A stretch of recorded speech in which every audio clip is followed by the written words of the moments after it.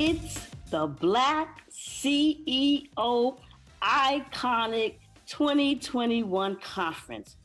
I am so is the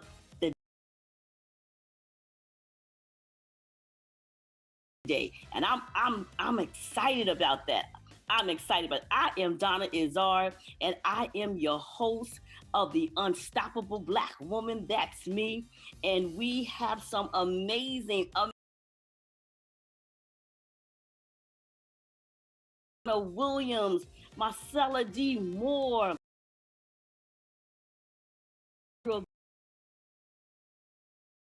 Chris Horton. I'm telling you, these be sharing with you what it means to be an unstoppable Black woman for a time such as this. So get ready to take some notes. Get ready to be inspired. Get ready to be ignited, and get ready to be invited to the unstoppable Black woman journey. That's me. Get ready. Are you ready? Because the DI is ready. The DI is ready. The DI is ready to receive it all, The 2021 Iconic Unstoppable Black Woman Day. I've been waiting for this day. Can't you tell how excited I am? I have been waiting for this day.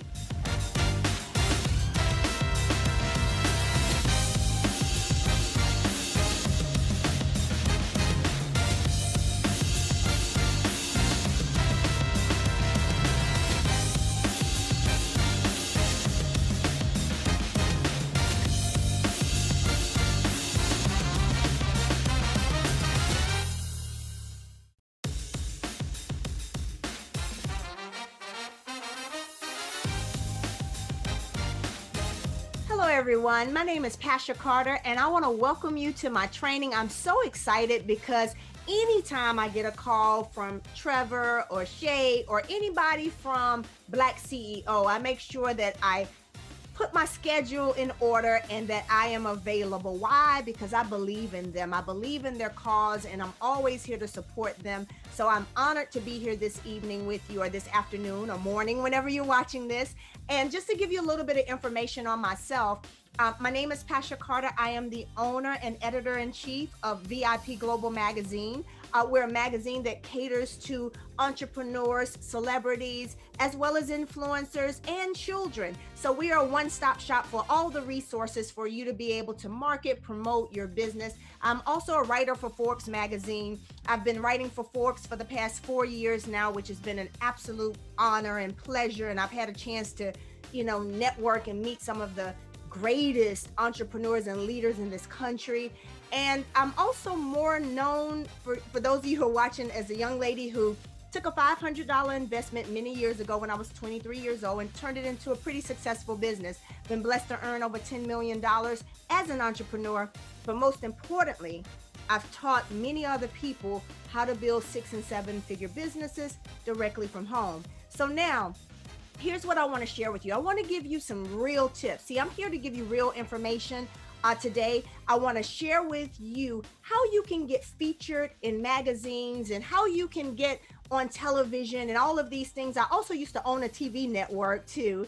And I want to show you how you can do that without breaking the bank. See, a lot of times when you start out as an entrepreneur, so whether you're an aspiring entrepreneur or you already are a seasoned entrepreneur, one of the toughest things for most people to do is to crack the code of how to get your name out there, how to get your product out there, how to get people talking about you.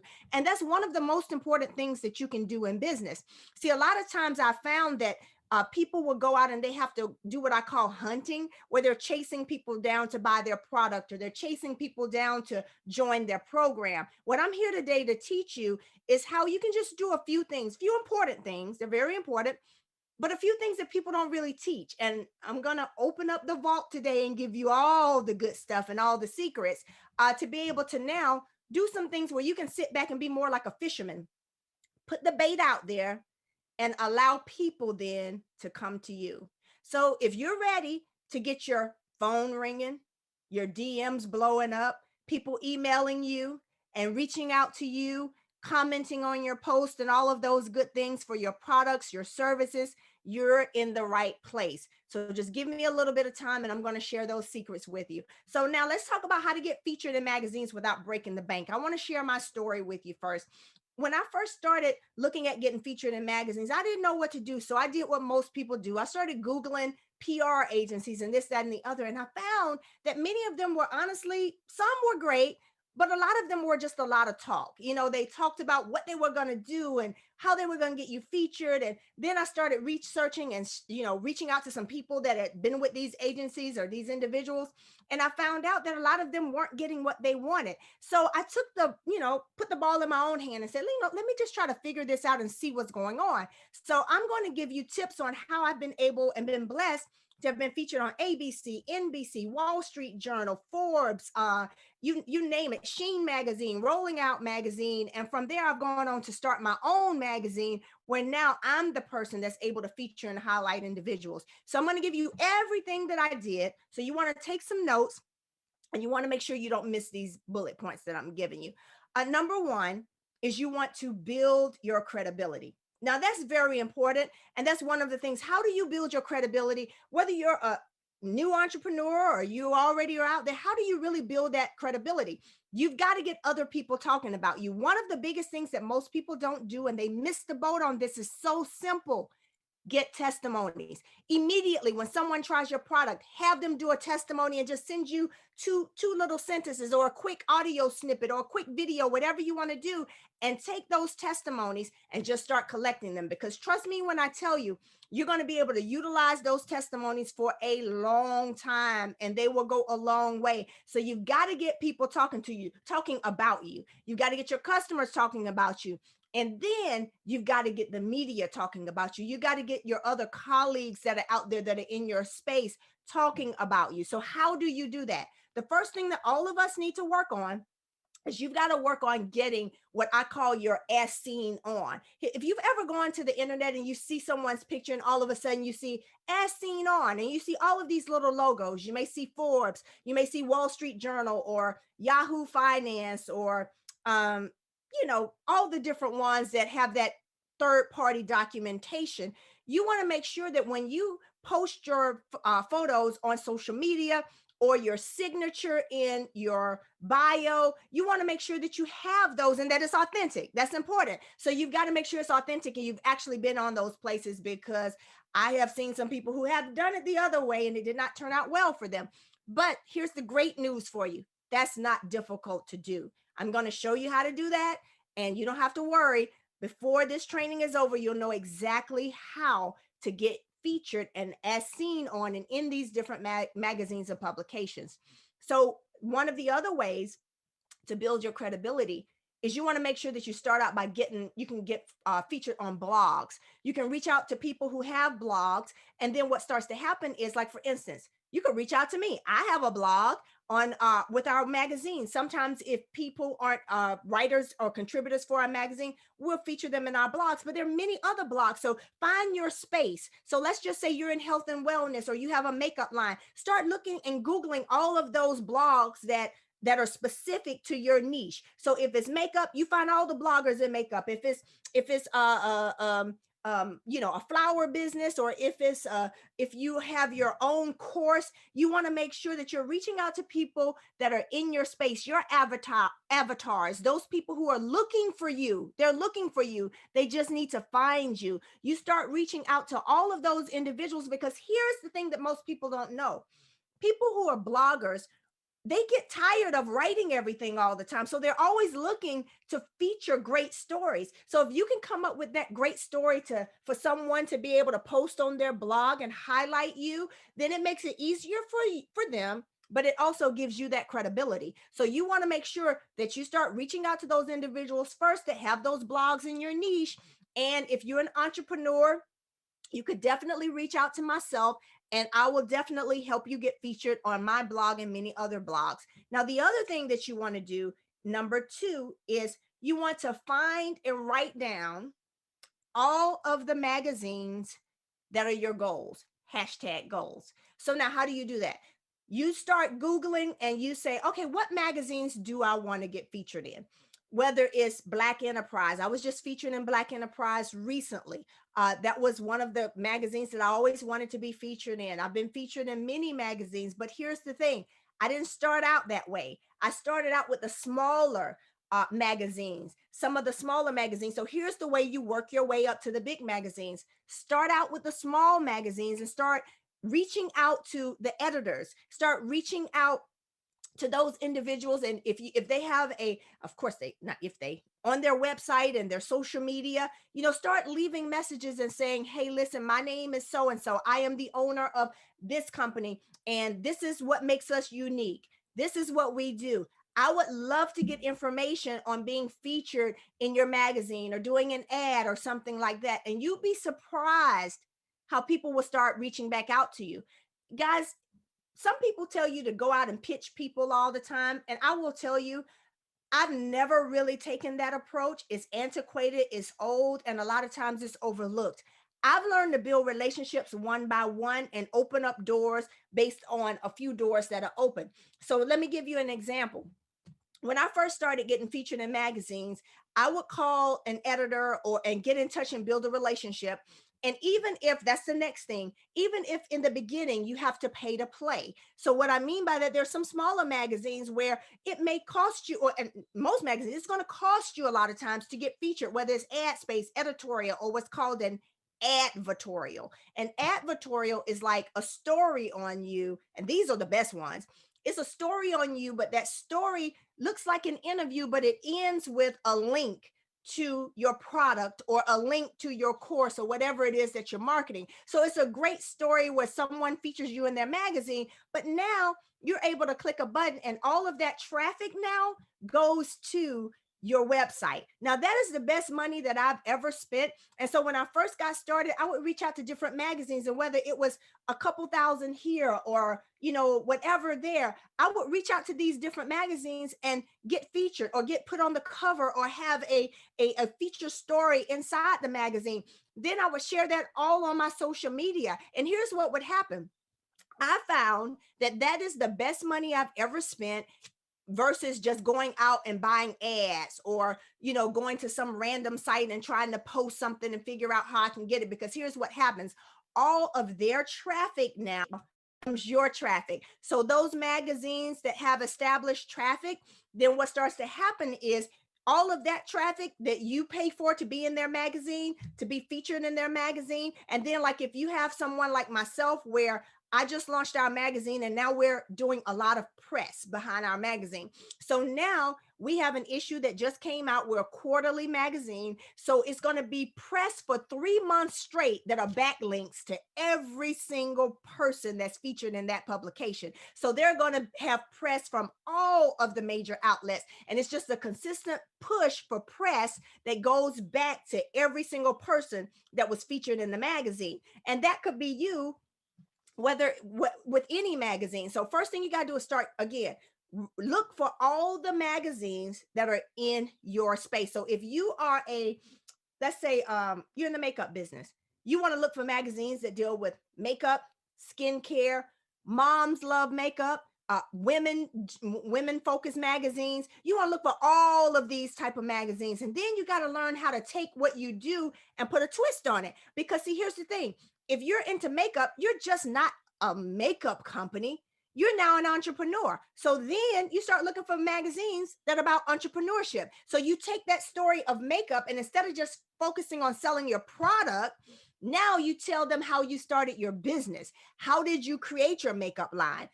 What did you use to, who did you use to wholesale, and how did you set up your website? And these become other stories on you. But guess what? It leads back now to people buying your product and finding you. So those are the first. So build your credibility. You got that down. You want to make sure that you have those as seen ons that, again, I'm showing you how to do all of this. You want to get on blogs.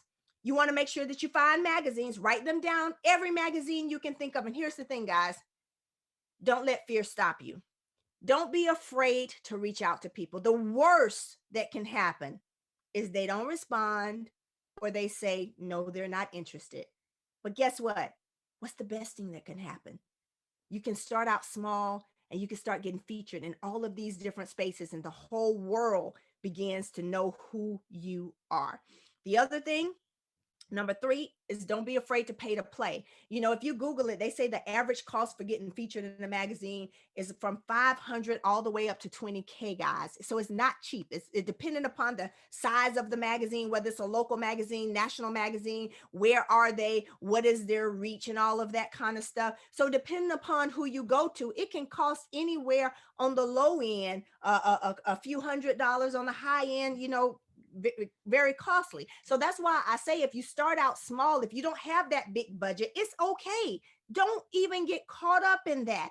You can start out with the blogs that then you pay a few $100s here or a couple $1,000s there to get featured in magazines. To get featured in my magazine for the next issue, it is very inexpensive, simply because my goal for the first few magazines is to highlight those aspiring entrepreneurs and group you guys with the ones who have already made a name for themselves. So imagine being featured in a magazine where your story is next to somebody who was one of the gentlemen on Shark Tank, or maybe, you know, one of the celebrities that has their own line of makeup or hair care, you know, those things. So I make sure that I am very intentional with how I lay out our magazine, because I want to make sure that anybody that's featured gets the best press possible. So those are the things. So the next thing you want to do, number 4, is get referrals. Guys, I can't tell you how many times that this has opened up so many doors for me. So if I were featured in a magazine, here's what I'll do is, while you know, getting prepared for the story, we're going back and forth, you know, emailing this, that, and the other. Sometimes we may do a live video where they'll interview me and take my interview via like a Zoom or something like that. But here's what I want you to understand. I want you guys to hear me. I always ask them at the end, hey, do you know of anyone else in this space that may be interested in a feature story on a product like mine or a story like mine? And guess what? Every time they've led me to someone else. Every time another door has opened. So here's what I want you to understand. Don't allow one door to be your last door. We all know each other. Those of us that are writers, those of us that own magazine, those of us that are in this PR space, we all know each other, and we all operate in the same circle, and most of us help each other and share with each other. So again, don't be afraid to get referrals, because once you're featured, just simply say, who else do you know that may be interested in a story like mine? The other thing you want to do, and I have a few more tips for you guys, and some resources for you as well that are going to be really, really good, is you want to find a mentor who has done it. I talked to you guys about, you know, the big PR agencies and PR companies, and they are very costly. And unfortunately, you just kind of get looped in with everybody else. And that's just the reality of what I've experienced. Maybe you've experienced something different. I don't know, but I'm just giving you my story and my truth, and I'm giving you my steps. So you want to find someone who has done it. So what you start to do is you can start looking in different magazines. And if you see people, usually sometimes it may be easier to get in touch with someone who was featured in the magazine, because I've done this before too. I've reached out to someone who was featured in the magazine and say, hey, I know that you were just featured in XYZ magazine. How did you do that? Or who's the contact person? Do you mind sharing it with me? And you would be amazed how many people are willing to just share with you, you know, who the contact person was. Or even better than that, I've had people do like a 3-way chat and say, hey, you know, this is a young lady who reached out to me. Her name is Pasha Carter. She's interested in getting featured in your magazine. It's like a 3-way chat with us. And then I immediately have that direct contact. But it's because I opened my mouth. I talked, I asked. And when you ask and you ask and you ask, what starts to happen is people start saying, yes, yes, yes. You're going to get some no's, and that's okay. But more than likely, you will get a lot of yeses.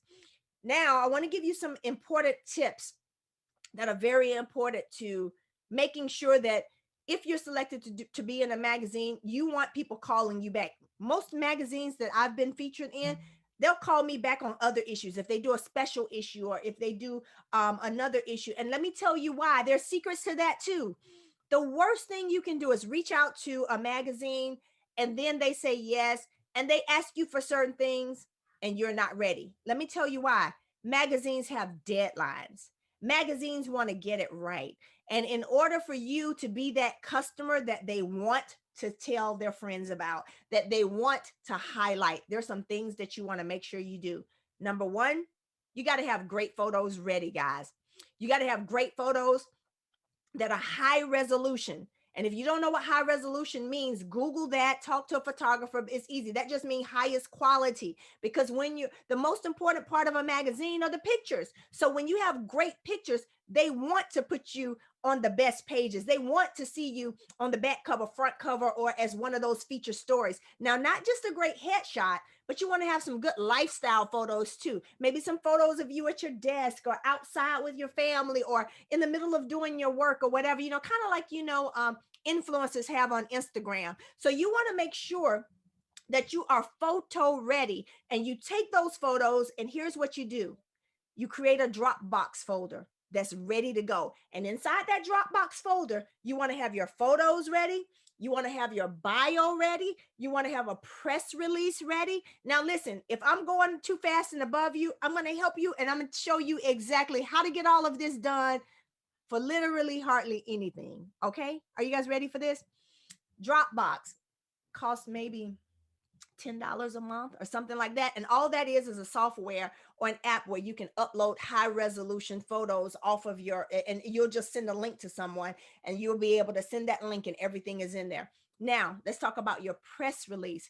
Don't stress out on a press release. And please, if this is not your lane, do not try to write it yourself. There are too many other people out there who do that you can pay them to do that versus you doing it. I'm a writer, so I've been writing my press releases, but let me tell you, and I write press releases for other people. So if you need that service, let me know. But you can also go to upwork.com. That's UPWORK.com,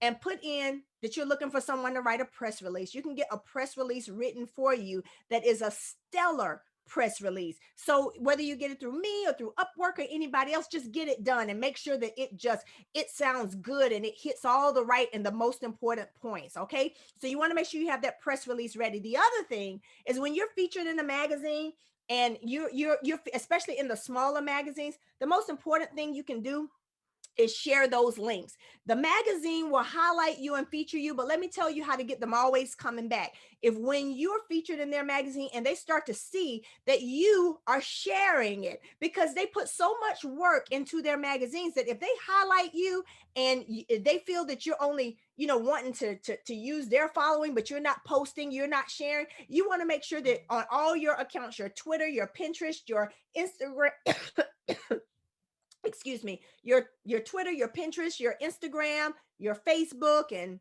your email list, whatever, you want to make sure that you share and tag them.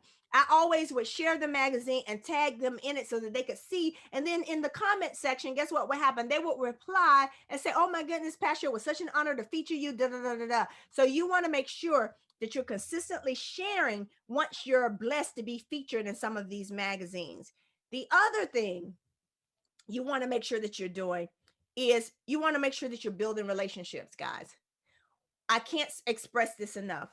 One of the most important things you can ever do is be genuine, be professional, and have a reciprocal type attitude and posture. That means that you're not always looking to take, but you're giving. So I always ask the owners of magazines that I have been featured in, how can I help you? Is there anything that I can do for you? Because I want them to know we're a team, we're in this together. This is a give and take thing. And let me tell you something, because sometimes they run across people who, may not be as kind and as giving, they will always remember you. They will always remember you when you're prepared, you're loving, you're kind. It's not all about you. And what starts to happen is they want you more and more and more and more. I can think of magazines where I've been featured 4 and 5 times in the same magazine, but every time it's getting me more and more and more press, more and more and more. My product was just flying off the shelf consistently, people buying from me. I would open up my email and see, oh my God, who are all these people? Where did this come from? And I would find out that some magazine that I was in did a repost of an article that they run a year ago, and all of a sudden it was getting all of this new traffic. So you guys, stop trying to do everything by yourself. Stop thinking that your social media is the only thing that blows you up. I used to think that, my whole focus in the beginning was how many likes I was getting, how big can I build my followers. Then I started to realize that it's not about likes, it's about swipes.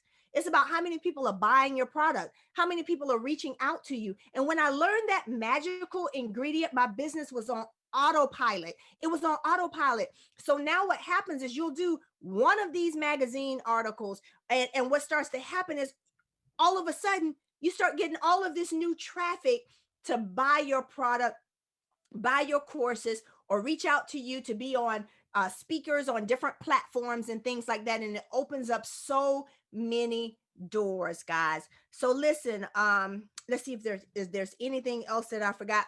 There's another place that you can go to. It's called helpoutareporter.com. If you want to get featured in different things, that's another great source. You want to find out if you, and here's another thing, try to become a guest contributor. If you want to, like magazines, like even myself, I had people who would reach out to me and say, hey, can I write an article in the magazine? I'll vet them and see, oh, wow, this person is into fitness. They have, they write great articles. I would love for them to be a guest contributor in the magazine. So now what starts to happen is, you're known to start out building your brand as a contributor for X magazine or contributor for Y magazine. And here's the thing, don't feel like you have to have experience as a writer, guys. You do not have to have, I didn't graduate with some kind of journalism degree, none of that. I just one day said, you know what, I got a message, let me share it. And sometimes you don't even have to write it yourself. If you want to have someone help you write it, you can do that. But here's the reason why I'm sharing this. There are no excuses anymore, you guys. There's so many ways for you to be highlighted, and stop wasting your time chasing people down.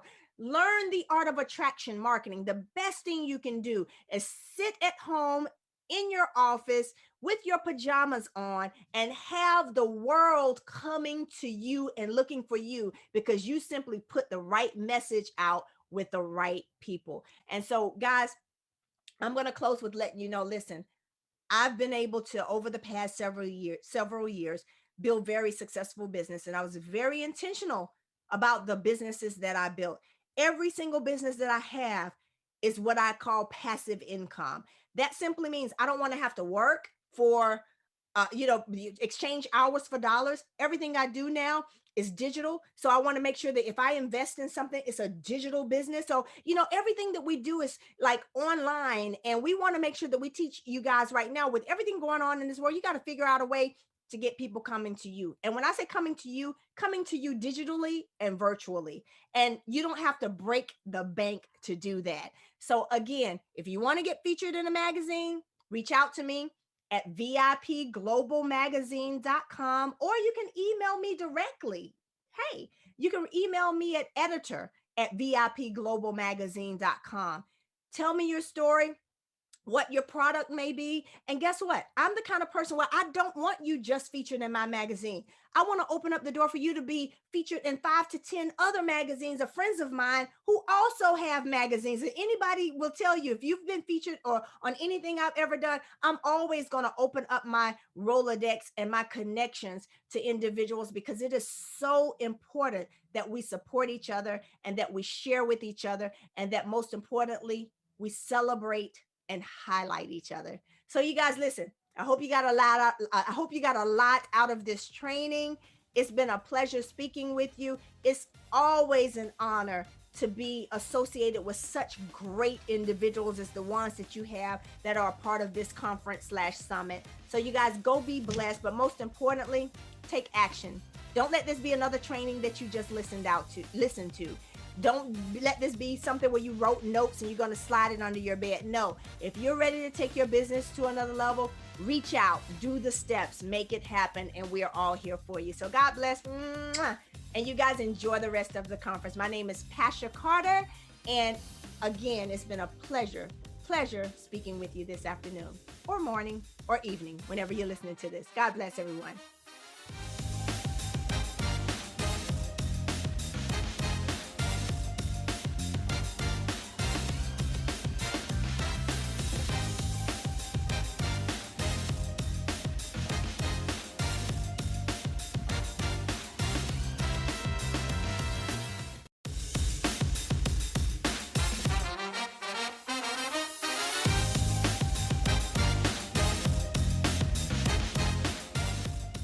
Welcome. Hello. And I am so excited to be sharing with you all today for the unstoppable Black woman, my good sister Donna Hicks Izzard. We go way back. And so I have the distinct pleasure to share with you today about being unstoppable in real estate. And one thing that I love is real estate. So just a little bit of background about myself. I am Dr. Jennifer Harris out of the North Carolina area and born and raised in the Carolinas and formerly a network engineer. And then I transitioned into real estate over 17 years ago.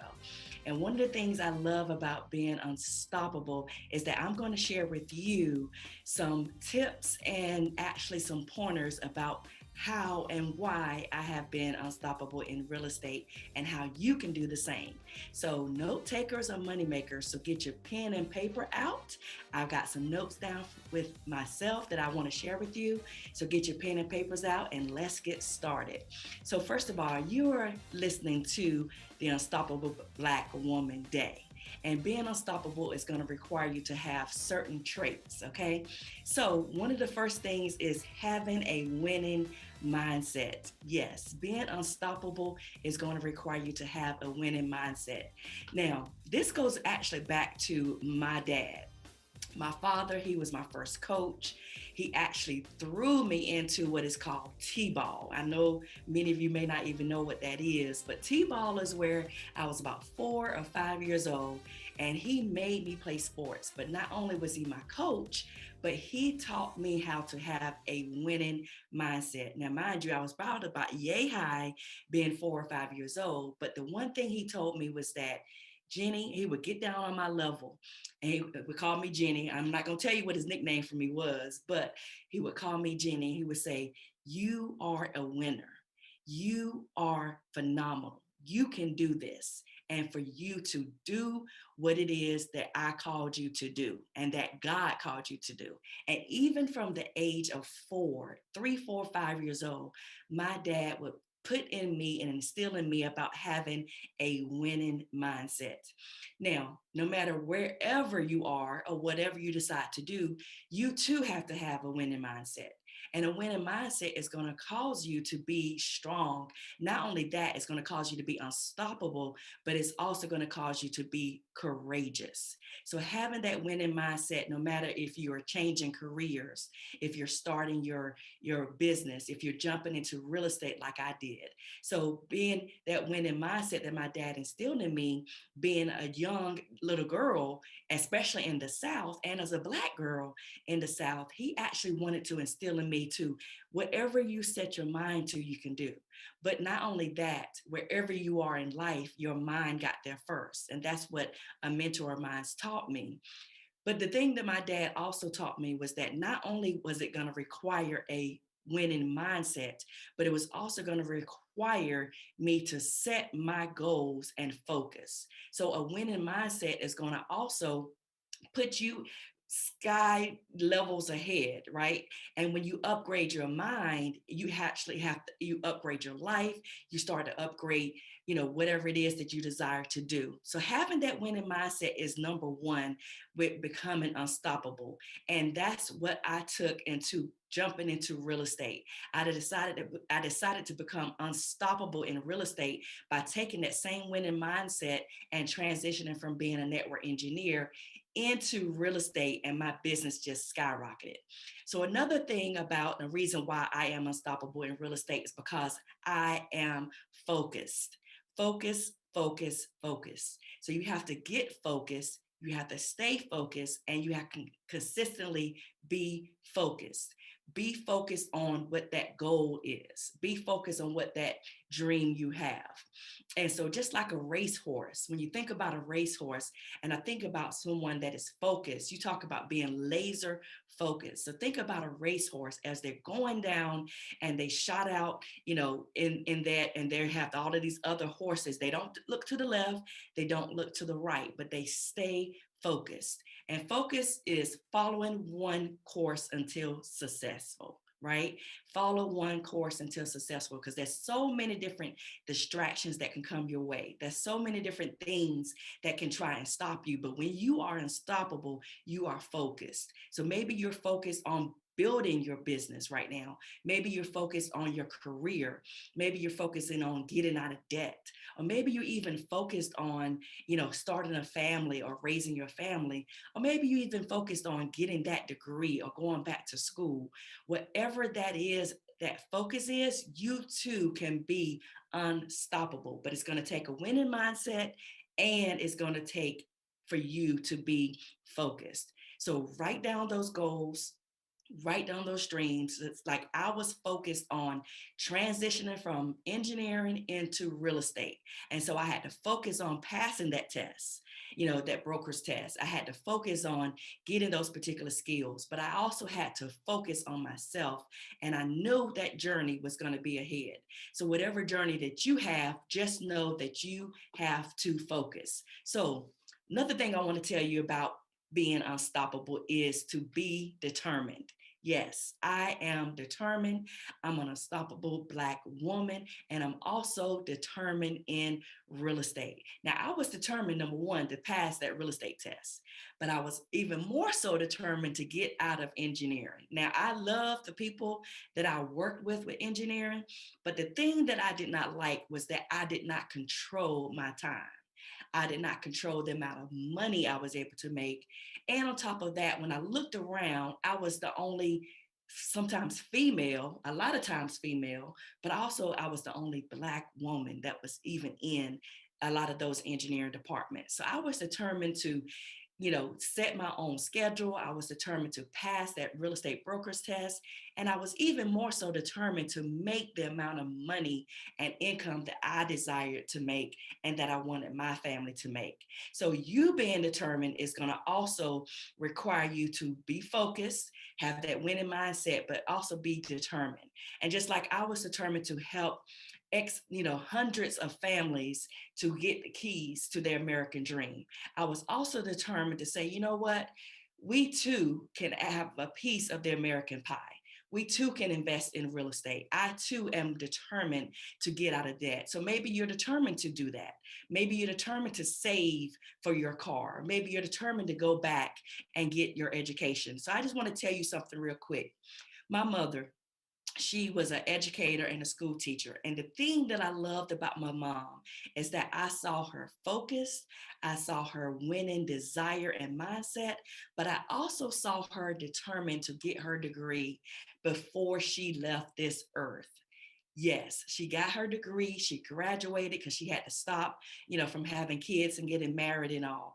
But she was determined, even in her 50s, that she was going to be not only unstoppable, but she was determined to get her degree. And so she did just that. So I say that to say, no matter what you're deciding to do, no matter where you are right now, you can start from where you are and you can actually be determined to set those goals and to hit those goals.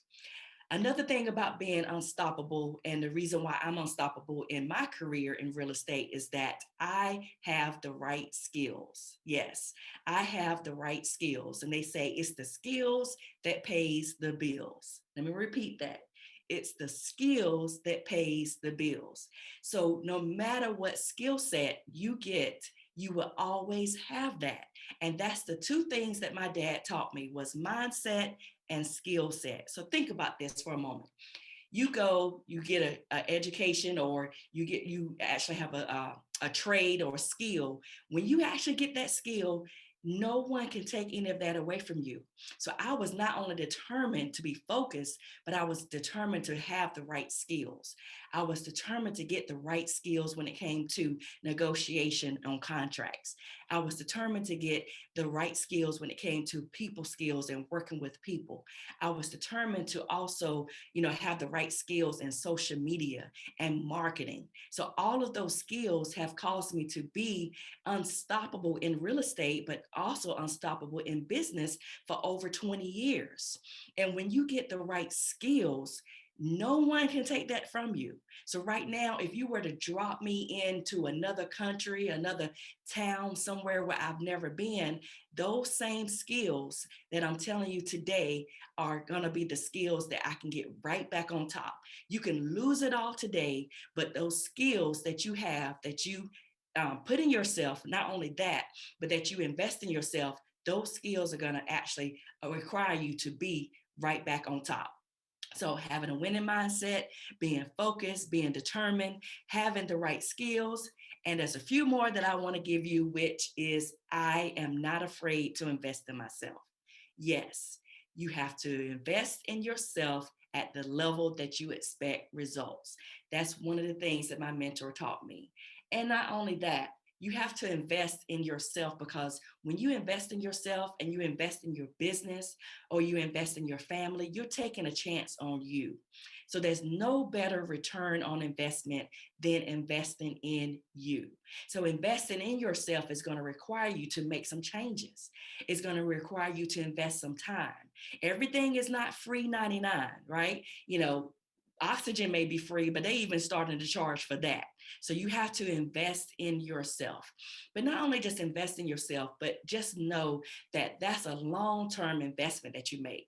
Don't just invest in yourself today, but continuously every single day, every single year, every single month, every single, minute of the hour, you are investing in yourself. And when you're investing in yourself, you're investing in your mindset, you're investing in skill sets. So again, investing in yourself is actually where you will be able to become unstoppable. Now, I know a lot of times we don't like to invest in ourselves, or we may say, you know what, I'll just let my children do this, or I'll just wait. Well, time waits for no one. And I always say, scared money don't make money. So you have to know that the time is now to invest in yourself. Just like right now, you're investing your time and you're investing your resources into this event. You're investing your time into listening to those skills that's going to take your business to the next level. And not only that, you invested in yourself to become unstoppable. So yes, invest in yourself. Don't be afraid to invest in yourself, because you are going to be, you can go to the slot machines all you want to in Vegas, or you can go to the slot machines all you want to and pull the lever down. But when you invest in yourself, that is your own slot machine, right? That is your own slot machine, because you are your best investment. So another thing I'll tell you about becoming unstoppable in real estate and also in business is that I believe in mentors. Like I mentioned before, my dad was my first coach, but I've always had mentors. I've always had mentors in my life.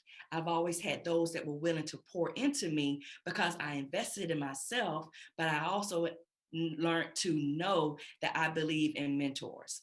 You cannot go things alone. You do not know everything when it comes to business. But another thing about believing in mentors is that think about the greats, like, Michael Jordan and Serena Williams, LeBron James, Kobe Bryant, Tiger Woods. All of them had mentors and coaches, and they invested a lot.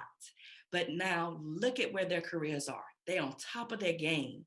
They're totally killing it and winning it in their level, in their field. So just like they are doing, you have to make sure that you believe and you find the right mentor. Not only just any mentor, but the right mentor that is willing to pour into you, but they're going to pour into you those other skills and those other the mindset that you need to become on top of your game and to become unstoppable. So don't be afraid to believe into mentors. Don't be afraid to invest in yourself and to get a coach. But before you do that, you have to make sure that you are coachable, right? So another thing I wrote down for you is that I am coachable. Like I mentioned before, ever since the age of 4 and 5 years old, you have to be coachable. And it's going to require you to maybe put aside a little ego, edging God out. And it may also require you to just shelf what it is that you think you know and invest and know that you become coachable. Now, becoming coachable doesn't mean that you don't know anything. Becoming coachable doesn't mean that, you're going to just learn it all overnight. But becoming coachable is a way that you're training your mindset, like the greats I mentioned before. They're training themselves, but they also became coachable. And when you become coachable, you open your mind up to the possibility and the ideas of you becoming unstoppable. You start to tend to grow your mindset. And when you're coachable, you also will be growing your bank account. When you're coachable, you will also be growing everything that you have in your life. So you are coachable. And another thing about I want to say about being coachable is that coaches are supposed to help you get to those next levels, right? And when those coaches do that, they actually will require you to be unstoppable, not only when it comes to your real estate, but also when it comes to your mindset. So not only are you going to have a winning mindset, but you're going to be focused. You're going to be coachable. You're going to be unstoppable. And the last things I want to tell you is undeniable in your greatness. So no one can take your greatness from you when you have these skills. So I'm just going to recap. Okay. So this has been an amazing time. And I'm just going to recap with you that when you are unstoppable, no matter if it's in real estate, and the reason why I have been unstoppable in my career, even as a Black woman, is that I have had a winning mindset. I am focused. I am determined. I have the right skills. I invest in myself. I believe in mentors. I am coachable and I am unstoppable. So I want to tell you today, make sure that you take these notes, write down affirmations and declarations that will cause you to be unstoppable. So again, no matter wherever you are in life, your mind got there first. So become unstoppable in your career, become unstoppable in your mindset, become unstoppable in your skill set, and become unstoppable in your business. And not only that, become unstoppable in your faith and become unstoppable in your life. So I am Dr. Jennifer Harris. I thank you so much for listening to me. I'm the founder of Purses, Pumps, and Power and the author of the Black Woman's Declaration of Independence. So wherever you are in life, your mind got there first. But remember, scared money don't make money, and closed mouths don't get fed. So when you are unstoppable, you are undeniably being you, but you also are unstoppable in your greatness. So I look forward to touching bases with any of you. My email is jennifer@pursespumpsandpower.com. That's jennifer@pursespumpsandpower.com. So again, I want to thank my sis Donna for allowing me to speak on her platform. We go way back, and make sure you get you some unstoppable sisters that's going to push you to the next level. So until next time, take care and God bless.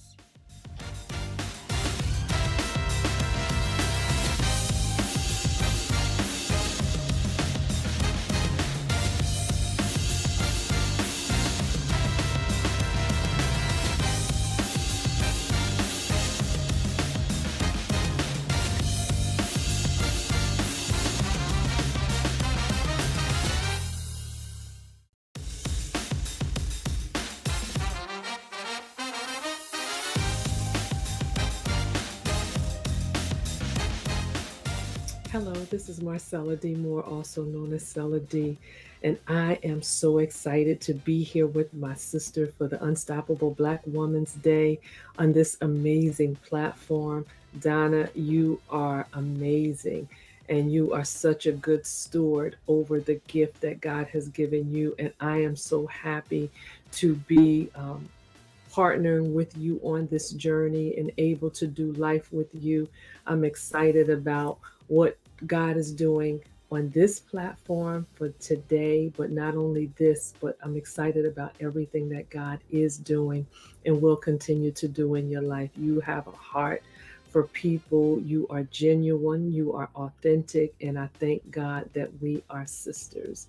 So I'm privileged and I'm honored to just share this time on this platform today, hoping and praying that the words that I share will empower someone, will cause someone to consider and think about their journey and understand the power that dwells on the inside of them.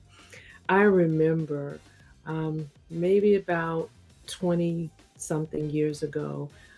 While I was married, my children were small, my daughter 10, my son 6. And I remember being in my marriage and knowing that something was going on, not being able to put my finger on it, but just realizing that my husband, my ex-husband, and I were going in different directions. And we worked together in ministry. We did ministry. We taught a lot at churches. We traveled throughout the country. We walked with some great people during our time together, learning about God, experiencing God in a great way.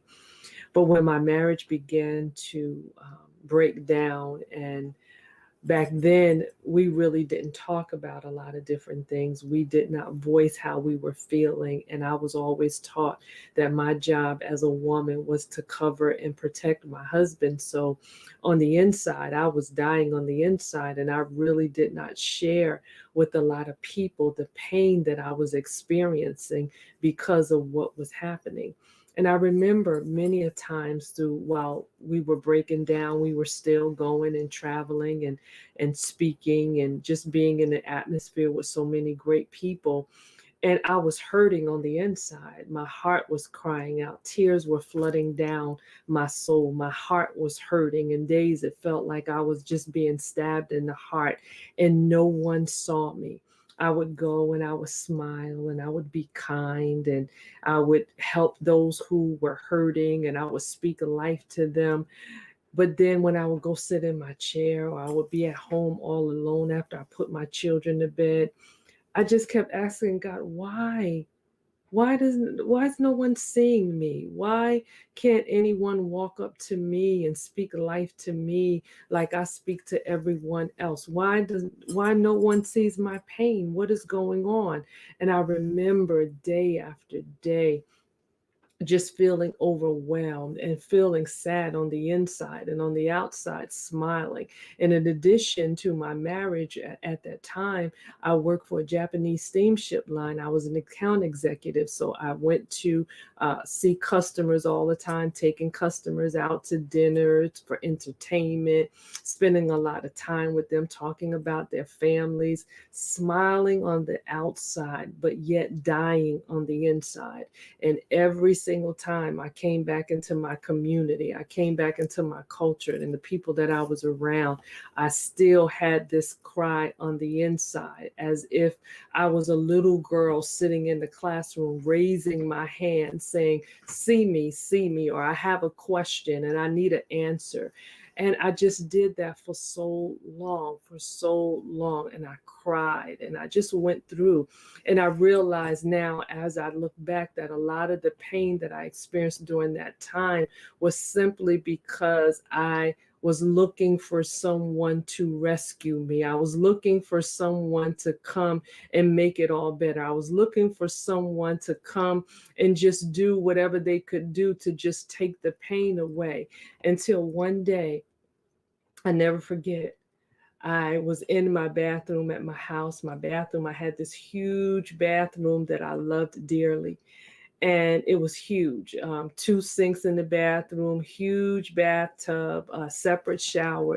My bathroom was beautiful. I was living in Texas. And I was sitting there and I remember in the bathroom, I had these peach pillows that I bought from Pier 1. And those pillows, I loved them. They were soft and I would hold them tight. And over the years, those pillows became my saving grace. And I remember going in the bathroom and sitting next to my pillows and holding them. And that time I was angry. I would hit against the pillow. I would shake the pillow. I would cry. I would say, God, what is going on? Why is this like this? I did what I was supposed to do. I was loving you. You know, I married the man who I was supposed to be with in my mind forever. He loved you. We loved you. And this marriage is breaking down and it's not getting any better. There is no light at the end of the tunnel. And I was dying on the inside, laying my head on the pillow at night and tears coming down my face and just being hurt and broken. And I sat in that bathroom, and the song that I played over and over and over again was Yolanda Adams' Open My Heart, alone in the room, just me and you. Oh, yes, I feel that thing now as I'm talking about this story. And I sat in the bathroom one day, and I had those pillows and I leaned on those pillows, kept my secrets. Those pillows knew the things that were on my heart. Those pillows experienced my tears. Those pillows experienced the punches that I would throw into them because they were my only hope at that time. I could not let other people see and know voluntarily that I was dying on the inside, and I needed them to see me and come and give me words and to rescue me. But that didn't happen. I sat in the bathroom and during my time, put the kids in the bed, crying all night long. And I heard God say clearly, Sella, I need you to be a part of your own rescue. I need you to get up and I need you to get yourself together, because sitting and waiting for someone to come and rescue right now, it's just not going to happen. You have the power on the inside of you. You have the ability on the inside of you to gather yourself together. I know that this is painful. I know that it hurts you. I know you don't understand it, but I can't let you sit here and die. This is the conversation God is having with me, y'all.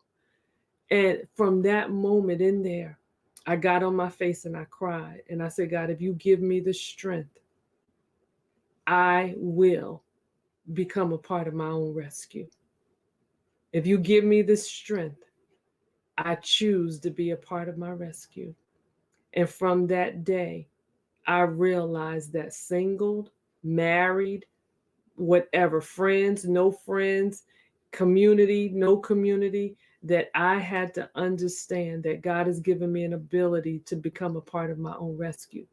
Now, being a part of my own rescue does not mean that I don't need God and I can do everything on my own. Being a part of my rescue does not mean that I don't need the sisterhood and that I don't need to be connected with women and men in my life who empower me. It doesn't mean that I can do this thing on my own.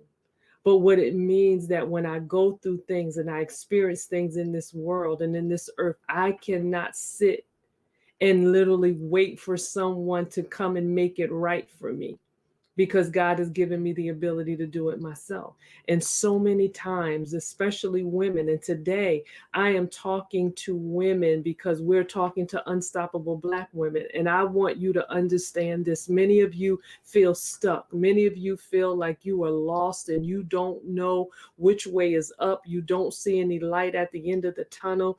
You feeling all alone because you are simply waiting for someone to come and rescue you. And I'm telling you this, those of us who are faith-based believers, Jesus died one time and he died already alone, and he rescued us from death and sin at that time. And he has given us this ability to walk out the gift that we are in this earth. So he's not coming back to rescue us in that way again. He has given us the tools and the strategies that we need in this earth to be a part of our own rescue.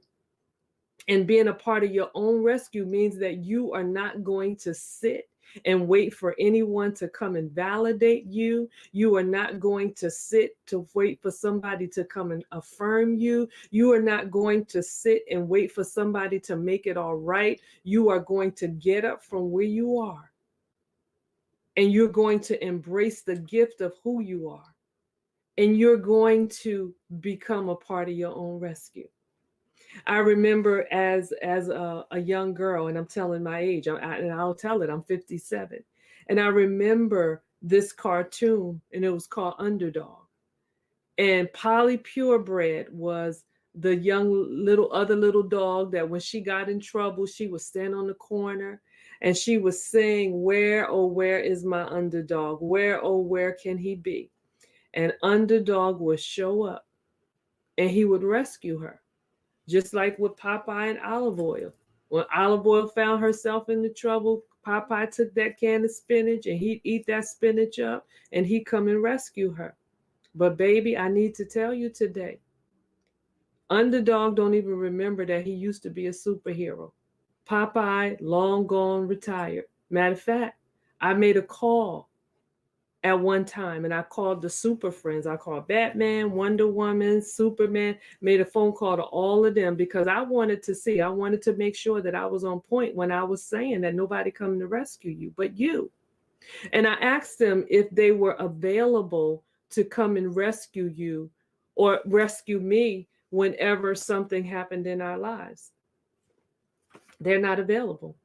Wonder Woman is doing movies. She's traveling all over the world. Superman is in another country. Batman said he is retired. Again, Underdog don't even remember that he used to be a superhero. So you have the ability to become your own superhero because God created you to do so. He created you to be. The scripture tells us, those of us who are faith-based believers, that he has given us everything that pertains unto life and godliness. We have what we need in order to be effective in this earth.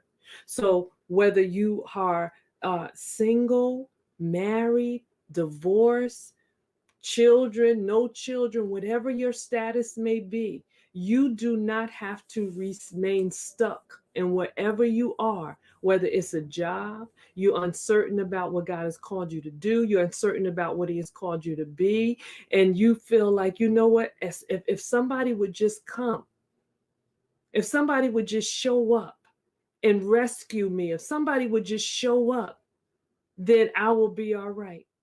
But guess what? If you would just show up, if you would just show up for yourself, you will find that things will begin to turn and work out in a way that you couldn't even imagine. You see, one thing that I believe that obedience is magnetic. Obedience makes us magnetic.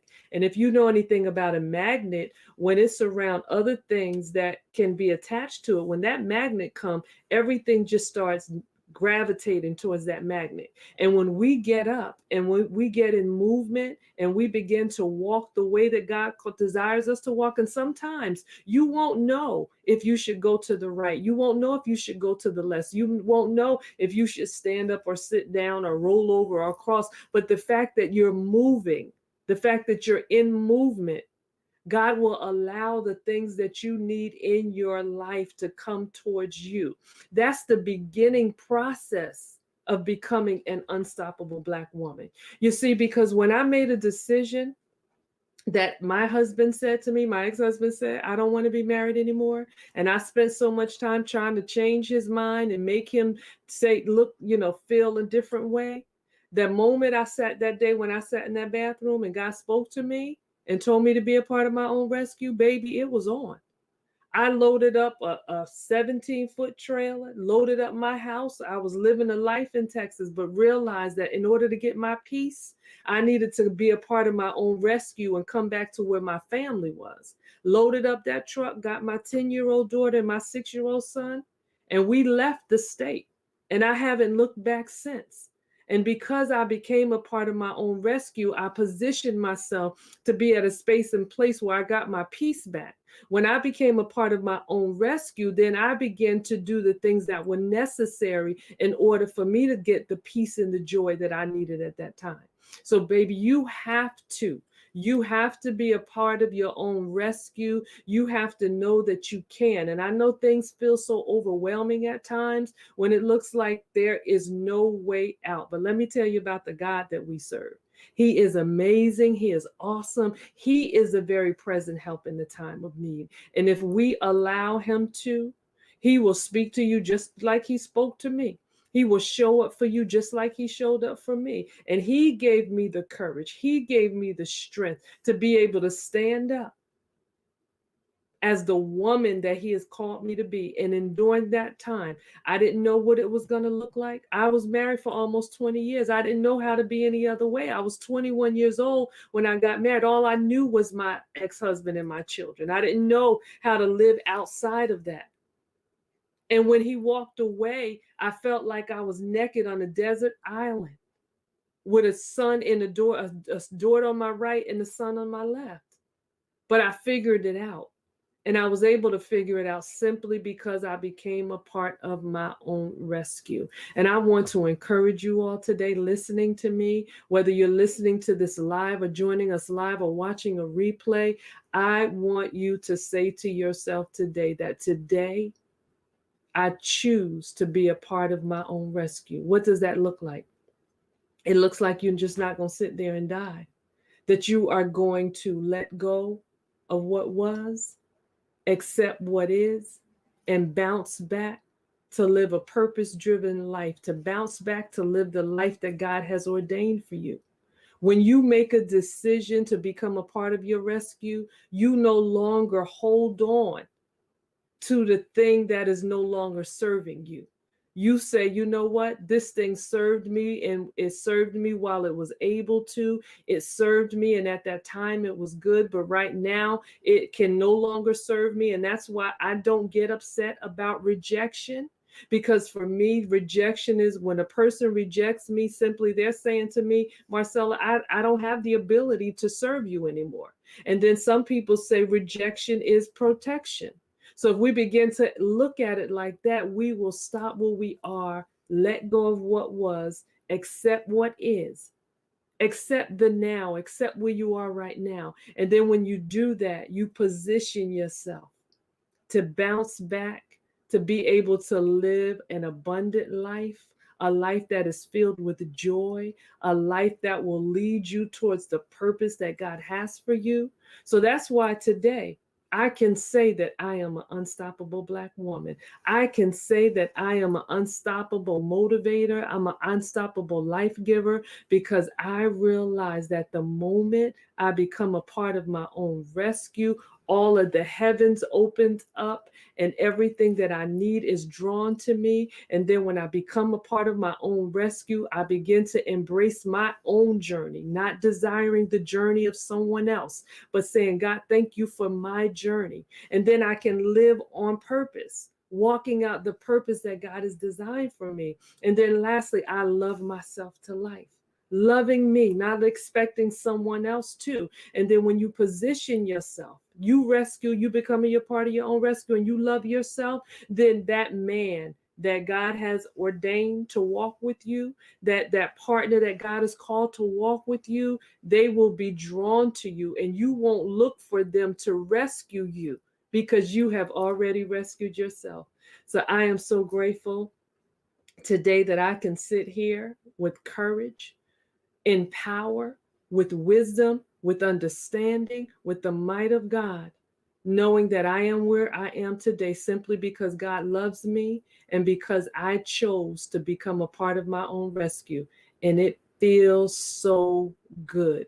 When you become a part of your own rescue, listen, and some people might say, well, how can you say that you're a part of your own rescue? Then you're leaving God out. No. When I become a part of my own rescue, that's me honoring the gift that I am in this earth. When I love myself and I practice self-love, that's me saying, God, thank you for the gift that I am in this earth. So God gives us an ability. He gives us the tools. He gives us the strategy so that we can stand and be a part of our own rescue and live the unstoppable Black woman life that He has called us to walk in. And I am so grateful today that I made a decision to be a part of my own rescue. And because of that, I can say today that I am Marcella D. Moore, also known as Cella D. I am an unstoppable Black woman. That's me. Be blessed. I love you all. And Donna, thank you, sis, so much again. Have an amazing day.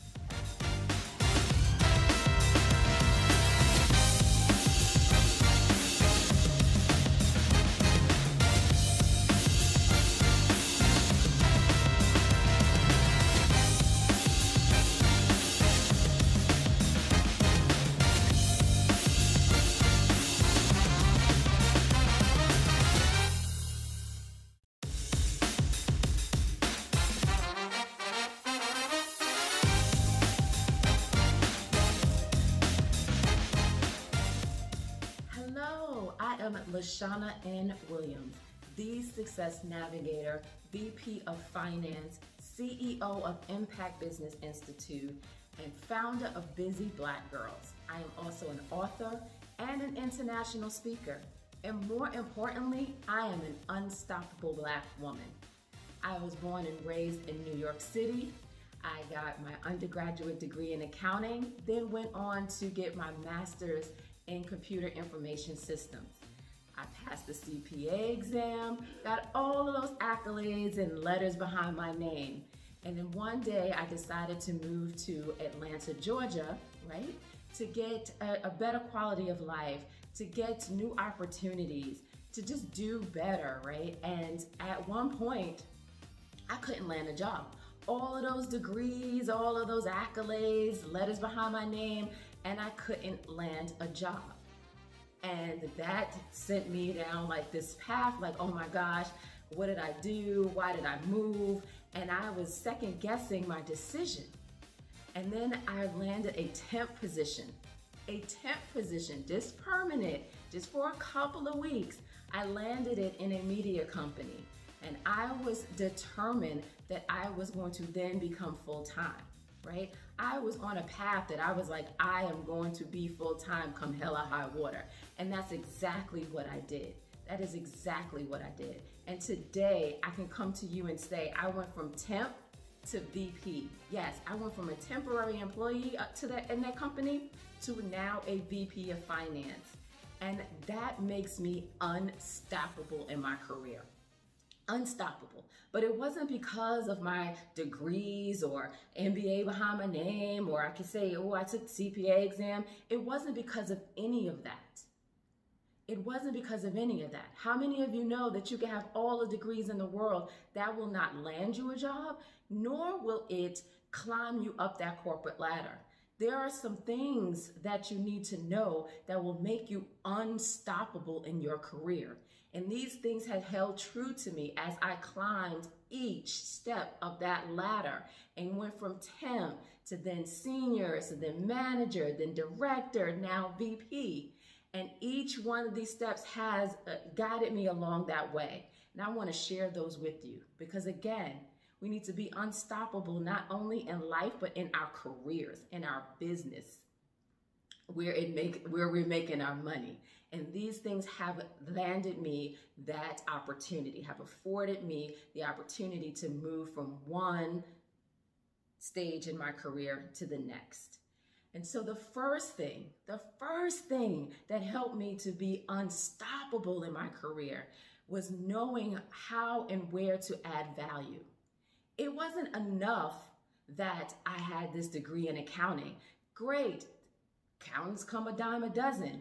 But what made me unstoppable is that I understood that there was an importance of knowing what was valuable to the company and placing myself in there. And then knowing where I can fit in and adding value to what the company held as a goal or held as a priority, right? It wasn't enough that I was just an accountant. So when I went into the organization, they wanted more people or more accountants who not only knew the numbers, but also knew systems, was also good with computers, was also good at thinking outside the box and doing things in a creative manner. And that's where I added value. That's where I said, you know what, that's going to be my niche.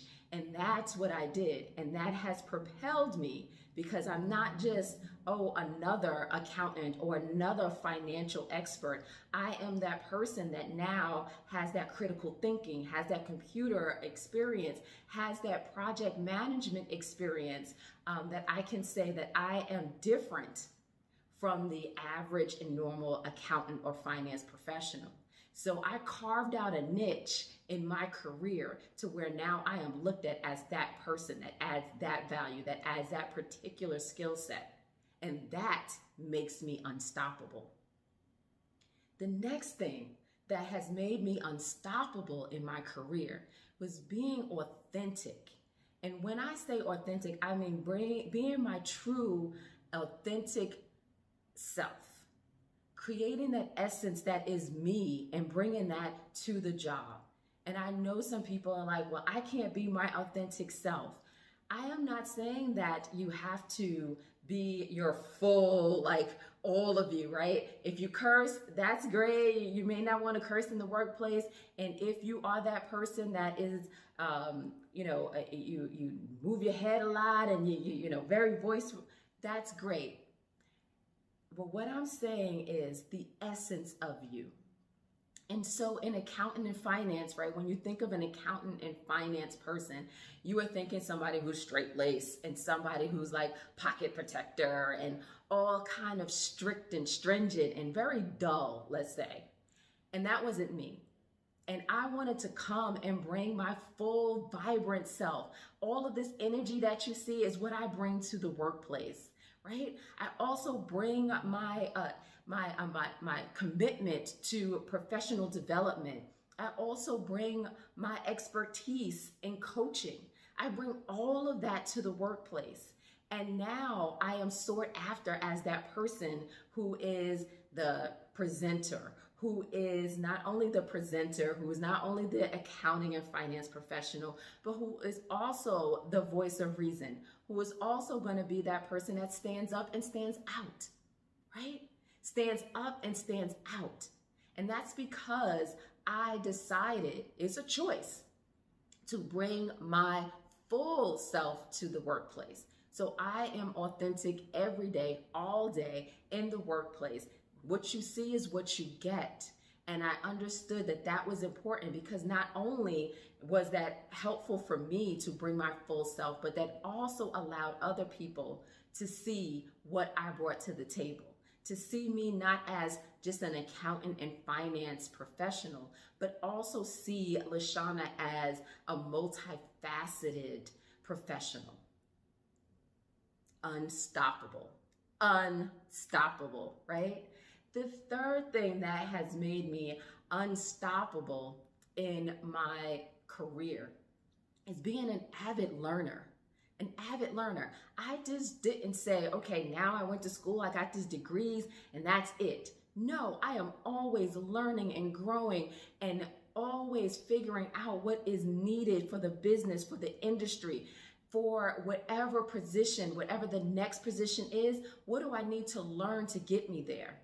Do I need another certificate? Do I need another, a course? What do I need to learn to get me to that next level? And even if it's not for the immediate future or the immediate role, I'm always that avid learner, asking questions so that I can be that resource to not only my boss, but to my company, right? Because that makes you unstoppable, right? Somebody who is just stagnant and stays content, that person is leveled out. That does not make you unstoppable. That makes you stoppable because now, you're leveled out. You learned all that you wanted to learn, and that is it. And so you remain in that position, you remain in that state, and you don't move forward. You don't propel in your career. What I'm talking about is being unstoppable and propelling in your career, moving up that corporate ladder when they say that you cannot. And so what I'm talking about is you being an avid learner so that you can be that valuable person, so that you can be that resource to the company so they can see, okay, we need to keep this person. This person is somebody that we need to look out for because she's going to be the next CEO. She's going to be the next VP. She's going to be the next SVP. Whatever it is, whatever your goal is in your career, they're going to see you as that when you stay and remain an avid learner. So you have to do that, right? You have to do that.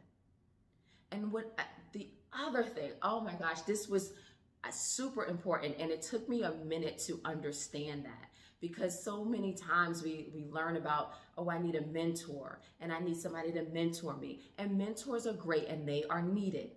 You need a mentor. You need several mentors, right? They teach you and guide you on certain things in your career. Different things actually in your career. So you may need maybe a mentor, you may need a female mentor, you may need just different mentors that are not in your industry or not do the same thing that you do so that you can learn about different areas and also get different skill sets. But what I learned was the value and the importance of an advocate. An advocate. Somebody who is going to speak for me when I am not there. Ooh, yes. Let's talk about that. Because what I am talking about is that person that when they're talking about, oh, let's promote X, Y, and Z, let's promote Lashana to a VP. Somebody's at that table, because let's be real, it is not us that is at that table in most times. And so you need an advocate, somebody who's going to speak up for you on your behalf and say, hey, I know Lashana. She does great work. She is ready for the next level. She is our top talent, and we need to promote her. We need to, keep her in our pool. We need to keep her in this organization. And those conversations are had. Let's real talk. Those conversations are had, and they're had often. And succession planning, talent conversations, they're had, if not once a month, once a quarter, or annually. And you need to have somebody at that table who can speak up for you. Because if not, the conversation is like, oh, let's promote John, or let's promote Sarah, let's promote Lisa. And they're like, oh, I don't know who that person is. Next, who else you got? That's what that conversation looks like when you don't have an advocate at the table. So each time my name was brought up, somebody was like, yeah, I worked with her. She's great. Or I worked with her. Yes, she's doing X, Y, and Z. We worked on this project here. Or she helped me with this. And I know her work ethic. And I know she's going to be that top talent or that star in our company. Somebody has to be at that table. So let's stop thinking, oh, because I did my job, that's going to propel me, that's going to get me to the next level. You doing your job gets you a paycheck. You doing your job gets you a paycheck. It doesn't get you a promotion. That powerhouse, that dynamic person that can go from temp to VP. That's what I'm talking about. Unstoppable. And so it was more than just being that person that did my job. I did above and beyond my job all the time. I was always planning for that next, always doing what was needed for that next level. And not because I'm like, oh, ooh, look at me. It was because I realized and understood these things that I'm just talking to you about today.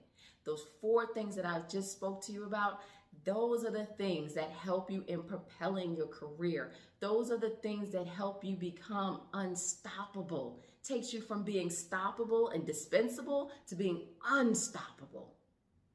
And that's what we want. We want to be unstoppable, not only in our careers, our lives, our relationships, the unstoppable Black woman.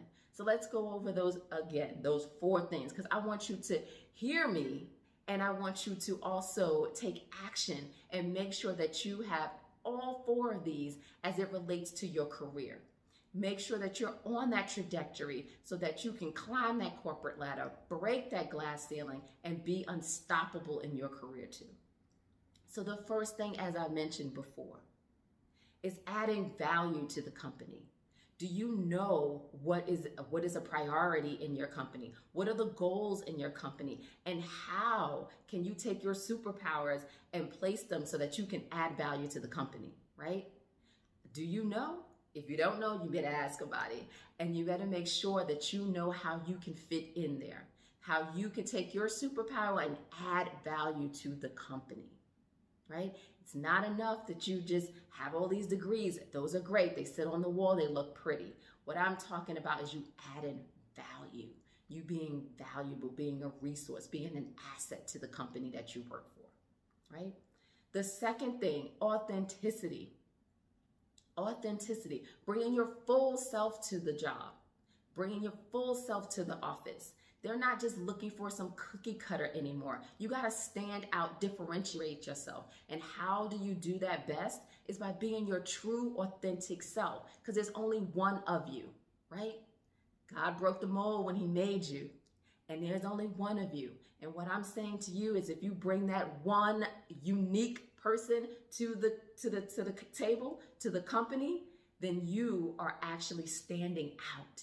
You stand out from the rest. You are no longer just another, right?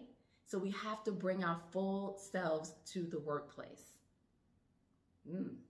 The next thing is being an avid learner, because if you don't, then you become irrelevant. Then you just become like this constant that just stays there. They're called lifers when you think about it, right? In the career and the corporate world, they're called lifers. People that are just going to stay in the same position for as long as they stay with the company, because they're not growing, they're not learning, they're not moving, they're not being relevant, they're not adding value, additional value to the company. So those are called lifers. We're not lifers, we're unstoppable, right? So we're climbing up the ladder. And so you have to be an avid learner. Learn not only your role, learn not only what helps you in your specific role, but what helps the company, what helps for that next level, what helps for you to take over for your boss, right? Are you next in line to take over if your boss left the company, retired, or just decided that they didn't want to, be in that role anymore, if they got promoted? Are you ready to take on that next level? And if you're not, then I strongly advise you to be an avid learner. Learn what is needed for that next role so that you're ready, right? Preparation plus opportunity equals success. If you're sitting around there waiting for I'm not going to learn until I get that promotion, then you're never going to get promoted. Never going to get promoted. You got to be an avid learner, right?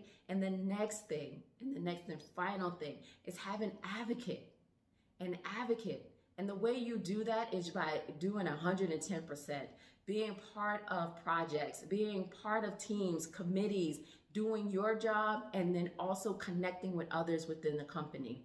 Networking with others so that you can showcase your superpower. You can showcase the value that you bring to the company. And when you do that, then you have an advocate. Then you have somebody at that table who is saying, yes, I know her work ethic, I know what she brings, and we need to keep her, and we need to promote her because she is next in line for this level, or this promotion, or this executive role.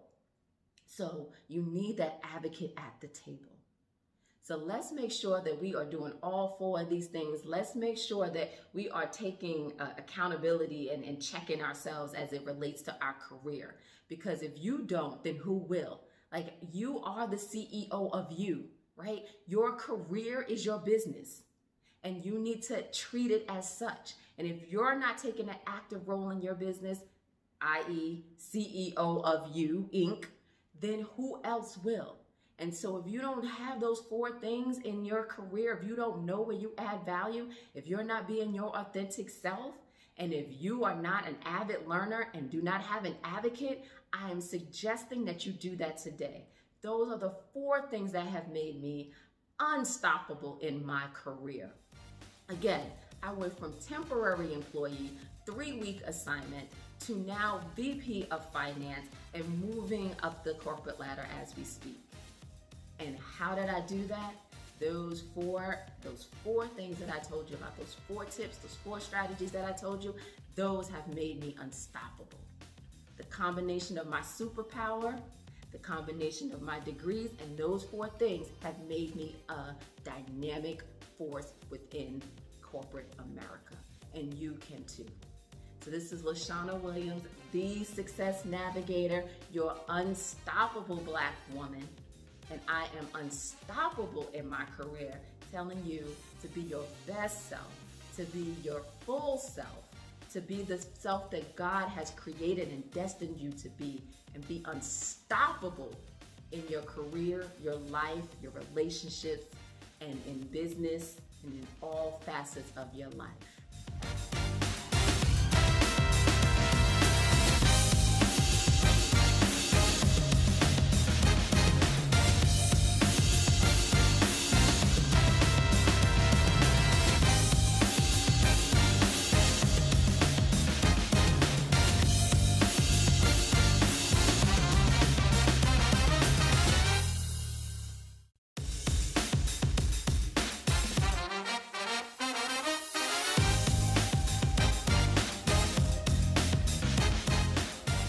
right, come on in, come on in, come on in. Tag, share, and invite if you haven't already. You may be asking yourself, are you in the right place? And let me tell you, you are absolutely in the right place if you are ready to say F fear and stop allowing fear to derail your life and start making destiny-altering decisions. Let me ask you a question. Do you ever feel like you want to do something disruptive, different, dynamic, or just extraordinary, but for one reason or another, you don't? You don't move forward with investing in ad spend that you know you need to invest to meet your goal. You don't move forward with putting the offer on your home. You don't move forward with hiring the coach. You don't move forward to whatever that thing is, applying for the speaking engagement. Something seems to hold you back. Could fear be the reason? Let's go into it. Here are some signs that it may be fear that's holding you back. Dealing with procrastination, avoiding anything new, or if there's a level of uncertainty, you don't want to move forward with it. And the crazy thing is, when you're dealing with fear in one area, it often shows up in other areas in your life. So whether it's in your business, in your relationship, there's fear. Can't stop thinking about something negative happening. You have ants, automatic negative thoughts, marching 2 by 2 in your mind, right? That's holding you back from moving forward. Perhaps you're struggling to trust yourself and going with your gut, and you have so many other voices, and you're asking this person and you're asking that person, which leading you to indecision, which is further paralyzing you from moving forward.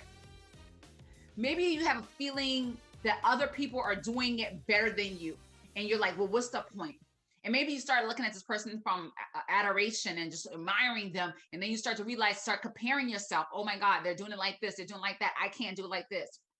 Not realizing that is really the very uniqueness of how you present and what you do that's going to cause your business, your ministry to go 10x, right? But rather than understanding and operating in your joint zone of genius and doing your thing, you find yourself comparing and having a feeling of inferiority, feeling like you're not good enough. And because of that, you don't move forward. Perhaps you fear of losing everything. Perhaps you fear of making a wrong choice. And because you feel like you can't make the right choice, you're paralyzed and you make no choice. But the truth is, you have to choose, or a choice will be made for you. These are all different fears. Let me tell you just a little bit about who I am and why you should listen to me. My name is Jo Bullock. I'm a best-selling author, been featured in Essence Magazine, certified life coach, co-founder of BE Transform Networks, a global kingdom movement, all about helping people to renew their mind, to transform their life. And particularly, we tend to focus on women. This presentation today can be applicable to both men and women, because we're focusing on this thing called fear and how we can say F fear. So with that being said, let's go ahead to the next slide, where I want to tell you the objectives. And I'm going to tell you what you can expect to learn over the next 15 minutes with me. We're going to talk about the top 7 fears. We're going to talk about the 2 types of fears ultimately you need to know about. We're going to discover the F fear model and applying the F fear model. So we're going to actually walk through an example today. And then we're going to go through a couple of scriptures to help you to overcome fear. Here's a picture of me and my boo. And we was out here living our best life, double income, no kids, no mortgage, no car note. And so we decided it was time for us to go buy a house. So me being the researcher and the one who really was into this whole house buying thing, I went and started looking for a home, saw an immaculate house, and it was over our budget. And one day I just kept looking at other homes. We went to see about 20 houses, and finally the house that I love had dropped by 50K. And so I was like, whoa, listen, we got to go see this house. You know what I'm saying? I'm like, this house, it looks amazing on the outside. I can't wait to see what it has to offer on the inside. We go to the house, we go inside. I fell in love with it. Granted, now we're already on house number 30 or something. And this is the first house that I walk into and was like, this is the house. So naturally, we went ahead and put a contract in the home. And when we put our offer on it, it was maybe like 5 other offers, and our offer won, because we include no closing costs, amongst other things, as part of our contract to make sure that we secured this property. And that night, all I could think about is how I would not be able to afford the house, and how, you know, we were going to drain our accounts to try to get this house. And I mean, I just had so many fears that was plaguing me. And most of it wasn't true. We weren't draining our account to get the house because we already had set aside funds to actually purchase the home. It was so many things. But in that moment, all I could worry about and think about the worst case of things happening and it like just, you know, not being able to move forward. And the crazy thing is, this fear was not just from my own past experience, which a lot of times our fear is birth, but it's also from other people's experience, especially our parents. And remember seeing my parents in some instances struggle in certain things financially. I found that in the area of finances was where I struggled as well, in terms of not so much money management, but just dealing with the fear of failing with my finances. So needless to say, when I decided to pull the contract off the house, well, my husband obviously agreed to it too, just in order to accommodate me. This is what we was looking at. We were not in a good place. We were stressed out. Something that was supposed to be an amazing experience, a joyous experience, had become a burden. So what happened there? Well, let's talk about what fear is. Fear alerts us that the presence of danger or the threat of harm, whether that danger is physical, psychological, or something fear, sometimes fear stems from real threat, but it can also originate from imaginary dangers. And in my case, it was an imaginary danger of all the things that could go wrong. But, you know, I had no really substance reason to believe what I was believing. Let me tell you, to help explain what was going on with me, you have to understand my relationship was like Erica's Badu relationship with her boyfriend with a complicated occupation. It was danger. The song went, the block stays hot, the block is locked, the trunk stays locked, the Glock on cock. You remember that? Let me help you.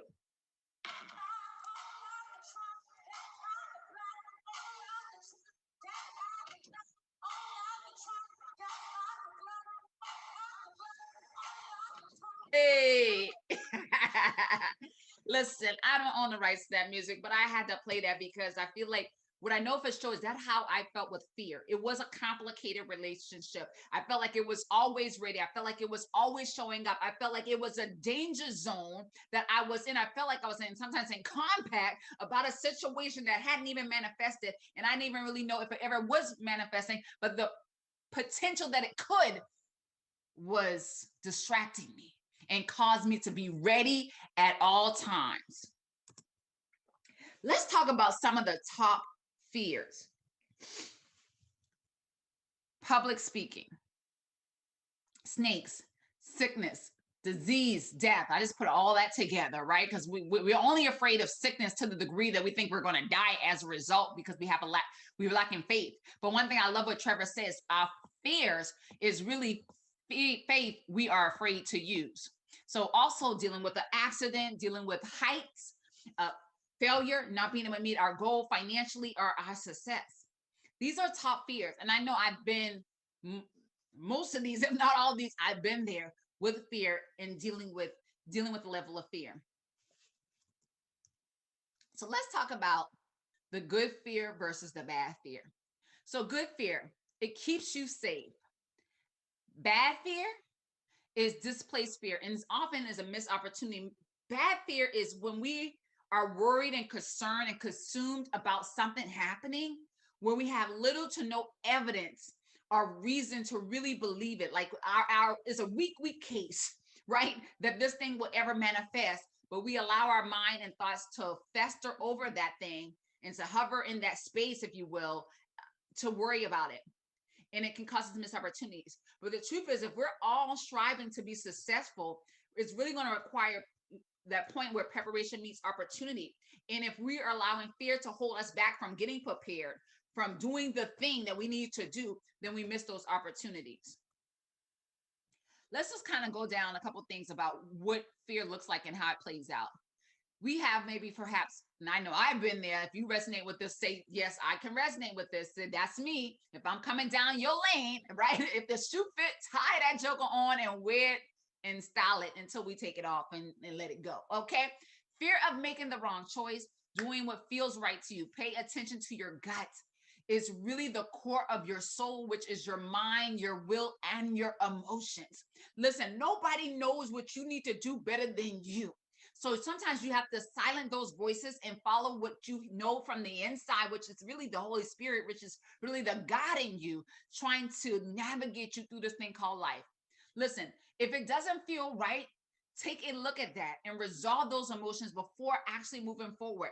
Avoid the temptation for allowing yourself to get into indecision, right? You may need to step back and really say, okay, what are my choices here, and what is the best thing for me to do, so you can move forward. But this is not delaying indefinitely. We need to take a step back, assess, and decide.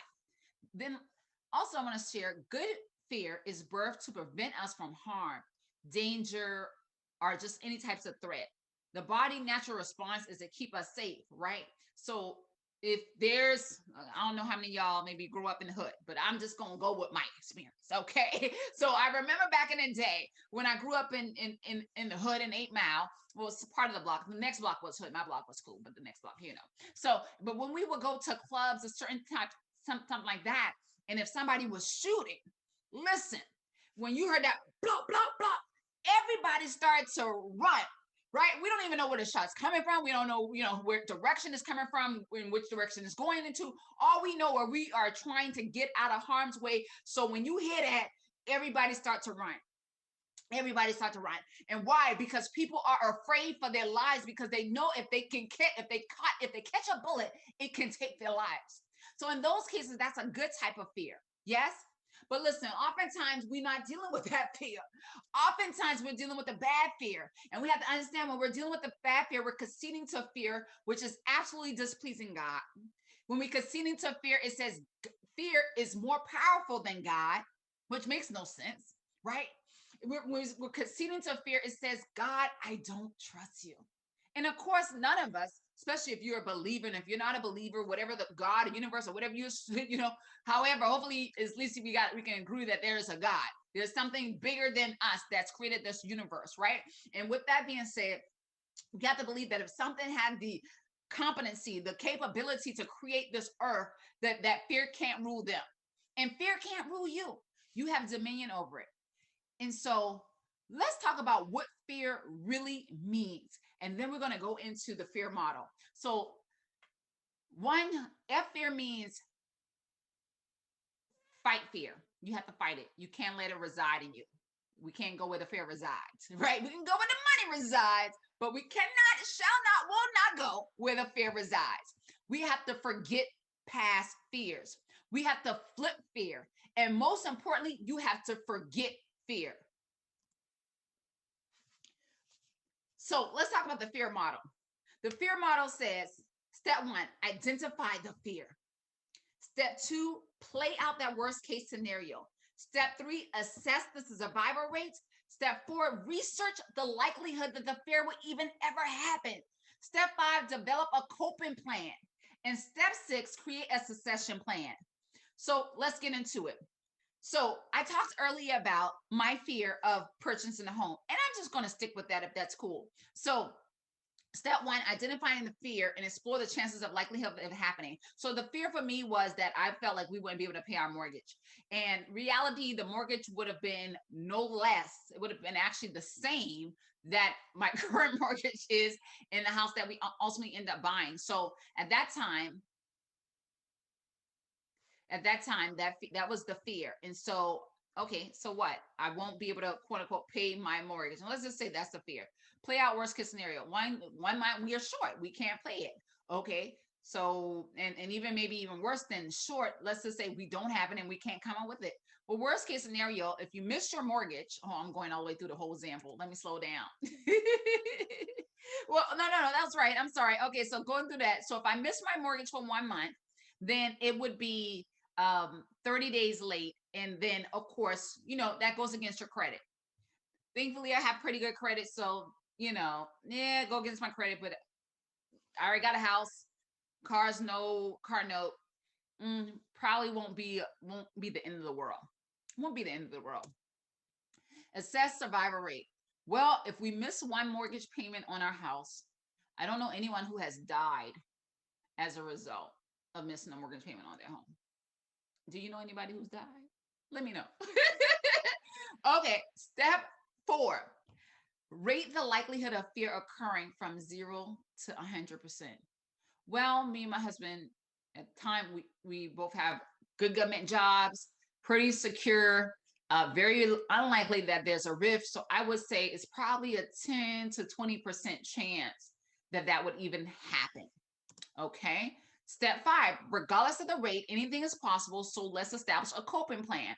Okay. So a coping plan would be, how about, can we take more money out our TSP and perhaps put more money down towards the closing costs, so we would take less of our cash reserves for that. And perhaps, I believe you can even take a loan for a TSP for your mortgage and get the money within a few days. So that could be like a backup plan. First, it's okay, first tap into the local emergency funds. If that local emergency funds is exhausted, then I can tap into my TSP fund. Step 6, increase chances of a favorable outcome, succession plan. So I got here, I must read this. Do a survey, ask your prospects what they need. And oh, this is a different example. I'm sorry. Let me stick with the example I'm giving.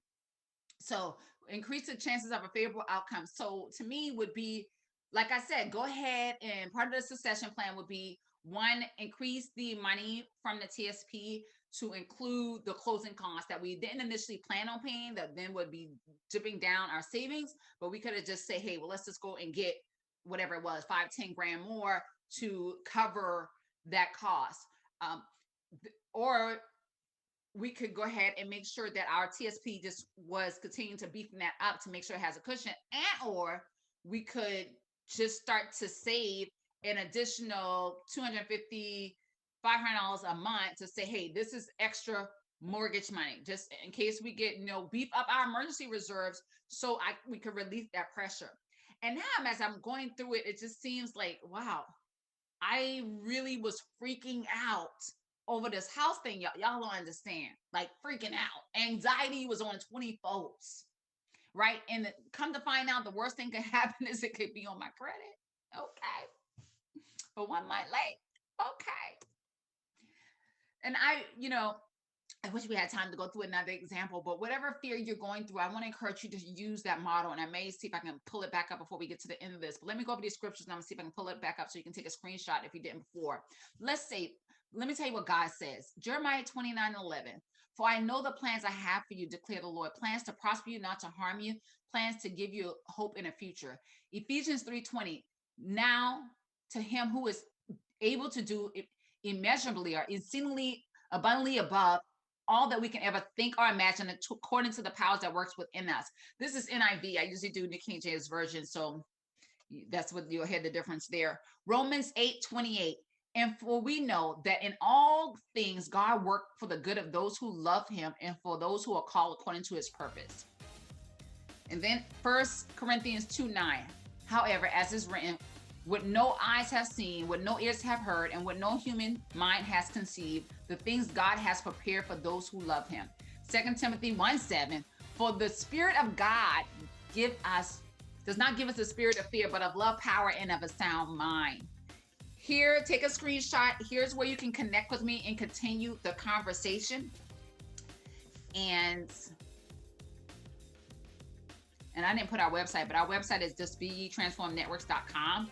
And you can go there. And I also have my email here. Let me just go back really, really quick.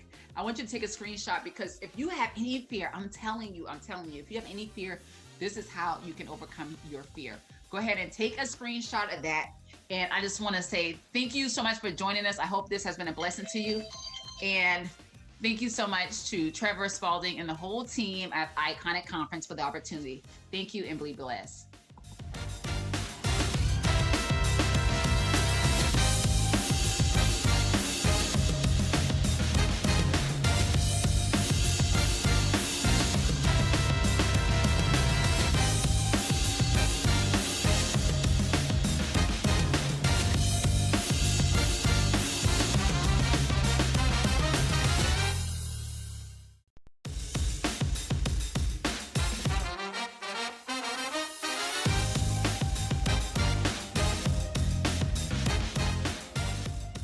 My name is Joy Morgan of Joy Morgan Motivates, and I am excited to share with you today on how to soar like an eagle. If you are a leader, I want to give you 7 leadership principles to help you stand out above the rest. I love that acronym I've used for SOAR, stand out above the rest. So I want to give you 7 leadership principles that we can learn from an eagle. Number 1, eagles fly alone or with their own kind. That's right. Here's the leadership lesson to that.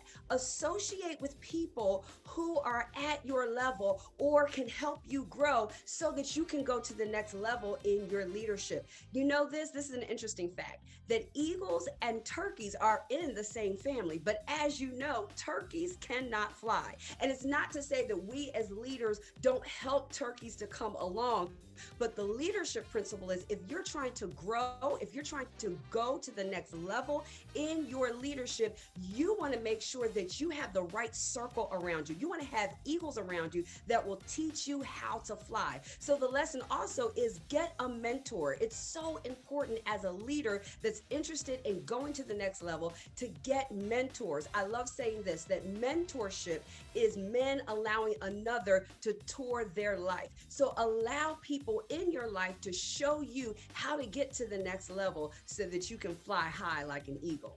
The next leadership principle is this. Eagles have excellent vision and concentration. I'm going to say that again. Eagles have excellent vision and concentration. When they catch their prey, they focus on it with laser-like intensity and they set out to get it. And so the leadership principle there is to do the same thing with your goals.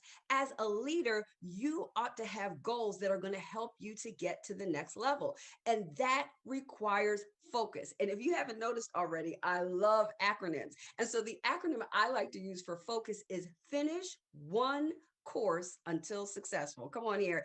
Finish one course until successful. We need to learn how to focus. So often, especially those who are gifted and we often have our hands in several different things, we'll start something but not finish it. But the eagle has learned when they are after something, they have laser beam intensity and they go for it until they get it. So that's the leadership principle that I want to share with you, that when you go to set out to accomplish something, give it all of your effort, give it all of your time, give it all of your energy, and focus and set out to achieve it. And don't you dare stop until you get it done. Don't you dare stop until you accomplish your goal.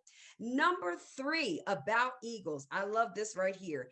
Eagles, they feed on live meat. They feed on live food. They don't eat dead things. Listen, the leadership lesson right here is that we as leaders have to learn not to waste our energy and our time, as mom and them used to say, beating a dead horse. We've got to learn how to let go. So often we will dwell in the past and get stuck there. But we who desire to excel, to go to the next level, to lead at another level, we have got to learn the art of letting go and the art of saying goodbye. We have to set our eyes to the future. We cannot feed on those things that are dead. We have to look for those things that are living. We have to take our failures and look at those setbacks as a springboard for our comeback. That sometimes we win, but sometimes we learn. And if we start looking at our failures and our losses as lessons, then we will never have failed at all. So let's learn from the eagle and let's feed on live things and let dead things go. Number 4 about the eagle has to be my absolute favorite quality. Eagles love the storm. I'm going to say that again. Eagles love the storm. They get excited when storm clouds start to gather. Why? Because they welcome the challenge that it brings. I need you to hear this. eagles love the storm, while other birds start flying away from the storm and start getting fearful of the storm clouds gathering. No, the eagle says, oh, I don't see a crisis here. I see an opportunity. And that's the leadership principle for us, because eagles know that the storm winds are going to lift them above the clouds. And so when they get above the clouds, now they can rest their wings and become stronger. There's something about storm winds that eagles have learned give them lift. And I don't know about you, but I've gotten stronger. I've gotten wiser. I've gotten better every time I have encountered a storm. So the leadership principle for us is get excited about the storms in your life. Get excited about the challenges that come in your workplace. Get excited when you see something happen in your business that you weren't expected. It might catch us off guard, but challenges often bring opportunity. Yes, in 2020, we were met with a crisis. We were met with a challenge, but I tell you what, necessity becomes the mother of invention. And some of us, we would have never started our business. We would have never created that product had we not had a crisis to meet our life. So I want you to do what the eagles do and not run away from the storm, but I want you to fly into the storm, knowing that that storm will help to propel you to another level. Number 5, the eagles test the level of commitment before engagement. This is so key, that the eagle tests the level of commitment before engagement. So what are we saying here? Before an eagle enters into a commitment, the female eagle will test her male suitors to establish his level of commitment. Before she decides this is the one that I'm going to have a family with, she wants to make sure that he's in it for the long haul. Let me tell you something, that as leaders, we cannot get to the next level by ourselves. But what you want to make sure of is that before you partner with somebody, you want to make sure that they are as committed to growth as you are. It's so important for you to ascertain the commitment of people that you intend to partner with. And so the eagle, especially the female eagle, if I may say, is very wise in that way. She makes sure that he is going to be in it for the long haul. So we as leaders, partnership is absolutely necessary to get to the next level. I'm going to say that again. We cannot be an island. We cannot be to ourselves. We must partner with other people if we're going to expand what we do. But you want to test your partners out, research them, look them up, ask the hard questions. Don't be afraid to do that, especially if you're looking for long-term relationships. So yes, eagles test the level of commitment before engagement, and I encourage every leader to do the same.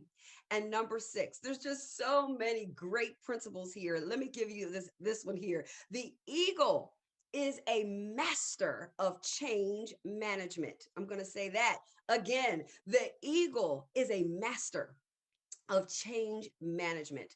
So again, going back to that mother, that female eagle, she carefully prepares her nest for that eaglet, the one that she just had with the male suitor she checked out first.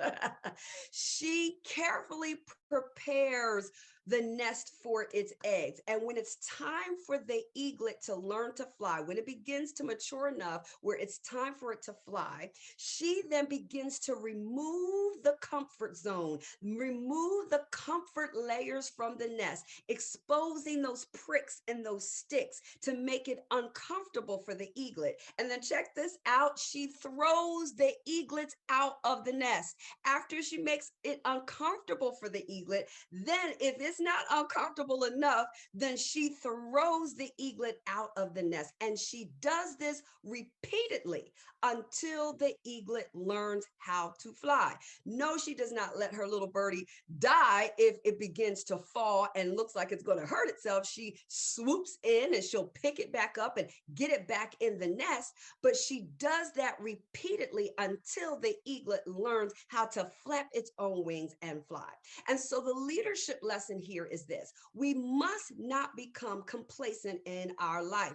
That mother eagle does not allow her eaglet to get comfortable in the nest, because the truth of the matter is, many of us, if we had it our way, we would stay where it's comfortable. We would not challenge ourselves. We would not learn how to fly in the middle of a storm. But the eaglet understands this, that you cannot cling to the old and the familiar and go to the next level, that you only can grow if you're willing to step out of your comfort zone. And so I want to encourage a leader today to do something that you normally wouldn't do. Yes, create a partnership that you wouldn't normally go into partnership with. I want you to expand into an area that perhaps you have typically felt intimidated by. It is the pathway to expansion. And so we have to do what the eagle does and master change. Again, back to 2020, it forced us to change. It forced us to adapt. It forced us to look at the vision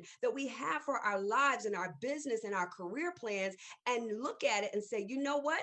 I can't be so rigid that the conference that perhaps we're even in today, if it was supposed to be in person, we've got to learn how to flex and adapt and make it virtual so that we are still getting the same powerful information out, but we have just changed platforms. You have got to be willing to change if you want to be the leader that you're supposed to be. To go to the next level, you've got to be willing to master change. And lastly, number 7, if you want to stand out above the rest and soar like an eagle, then you have to embrace a rebirth. And rebirth involves the death of your old self. Let me tell you something about this eagle, that it has to make a painful decision about at the age of 40. Either it's going to die or it's going to go through a painful process of rebirth. But that process of rebirth extends the eagle's life for 30 more years. But that process involves the painful task of knocking out its own beak and plucking out its talons and its feathers. And it's a painful process, but it's a necessary process if it's going to go to the next level. I want to tell you this, leaders, that if we are going to make it in the season to come, if we are going to stand out above the rest, then we have to continue to do the self-evaluation that's necessary so that we can maintain our leadership and maintain a level of excellence so that we can compete in this next season. We don't know what's to come. We just embraced and had to get used to a global pandemic, and we don't know what's next. But I tell you what, those who survive and remain will be committed to the evolution of themselves. We must continue to evolve. We must continue to change. We must continue to learn. And when we experience the rebirth, we will find that we will be here for the long haul. So I hope you got something out of these 7 leadership principles from the eagle. It's such a majestic bird. It's such a bird that we can learn from here as humans, as leaders, and even in life. Listen, I'm Joy Morgan of Joy Morgan Motivates, and you can reach me by email at joymorganmotivates@gmail.com, or you can follow me on Facebook or Instagram at Joy Morgan Motivates. And you can also check out my website where you can follow me by filling out our contact form at joymorganmotivates.com. That's joymorganmotivates.com. It's been a pleasure sharing with you today.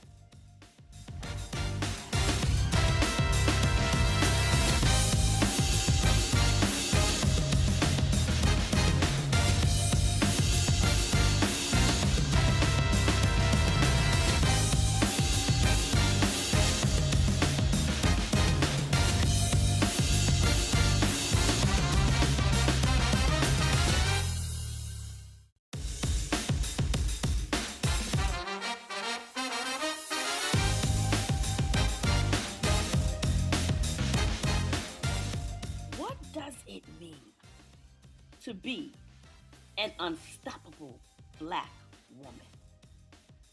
When you hear those words, unstoppable Black woman, what does that mean to you? Well, let me share what an unstoppable Black woman looks like to me. You're looking at an unstoppable Black woman. See, I'm Black. I'm beautiful. I'm brilliant. And I'm sure I am bold. And I'm business minded all day long. I understand what each B word represents. I understand what each B word represents as it relates to being an unstoppable Black woman. You see, there are so many of us that we will not even embrace our Blackness. Why? Why? I'm a woman who believes in the Most High God. And so, as I think about being an unstoppable Black woman and how it relates to being a Black woman, why would I dishonor God when it was God who made an intentional decision to make me a Black woman? I didn't tell God to make me a Black woman. No, God made an intentional decision. When he formed me in my mother's womb, when he chose the woman who would be my mother, he made a decision. That seed right there, that would be Donna. That would be the unstoppable Black woman. So I embrace my Blackness. And then the B of beauty, beautiful. I know that it was a beautiful God who created this beautiful being. I'm beautiful because it was a beautiful God who created me in his image. So I embrace the B of beautiful. And then it was a brilliant God, a brilliant God, a brilliant God who created me in his image to use my mind, not to play small, not to dumb down, but to use my brilliance. And so this unstoppable Black woman, I use my brilliance in the arena of corporate America. I use my brilliance in the businesses that God has chosen me to manage for him. I use my brilliance. I show all the way up, using my brilliance, not dumbing down, not playing small. Unstoppable Black woman, that's me. So I'm Black, I'm beautiful, I'm brilliant, and I'm bold all day long. That's the next B. Bold, bold, bold. When I step into the room, I am an experience. When I step into the room, I'm stepping in with all of my boldness. When I'm stepping into a room, I'm talking loud and I'm saying a lot because I'm Black and I'm proud. I'm proud to be the Black, beautiful, brilliant, bold woman that God created me to be. I know who I am. I know that God gave me full authority and power. That God gave me. He instilled in me. He created me in his image. And so because I know that, I'm going to walk with boldness. I'm not fearful of any man. I'm walking with boldness, the boldness of God. And then business minded. So we got black, we got beautiful, we got brilliant, and I'm bold. And then you got to be business-minded, unstoppable Black woman. You got to be business-minded. And yes, you can be an employee and an entrepreneur. Yes, you don't have to quit to win. Yes, you can operate in your full brilliance wherever God has positioned you, in the workplace and in the marketplace. Business-minded. You got to be open to receive all the business ideas that God wants to download to you. Business-minded is the other B of unstoppable Black woman. That's me. So I invite you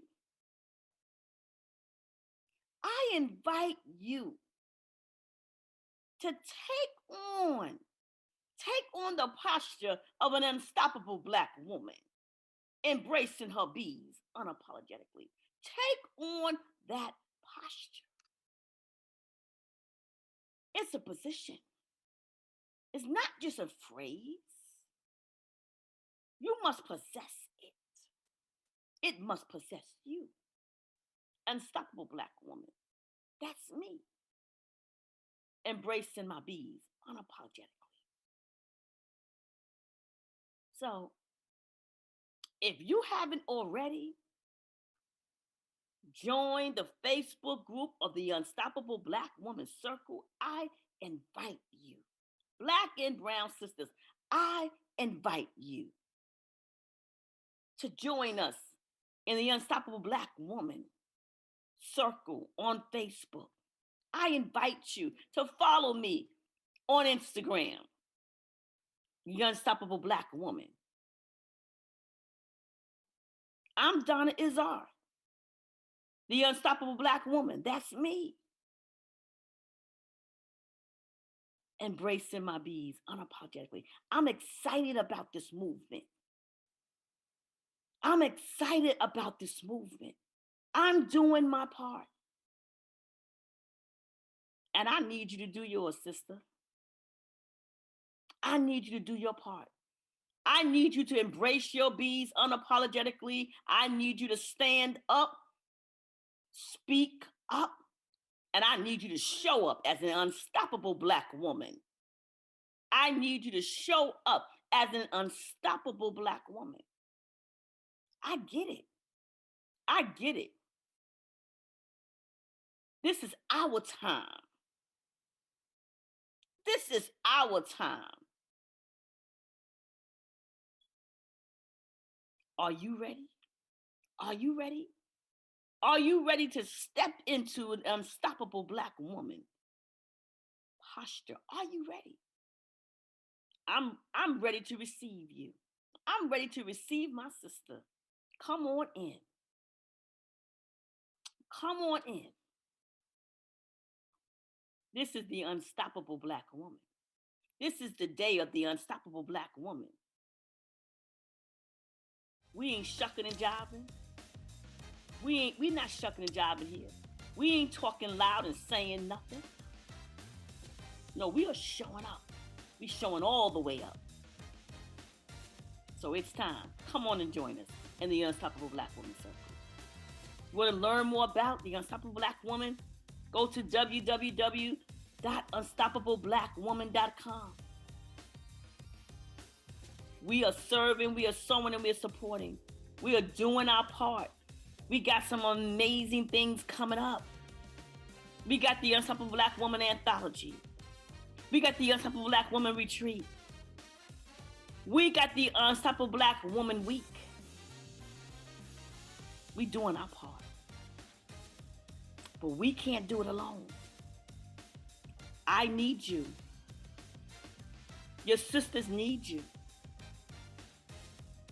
So come on and join the Unstoppable Black Woman Circle.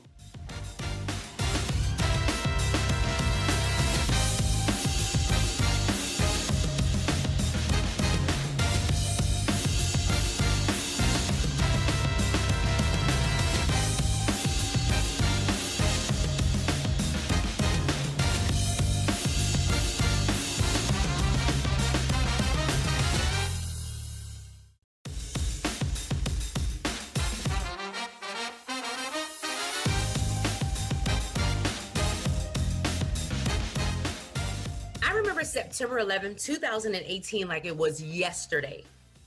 This is the moment, the year, and the time that I decided to throw myself the biggest party ever.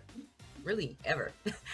Before this, I never threw myself a party. Yes, I had gatherings and lunch events and things of that nature, but this year, I invited hundreds of people from all around the world to celebrate with me and my family. And as you can see here, we had a grand of time. I was so full of myself, but in a good way, confidence, assurity. I knew who I was, no longer asking for permission to sit at someone's table, to be invited on anyone's platforms. I was confident in who God had called me to be and who he had called me to serve. And I wanted to be able to express that to all of those that were around me and to the world at large. But you know what? It didn't start out that way. On the left-hand side, this is where I grew up, 2408 Lupine Street. And this is where it all began. You know, my father was a longshoreman, which was a pretty prominent blue-collar position in those days. My mother was an LPN, licensed practical nurse, which was a pretty prominent position in those days as well. We were considered a middle-class family. My dad worked hard. My mom worked hard. They provided everything we needed and wanted. I can honestly say that I had need of nothing. And when I begged my mom to do certain things for me, like buy the latest Air Jordans or the latest Air Max or Huaraches, you probably don't know anything about that. I never missed a beat. I wore new clothes, the nicest clothes, and things were great. Things were grand. So here you see my home, and you may say, well, you know what? It looks a little like what's on the other side. And you're exactly right. It looks like a church. But I never knew that. I never put two and two together. There was nothing to me by just looking at my home that made me think that anything was wrong with it. It was comfortable. We had running water. We had food on the table 3 times a day, as a matter of fact, you know, and everything worked. So I had no clue that something was wrong until one day when I was getting dropped off at the bus.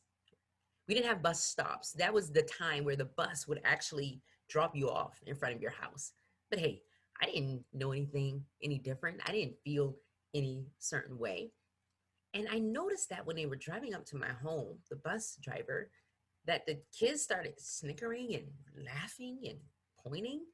And here I am like, what's wrong? What's going on? Lo and behold, they were laughing and pointing and snickering at my house. Can you imagine in that moment what I felt? Can you imagine the shame that I started feeling? Can you imagine the embarrassment that I started feeling, like something was wrong? They projected what they feel, what they were feeling on me. They felt that something was wrong with my house because it looked like a church. They felt that I lived in a home that did not meet standards or that was not suitable because it looked like a church. And for a long time, I carried that. A long time, I carried around shame. I carried around guilt. I was embarrassed by my life. I was embarrassed by my parents. I was embarrassed by where I lived. I was embarrassed every time the bus driver had to stop in front of my house. I was embarrassed. I allow the expectations of other people become my expectations, who they thought I should be, what they thought I should have, the life they thought I should live. I allowed them to project that on me. And for a long time, there was fear and expectations of other people that I carried around and I held as my own. But the truth be told, my family was an amazing family. And my dad built that home that you see that looks like a church, brick by brick, layer by layer, cold, sweat, and tears. He built that with blood. He built that. But I didn't realize that my mindset was all jacked up. I didn't realize that I had to cultivate a right mindset. I didn't realize that people thought the thoughts of other people really didn't matter because I was a young girl. And as you can imagine, a young girl wants to be accepted. She wants to be loved. She wants everybody to like her. And that's the space that I was in. So when they were pointing, snickering, and laughing at my home, I felt low. I felt empty. But all along, I was loved. I was accepted, and I was embraced by people who were my family, that it didn't matter where I came from. It didn't matter how my house looked. It didn't matter about the shape of the doors. None of that mattered.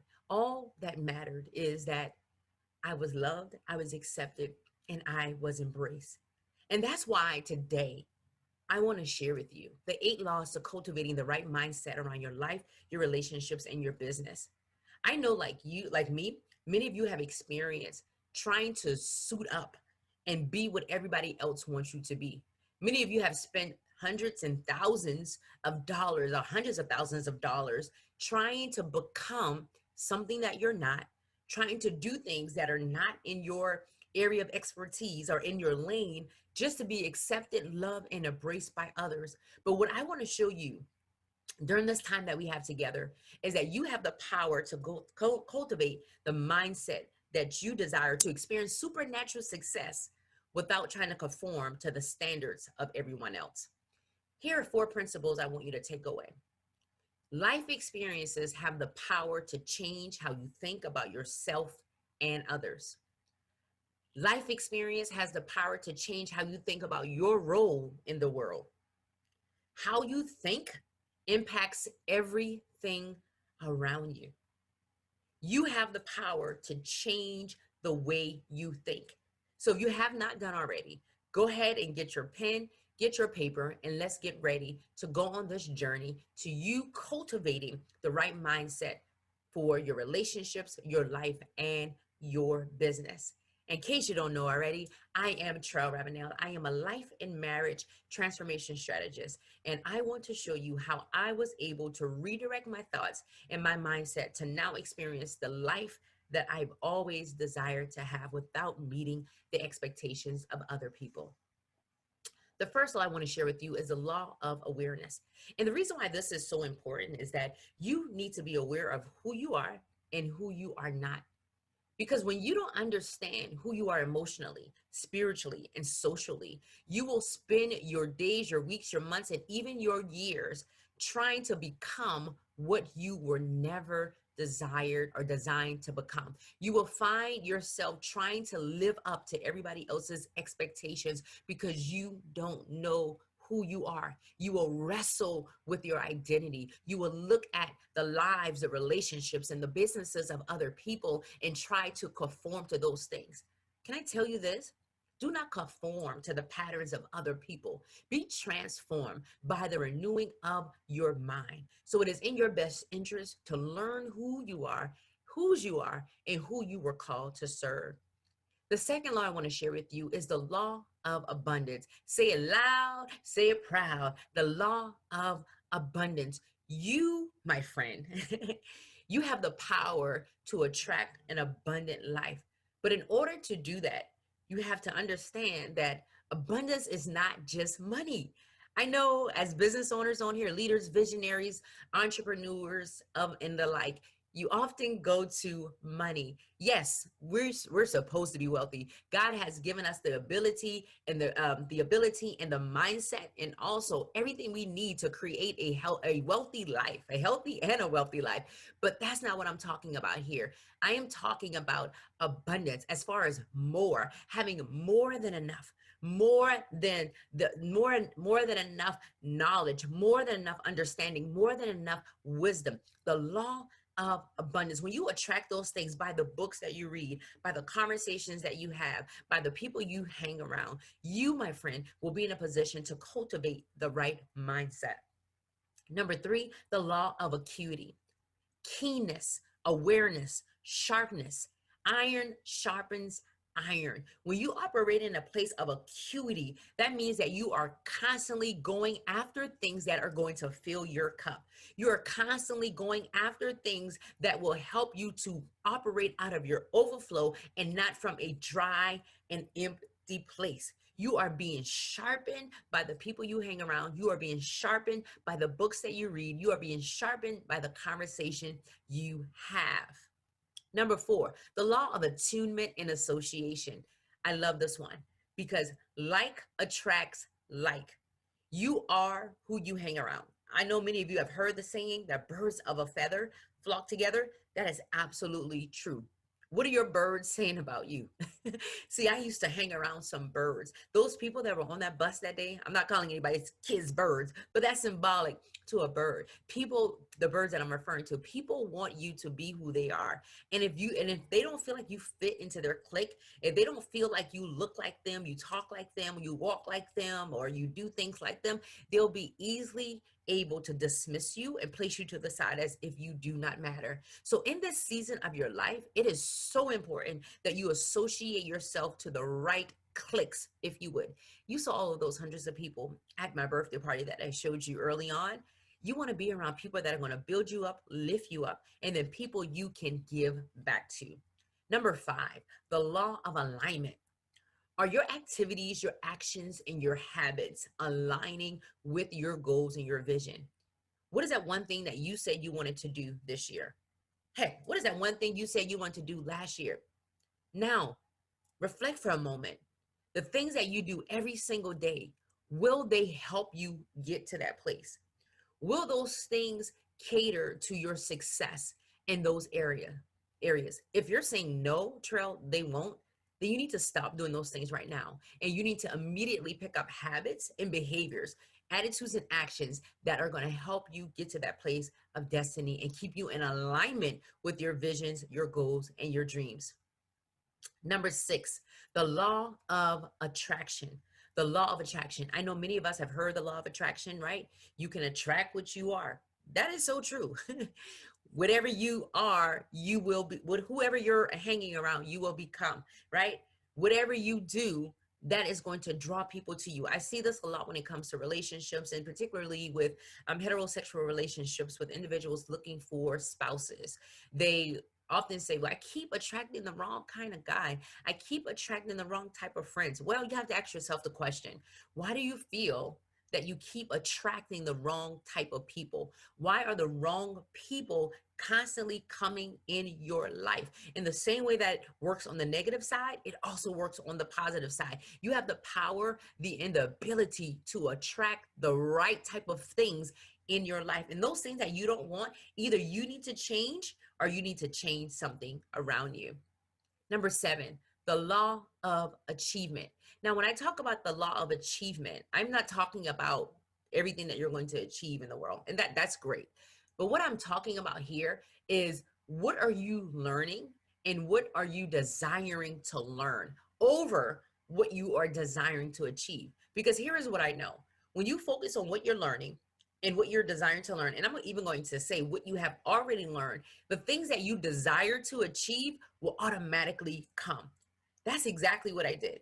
I didn't focus on my achievements per se. I focused on what were my learning experiences through this. What did I learn being on that bus as a small child and being teased because I was living in a house that looked like a church? What did I learn when I had to experience that shame and that embarrassment and that fear of expectations of other people? What did I learn in that process? And now what am I learning? And how am I going to take what I've learned and be able to pour it back into others' lives so that they can experience supernatural success in their life, their relationships, and their businesses? And then number 8, the law of application. Once you've done all of these things, you have to apply what you learn. Knowledge is not enough. Say it loud and proud. Knowledge is not enough. Knowing is half the battle. That's true, because you still have to do after you know. You learn the information and then you apply what you have learned so that your life can experience supernatural success. Your relationships can experience supernatural success, and your business can experience supernatural success.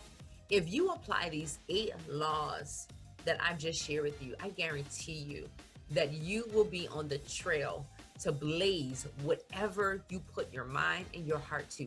These laws will help you to recreate a mindset that will cultivate success. These laws will help you to operate in a place of more than enough. You will no longer ask for permission to be on anyone's stages. You will no longer ask and beg to be on anyone's platform, you will know that what you have on the inside of you is better than enough, because greater is he that is on the inside of you than he that is in this world.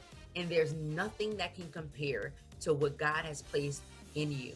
So that is my time. I am Trail Ravenel, your life and marriage strategist, here to help you to cultivate the right mindset so that you can experience supernatural success in your life, your relationships, and your business.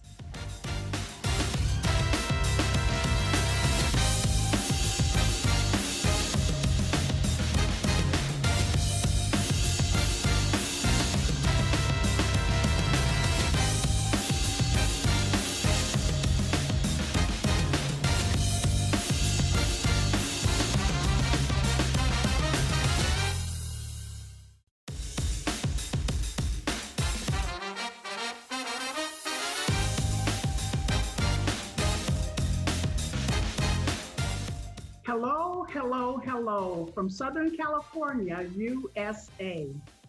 What an amazing and unusual opportunity it is to be with you and to be a part of this iconic summit.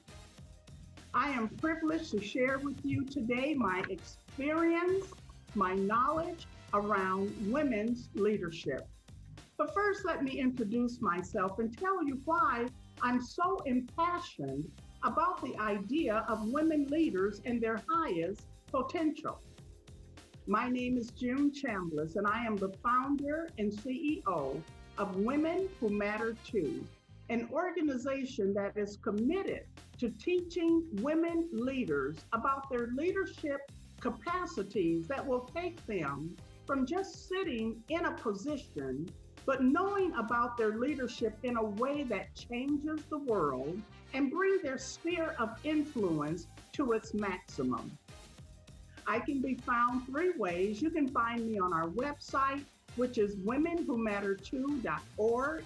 That is womenwhomatter2.org.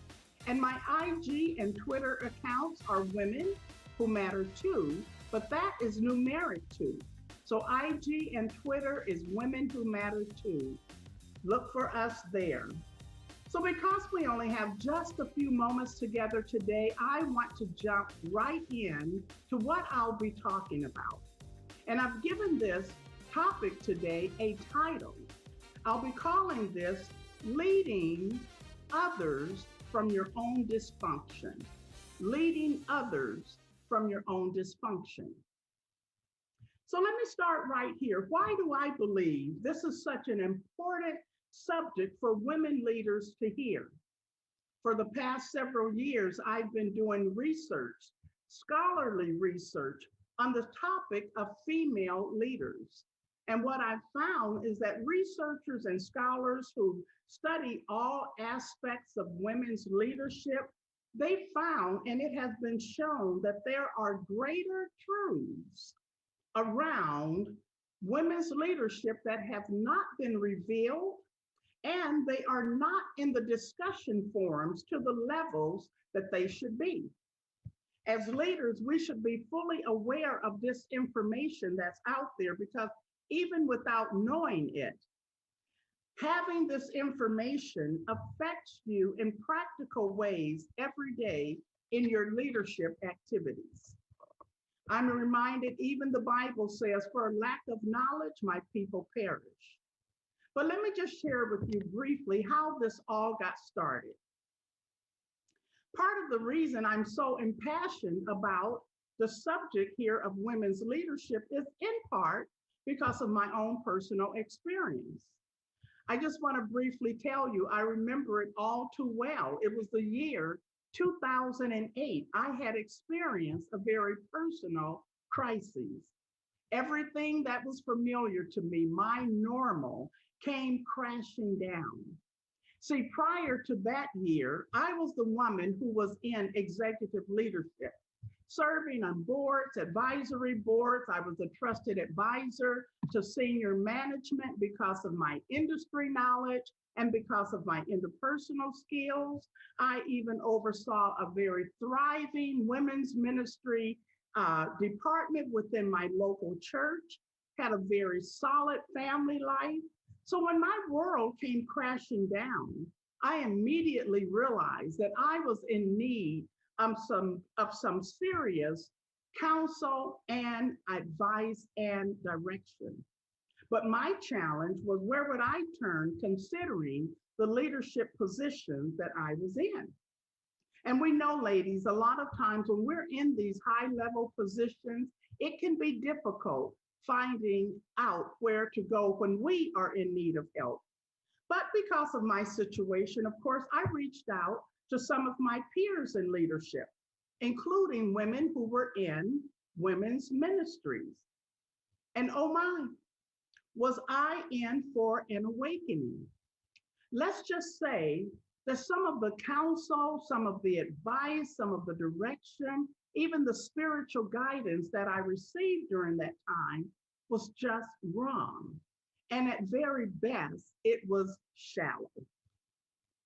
And so I realized during that time that the senior woman leader was actually in need of some unusual support. Because what I found, the women who had spoken to me, they were in the position, but they were ill-equipped to provide the level of leadership that was needed. And so I realized again that that woman needed support herself. Now, I had not become a researcher at that time. I wasn't a researcher yet.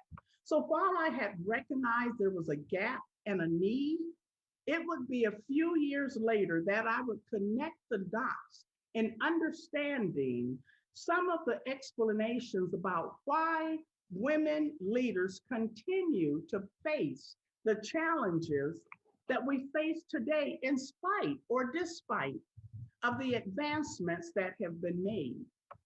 Women leaders continue to face challenges that men leaders just do not face, such as unconscious bias, stereotypes that depict women's leaders' capabilities as mediocre, and the lack of support of leadership within leadership circles, the lack of support within top leadership circles, and these are just to name a few. Now, the thing about these challenges, they undermine women's confidence. And by the way, women's confidence is one of the leading causes that limits the availability to leadership opportunities in women. But nonetheless, these challenges were problematic a decade ago, and they're still problematic today. And I believe this is because we are not having the right conversations when it comes to women's leadership. So today I want to give you 3 areas that we should be talking about and that should be in discussions if we want to move forward in our effectiveness, because without understanding and having this new knowledge, you could possibly be leading others from your dysfunction rather than leading from a proper place of understanding and about what brings about change in leadership. It might be that you're stuck in leadership. You may not just know what to do. You might identify with the one who's hiding behind the position, but ill-equipped to provide what should be there. It could be your hidden truth.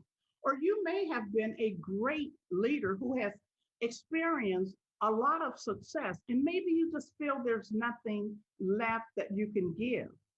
Or you could simply be a leader that recognizes you need greater leadership development. I believe these 3 areas that I'm going to share with you will help you to begin rethinking, and having this information will push you forward in focusing on leadership behaviors that provides a certain level of leadership outcomes. Now, we cover this and much more in a course that we offer called Next Level Leadership for Women. We cover 9 pillars of information that's missing from the leadership discussion. If you want to learn more about it, just go to our website that I've already given you, and that information will be there. But let me give you this first area. Now, these are just 3 areas to get you going. There are a plethora of other areas that need to be covered, but I believe these 3 will get you going in what we need for effective leadership, especially in future leadership. Let's go. Number 1, models of leadership. So a model of leadership is what is that pattern of ours that guides our leadership behavior. What do you pattern your leadership after? If you're a senior woman leader, you should know about models of leadership. What do you base your leadership from? And there are numerous. You've probably heard of some: transformational leadership, servant leadership, democratic leadership, and on and on and on. But as a leader, the model or the style of leadership is important because it is the delivery vehicle for the approach you will use in your day-to-day operation, and particularly in those undesirable operations that will show up in leadership. So you must ask yourself, do I even know the model of leadership that I pattern myself from?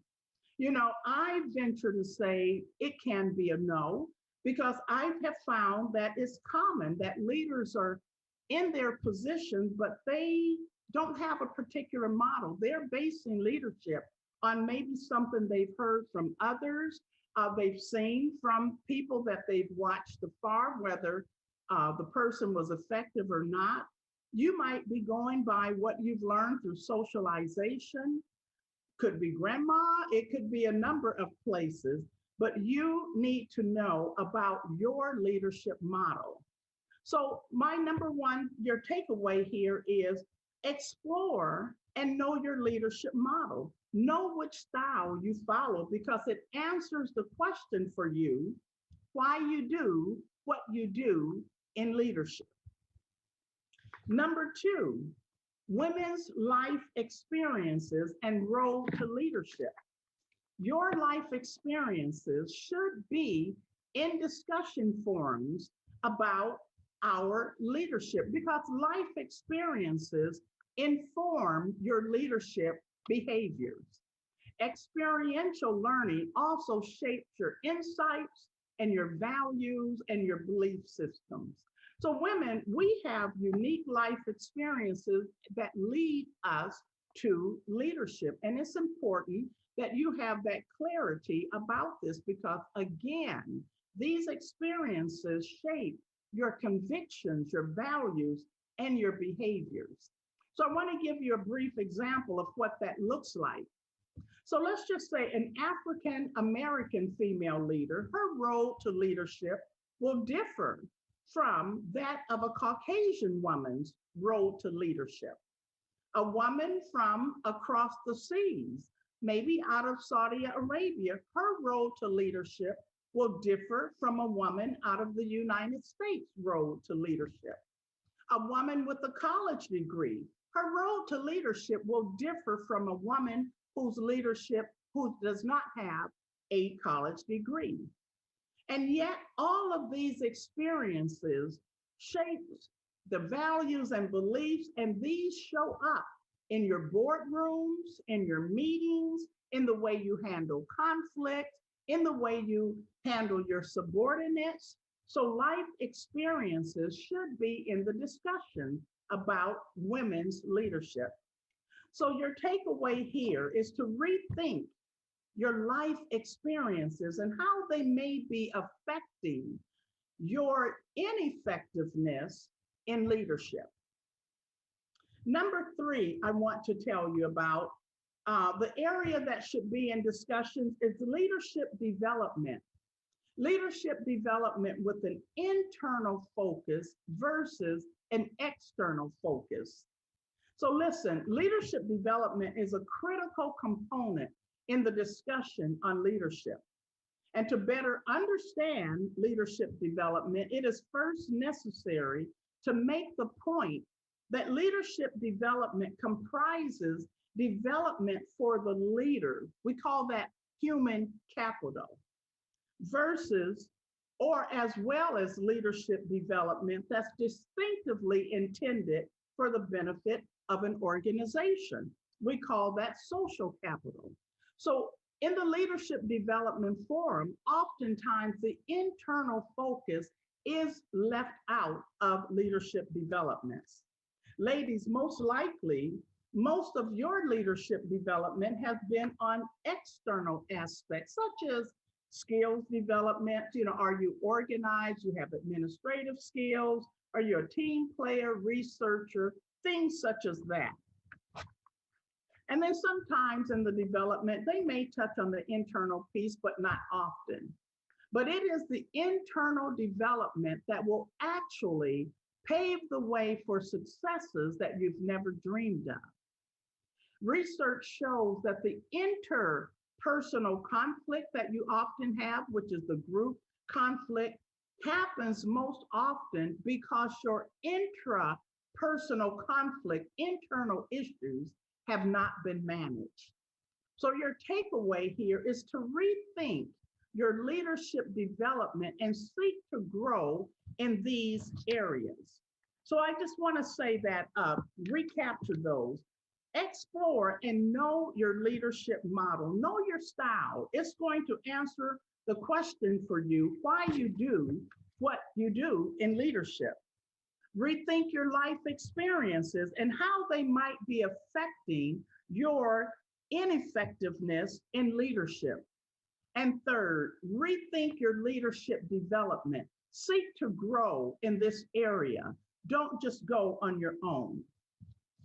So in closing, I want to say, listen, iconic leadership is really a legacy we all want to leave behind. I know I do. The idea of being an iconic leader echoes in my soul. But to be that is to change the way we think about leadership.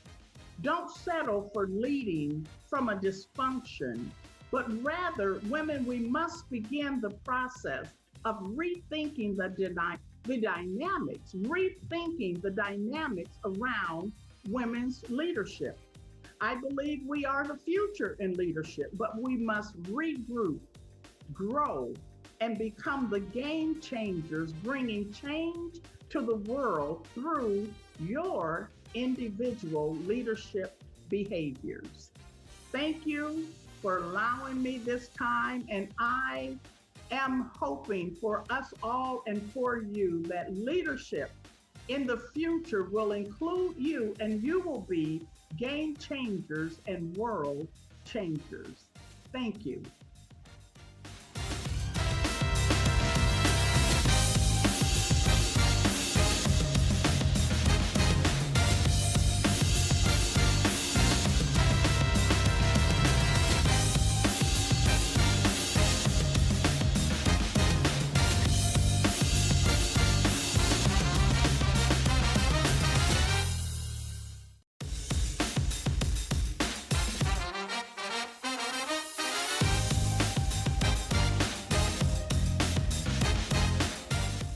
Hello, Black and Iconic.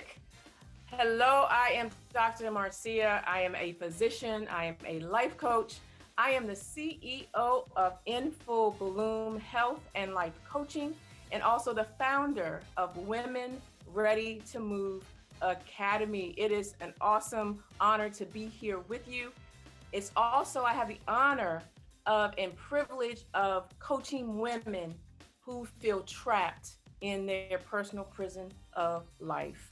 I help them to break out and finally live life without limits. Today, we are talking about getting out of that personal prison, getting out of that box and becoming the X factor.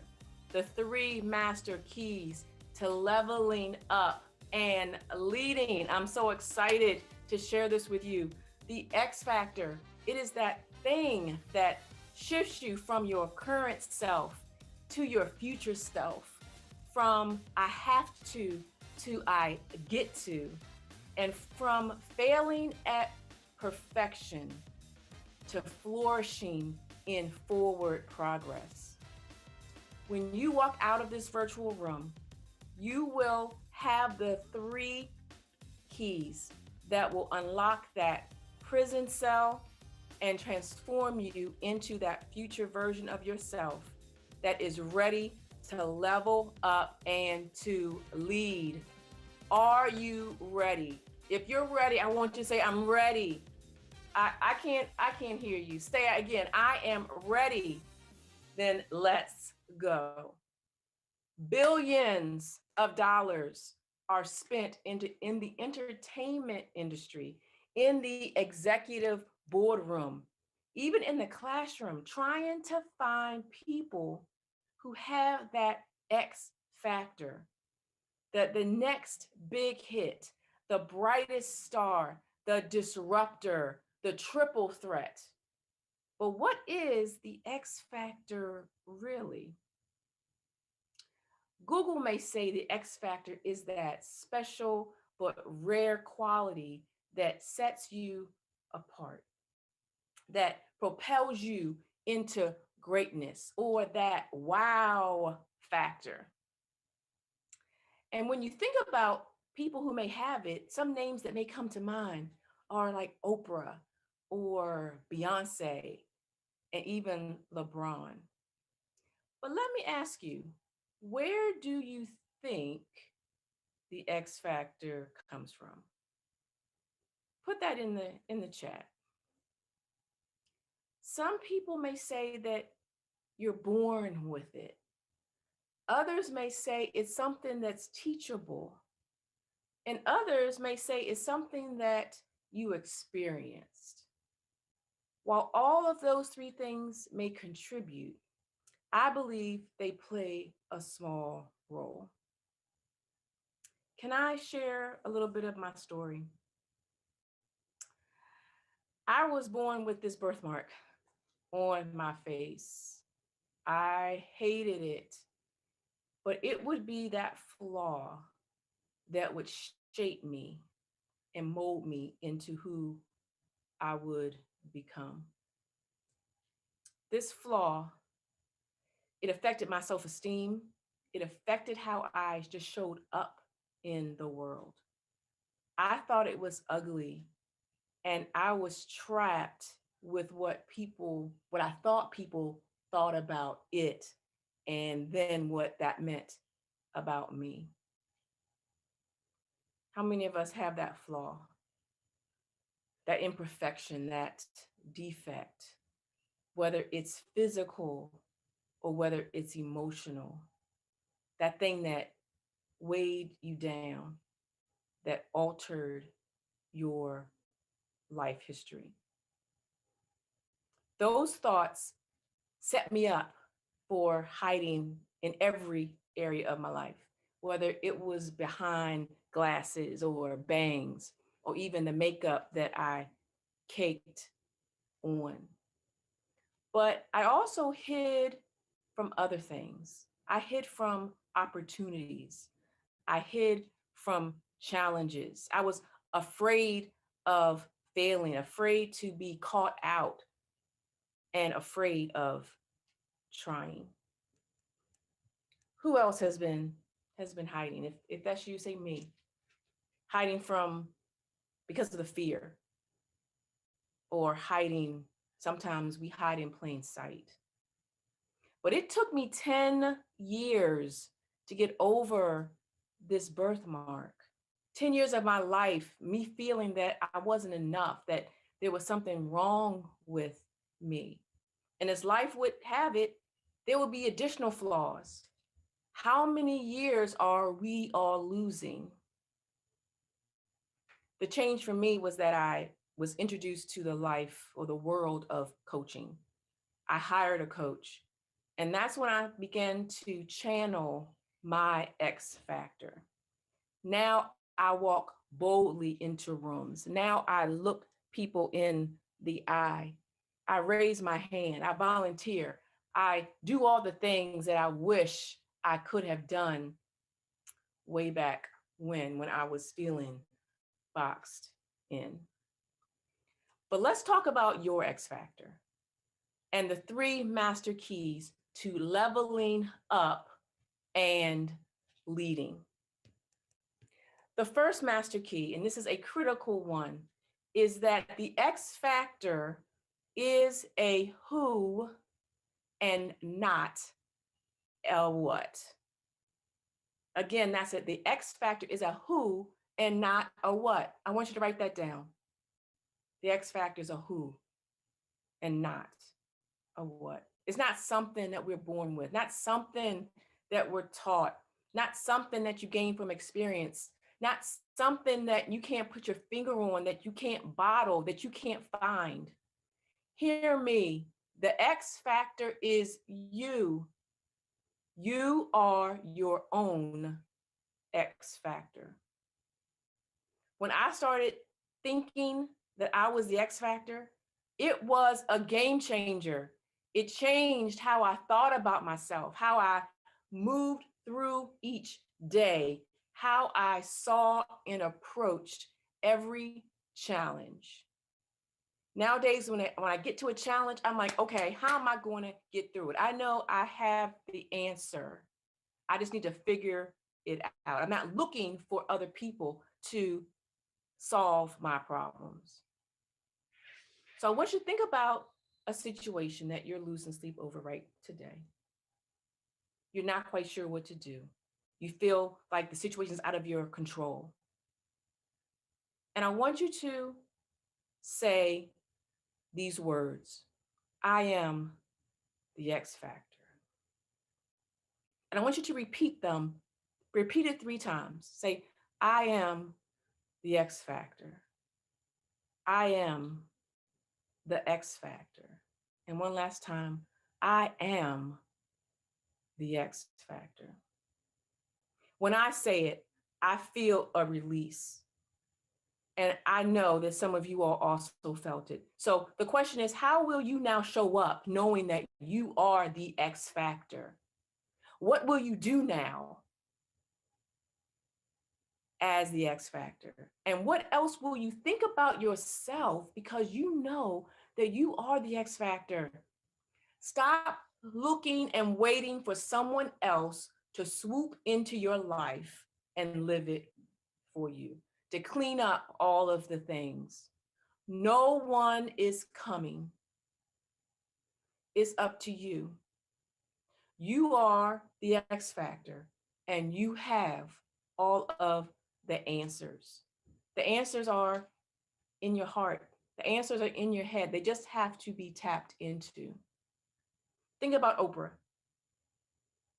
Some of you may know her story about being molested as a child and all of the things that she had to go through with the news stations. But all of those things, they're part of her story. But it wasn't until she decided she wanted to be great. That's when the switch happens. The second master key: it's time to level up your belief in your X factor. Your belief in your X factor is everything. There's a spectrum of belief. There's having little belief for a little bit of time to having a lot of belief a lot of the time.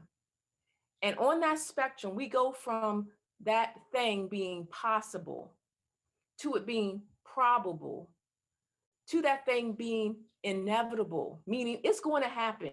When we are firing at this level, that thing, whatever it is going to happen. But one additional thing is we have to focus more on what you believe about yourself and less on what others believe about you. How much time do you think LeBron spends questioning his belief in his basketball skill? I would guess this much. And when we level up, that's when we can then lead. We just need to be a few steps ahead of those behind us. The third master key is to take bold action. What you do or don't do is going to make all the difference. Go do the damn thing. Stop talking yourself out of it. Stop second guessing. This will be the difference between you being expendable and you being exceptional. You tell me which one you want to be, water boy or MVP. When you believe you are the X factor, there is nothing, circle, underline, nothing that you cannot do or be. Your people, those that are here, that you're here to serve and to lead, they are waiting for you to be great. They're looking for the leader to follow. It's go time. It's time to get in the game. But I understand where you are, because I've been there. I didn't know how to tap into my X factor, but I knew there were women who needed me. Women like my client Katrina. She was stuck, wanting to move out of the area that she was living. She wanted a new start. But what I helped her to find was that she was actually allowing other people to run her life. And she was, in essence, running away.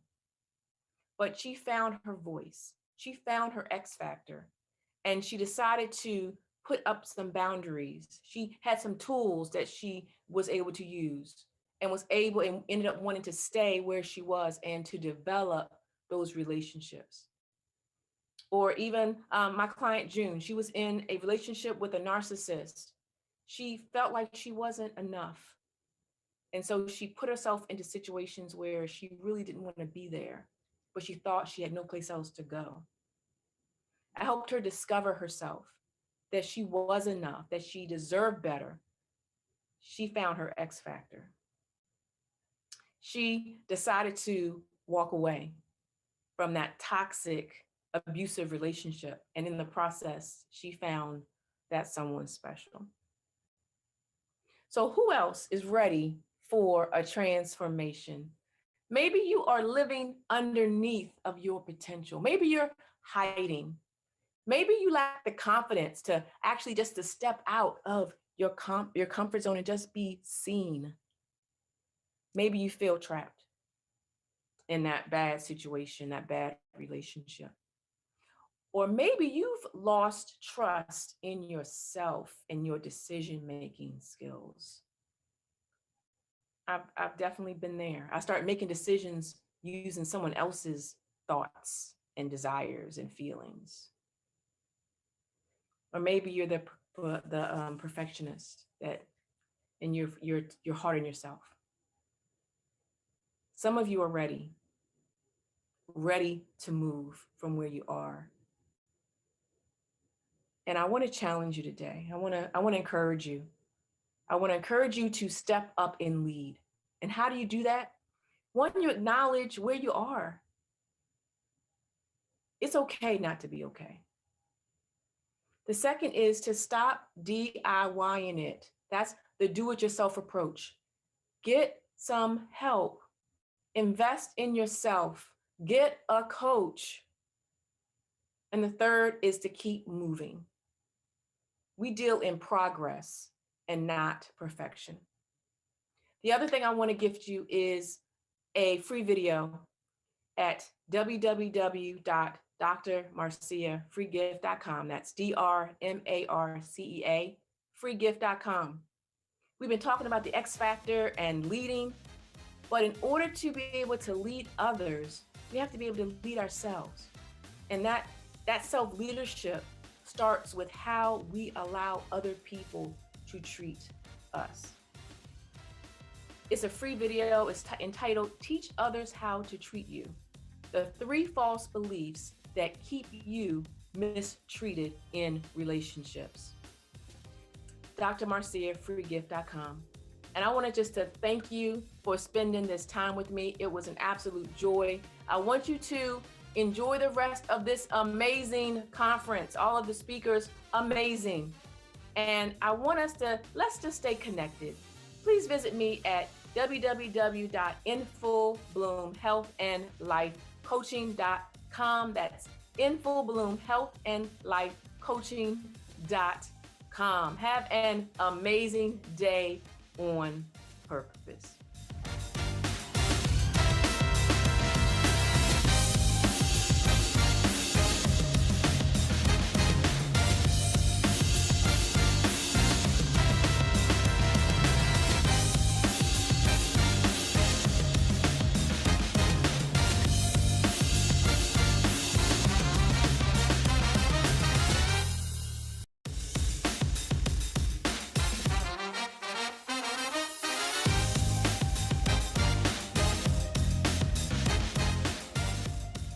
Good evening. My name is Florence Lillian Marshall. I am from Bridgeport, Connecticut, originally, now residing in Brooklyn, New York. For today, I want to talk about what it means to be a beautiful, bold, iconic woman who have overcome great challenges, great warfare, and is now on the path for greatness. See, July 21st, 1985, you're looking at a young lady who overcame poverty.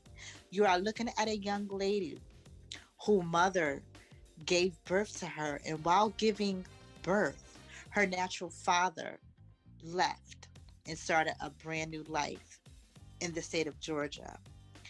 Throughout my life, as you see, I've gone through major poverty. I've gone through major trials and tribulations. I've gone through low self-esteem, depression, wondering, will my change ever come? And here you are today. You are looking at a young lady who is very successful. The word that my life thinks about and on my path I think about is the word conquer, which means I've overcome, I've overcame, I triumph, I have prevailed, and most of all, I have won. What have I won over? I have won over being depressed. I have won over not feeling as if I am worthy because I know I am worthy. I am a jewel.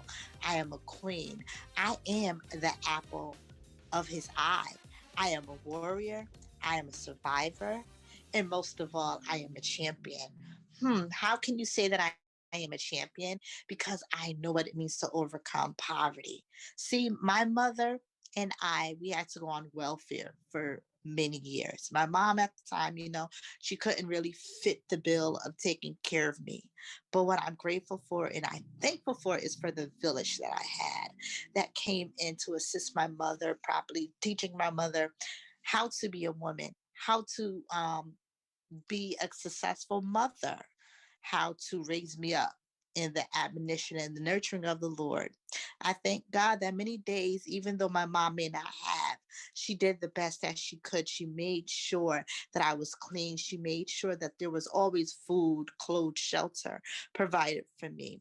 And that I even went to school to become the best that I possibly can be. I thank God for my mother, Ruthie, because a part of me overcoming my mother taught me how to survive. My mother didn't become bitter. My mother, yes, she, had those moments of being angry. She had the moments of why me, why I would have to, raise a child on my own. Why is it that I didn't become married? Why did he leave me? But in all that, you are looking at the child who was gifted to my mother, who became the blessing, the inheritance from my mother. What I am thankful for is that on my path and on my journey of overcoming, I've learned to embrace forgiveness. Why? Because forgiveness is not only for that person, but forgiveness overall has been for me. Because a part of my healing, a part of my forgiveness, I forgave what happened in my past, not having much, always wondering where will my next meal or even some, things will come in life. But what I am thankful for is the tenacity, the determination in women on today, my fellow sisters, my African American queens, and even the kings of life. Today, we are on the road and path of determination. Determined what? Determined to win, determined to be great in life, determined to be bold, determined to be courageous. Most of all, me and be great. Meek and be great. Why I say meek? Because the meekness shall inherit the earth. See, a part of me And part of my greatness is I have hope, I have humility, I have trust, I have faith, because I believe that there was a day that my natural father was going to come back into my life to make an impact. And I'm thankful that that day came in the year 2015. Yes, I cried. I cried in the arms of my father and I asked, Daddy, why did you leave me? Why wasn't you there for my most important things? You missed out on so many prominent things in life, from my graduations, seeing me, being inducted into the honor society, attending my basketball games, and doing the things that an honorable father and a daughter would do. But what I am thankful for, I am thankful for my village of men, my grandparent, my grandfather, all my uncles, all my cousins, older male cousins that were always there for me, that made sure that I was shielded, protected, and loved and adored. What I am thankful for, that even on this path, is forgiveness. Forgiveness has brought such a great love, a great joy for me. Why? Because I know that I can't hold on to the things that have happened to me. I can't let them weigh me down. I cannot let them burden me. But I know that I have to become, and I had to change, and I had to mend what has happened to me now to impact the lives of others. That's why I'm iconic. That's why I'm bold. That's why I'm different. That's why I'm on the road to greatness, because I know greatness not only lives inside of me, but it lives inside of you. And on today, I just want to encourage you, my queens and my kings, to live in your greatness, walk in your greatness, talk in your greatness, declare your greatness, whatever your dreams, your visions, your hopes, your goals in life. Go for it. Go after it. Be bold. Be courageous. Why? Because you are looking at a young lady who was told that she will only have an eighth grade graduation. You are looking at a young lady who is now soon to be called Dr. Florence Marshall. I've overcome the bands of wickedness. I've overcome the bands of those educators that told me that I was dumb, that I was not smart enough, that I would have 8 children out of wedlock. Yes, I was told this, that I would have 8 children out of wedlock, lay on my back and mount to nothing. Today, that's not true.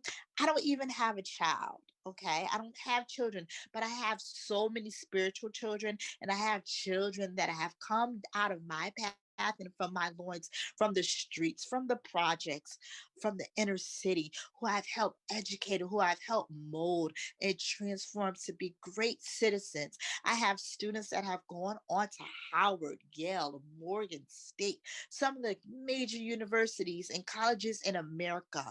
Young people who were told that they would not become anything in life. And here I am, a young lady who was told that, but I made the great change to become something great and powerful in life. See, I turned my lemons into lemonade. That's right. I made it sweet.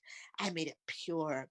I made it amazing, because I am amazing. And on today, I want you to know that you are amazing. Let's go. Let's go after our dreams. Let's go after our visions, because we are bold. We are courageous. We are iconic. We are out of the box. And that's where I am today. One of the key scriptures that have blessed my life has been Psalms 139 and 14. For I am fearfully and wonderfully made. Again, I am fearfully and wonderfully made. It goes back to being bold, to being courageous, to being iconic, to being that quality star, to being that quality gem, that jewel, that king that reigns on the inside of you. Now it's time for us to work our work. Wow, I am so proud of myself. I remember when I had low self esteem. I felt like I was so low. There were so many nights where I would just be home in my bedroom crying, asking my father, God, like, Lord, when will my change come? When will my opportunity come? There's been so many rejections in my life. There's been so many things that has been spoken negative over me. But God, I pray that you hear my prayers. And I am so excited on today that God has really heard my prayers. I mean, prayers that dates back about 30 years. Yes, I may be 35, but I remember being on my knees at the tender age of 5, asking God to restore my family, asking God for me to meet my father. Yes, I prayed those prayers for over 20 years. And guess what? The Lord has heard my prayers. See, here's the thing, there are some prayers and some things that we may go through life that may not get an instant quick or an instant answer, but just keep hoping, keep trusting, keep praying, keep believing that the greater and the greatness will someday come out, the positivity of life, because it all goes back to you being bold, being iconic, being outrageous, living outside of the box, living in your destiny, going after your truth, knowing who you are and whose you are. On Christ, the solid rock, I stand. Because yes, I am a woman of faith, but I am also a woman of determination, a woman who possesses great strength, a woman who pro- profess and also progress in great ability. I believe in myself and I want you to believe in yourself. I am hope and you are hope. I am joy. I am peace. I am grit. I am strength. I am favored. I am loved. I am God's jewel. I am prosperous. I am wealthy. I am amazing. I am beautiful. I am bold. I am a queen. I am a beautiful, courageous, bold African American queen. And I believe in myself. And on today, I want you to believe in yourself. Another scripture that has helped me along my journey has been Philippians 3 and 14. For I can do all things through Christ that strengthens me. And on today, I just want to encourage you that as you are on your path and as I'm continuing on my path, I want you to become great. I want you to be strengthened. I want you to live outside of your box, live outside of your comfort zone, and be great. Why be great? Because the world needs you. The world is calling for you. There are great things. Your voice, your expertise, whatever it is that you're called to do. For me, I am a motivational speaker. I am a preacher. I am an educator. There's a lot of things within me that I'm the jack of many trades.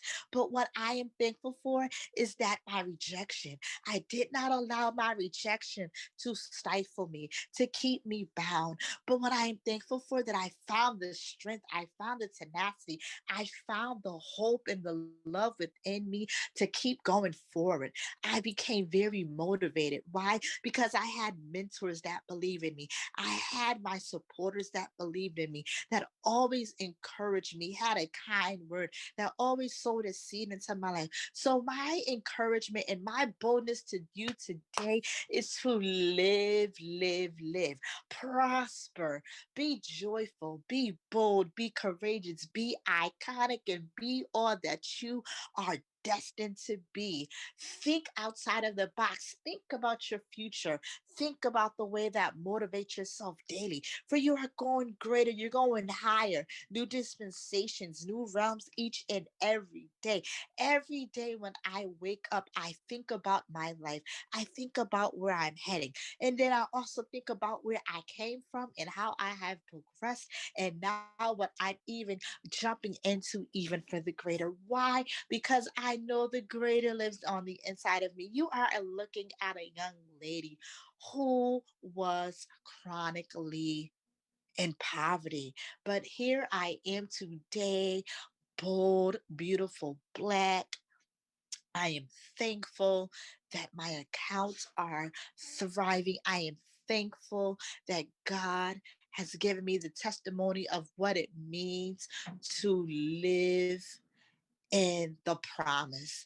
I am thankful because I remember those days when I was on food stamps, on welfare. Like, God, when my change how? Now, don't get me wrong. You know, those things were there to assist, to aid until I was able to get on my feet. And what I am thankful for is that I did not allow what was spoken over me, the negative words, the naysayers, those things, the dead weight, the negative words implanted and that was enrooted become my reality. I was determined to change. I stood tall in the face of adversity and I said to myself, Florence Lillian Marshall, you will be great. Florence Lillian Marshall, you will become a major name. Your household will be great. Your name will be great. There are women that you are supposed to empower, men whose lives you are supposed to change, families will come back together because of the words that are coming from your mouth to enhance and to perfect the life of an individual. In my heart has been children. Why? Because I know there's so many children who had to go through the ranks that I've gone through of poverty, living in a low income area. And sometimes you don't have the best quality of support. But what I am thankful for is for every person that has ever supported me. And I'm even thankful for those educators and for those teachers that I had that spoke their negative words over me. Why? Because it empowered me and it motivated me to be great. It motivated me to think on the great things of life. Like, girl, you are going to overcome. Girl, you are going to be great. Snap, snap, snap, snap, snap. Because you are chosen and you are destined for greatness. You are chosen to change the world. You are chosen to change your life. You are chosen to change your community on the local, the national, the state, and most of all, international.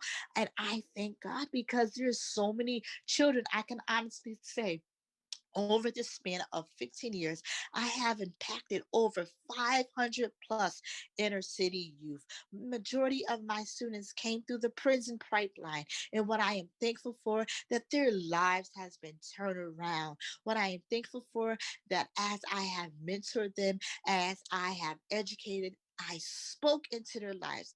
I didn't speak the negative, but I said to them, I know that you can be great. I know that you can do your schoolwork. I know that you can find other things and find other positive ways to stay off the street, earn money the right way. No, you don't need that gun. I want you to think about your parents and think how you can change your life, make your mother proud again, make your father proud again. And that's a part of my prodigy, is to see our young people grow and to see our young people become greatness, to develop in their greatness, and then to become great senators, become great leaders, become great motivators. Anything that is positive, I stand for and I believe in. That's why I am bold. That's why I'm a beautiful African American queen who come from poverty, now propelled into my greatness. And that's why on today I am beautiful, I am bold, and I am iconic. God bless.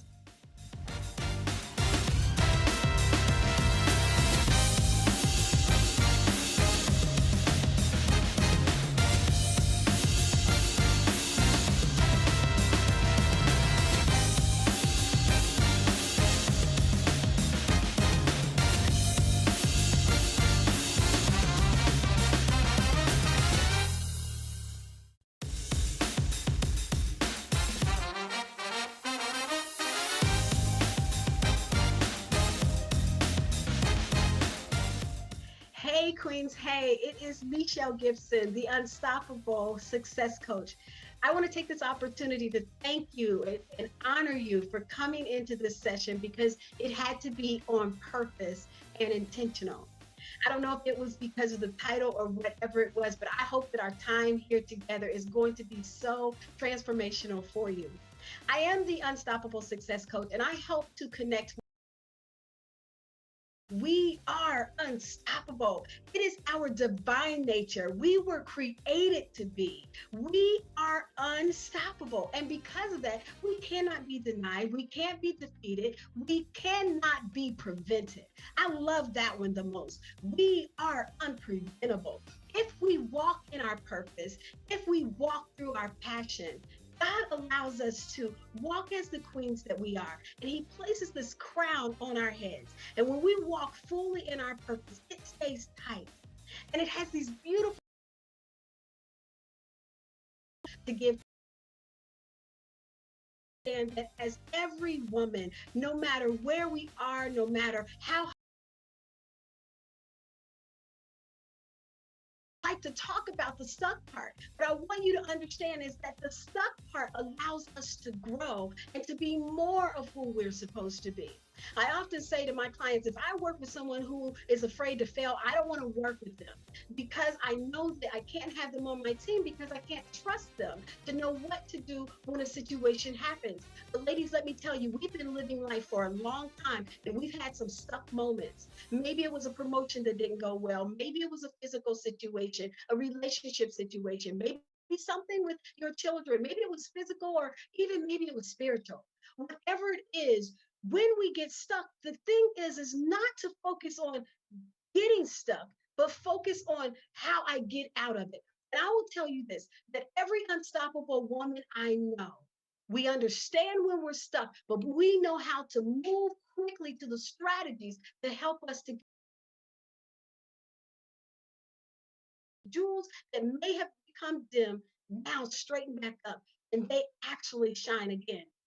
In large part, it's because that connection and our kryptonite is competition. And I'm not just saying this because I love this topic. I'm not saying this because I just want to say something. Follow this path to the unstoppable and live our greatest purposeful life.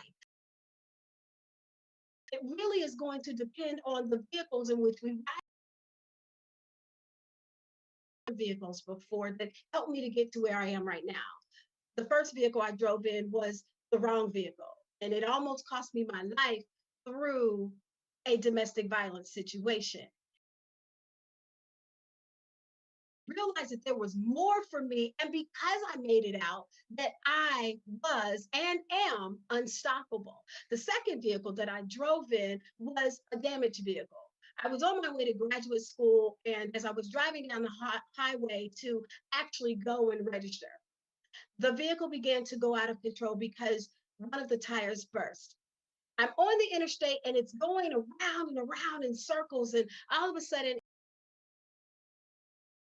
over the ravine, and I was going to be going down the mountainside in the hills of God. He stopped that vehicle and he spun me one last time in the opposite direction of traffic. The miraculous part about this is that there were so many vehicles coming at me. I saw them in my rearview mirror. But when he turned me around, those vehicles seemed like they were in slow motion and they never even approached me. In fact, some of them went around me. Some of them actually stopped to see if I was okay. And it was also in that moment that I realized that I was designed for more and that I was and am unstoppable. The third vehicle that I drove in, I think, is the one that really helped to shape my life to where I am right now. I graduated from graduate school, went to work for one of the #1 insurance companies in America. And I was a property and a bodily injury specialist. One day I sit down at my desk and I open up my folder, and that's when it happened. I saw that the vehicle that I was working with was a total loss, which means there was no repair.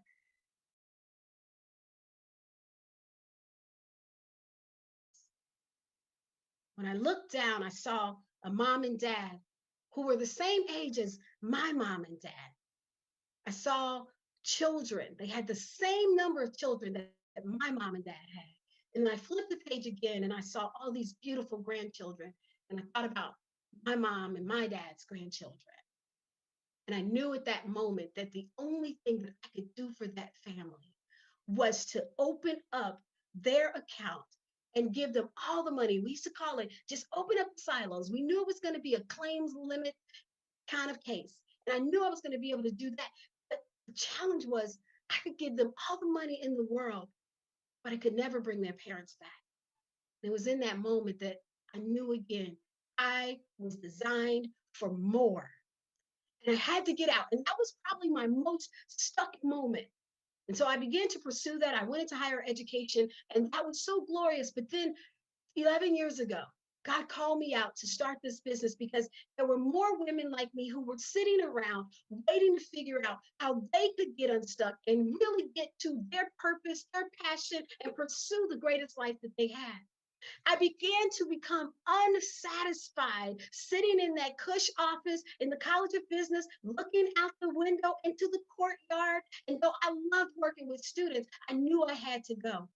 And I want to tell you that when I made the decision to go, the whole world changed for me.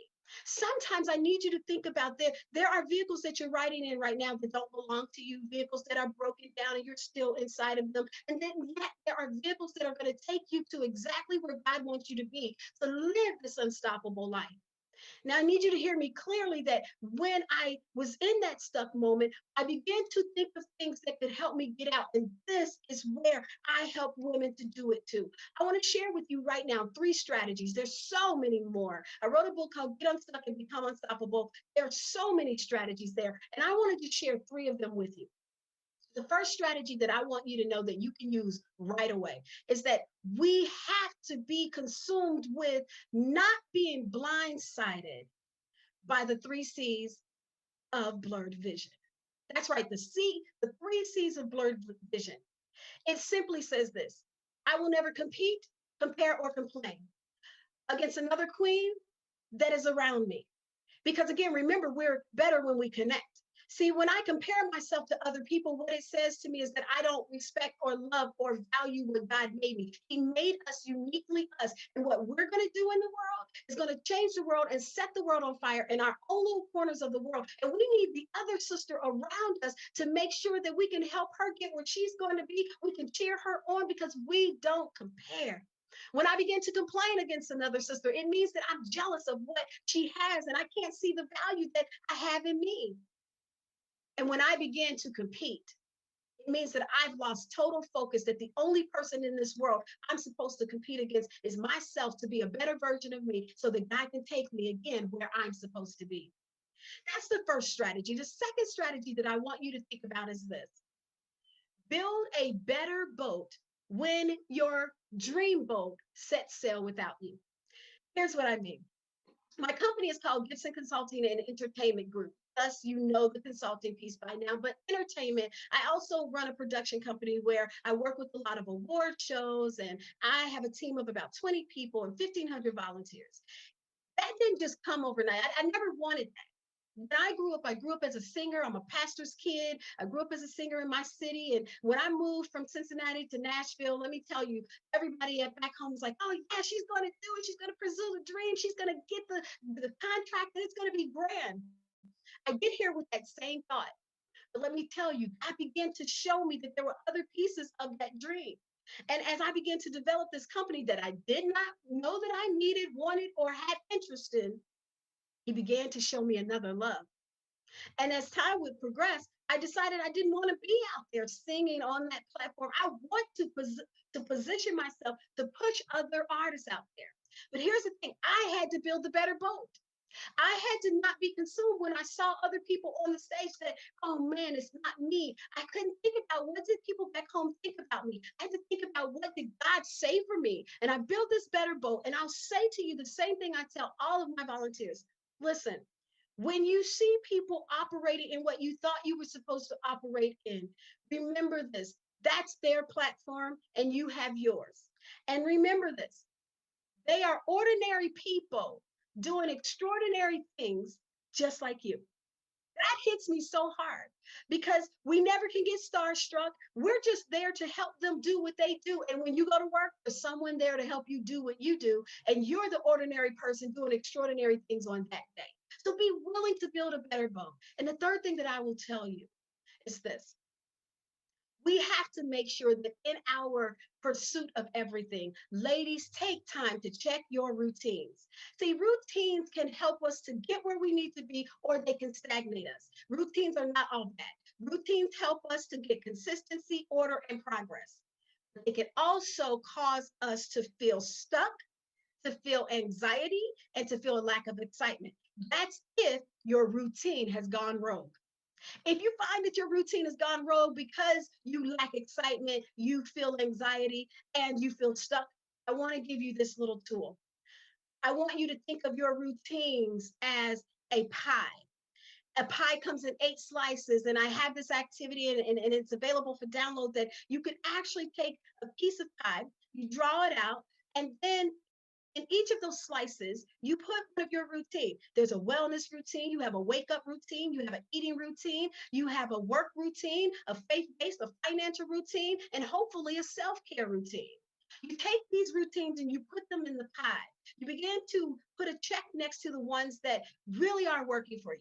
But the ones that are not, I want you to put a X next to those. And then I want you to build another pie, draw it out, and just put in the slices for the number of slices that represent those areas that need to change. And so for everyone that you had an X in, write it in a new pie. Begin to write down, why does this not excite me? What can I do to change it? And then put a timeline as to when I'm going to change it. Ladies, when we change our routines, sometimes it's as simple as changing the route in which you go to work.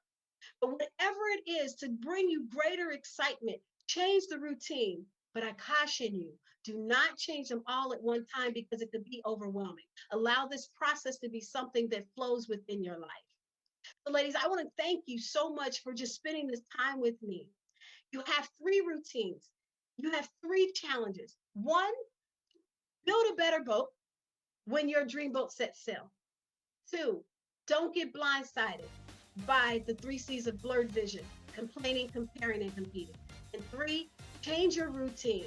Create the pie that represents you, that causes the greatest sweetness in your life, so that you can be the most powerful, the most successful, the most purposeful, unstoppable queen, where your crown sits nicely on your head and it cannot be moved. My name again is Michelle Gibson, and I want to thank you for taking this time with me. I'd love to connect with you even further, and I want to invite you to come out to my website at www.unstoppableconnection.com. As you go out there, there are several different freebies out there for you and resources that you can use on the front page. And then you'll be able to see more of what I do, and we'll be able to connect from there. You know, you could have been doing anything else that you wanted with your time, but you decided to hang out with me in this session. And I'm grateful and I'm thankful. So until next time, I'll see you at the top.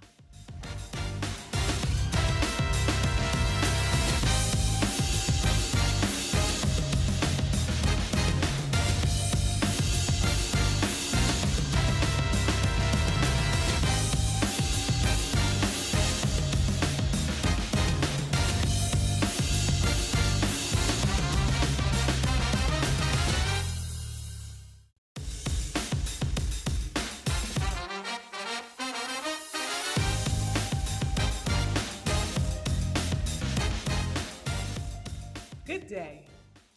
My name is Obiama Martin. I go by the conscientious cash flow activist because I care about how you bring money into your home.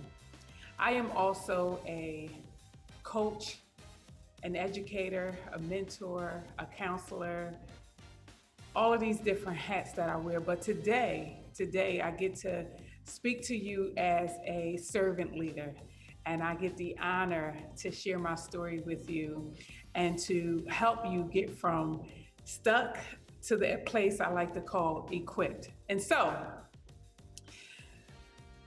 there was a time before I became who I am today, this amazing individual that you see before you. There was a time when early in my entrepreneurial endeavors, because this isn't my first time at the rodeo. I've actually been an entrepreneur full-time since 2002. So we're talking almost 20 years now. And I have a whole lot of experience with failing forward. But there was a time specifically in 2009 when I had the opportunity to work with this phenomenal company. At the time, I had no idea that this company was the largest nonprofit company in the area. And I was just really excited that I had the opportunity to fulfill my dreams and do the things that I absolutely enjoy doing, which is pouring into people, loving on people, and helping them get from a place I like to call stuck to equipped. And so I landed this contract working with this organization that allowed me to transform the lives of individuals that was transitioning from the welfare to work industry, or I should say the welfare to work population, to a opportunity to be more sustainable so they would not have to continue to depend on public assistance. And so I had the honor of working with these individuals. I was absolutely passionate about working with them. I enjoyed getting up, doing what I did each and every day. And so in that work and that opportunity that I had, I got to give them, train them, mentor, coach them on how to work with children. And then what I did was I partnered with my friends in the industry who also owned early childhood programs so that these individuals would have a real opportunity, not just learning practical information from an academic perspective, but they would also have theory that went with their practice. And so I partnered with my friends in the industry to allow these individuals to have an internship. And so for 2 years, I did this work. I was absolutely passionate about this work. I breathed this work, embodied who I was at that time. I was changing the lives of individuals all across my community. They were transitioning from welfare to work. They were gaining employment. They were increasing their skill set and their education, and they were going on from my program to enter into college. And so in this work, I had the opportunity to work with thousands of individuals every year. And can I tell you how I was so filled up with this work? We had received accolades from the president, from the CEO, from the vice president. We received awards. We were named 2 years in a row. 2 years in a row, we were named the #1 training and development company in Pennsylvania. We were recognized by the mayor. We were recognized by city council. Again, we were recognized by all these individuals. We received accolades after accolades and awards after awards. And so I don't know about you, but I became so consumed with the work that I was doing in my business that I neglected to pay attention to the politics. Has that ever been you? Have you ever been so busy working in your business that you neglected to pay attention to the things that was going on around your business?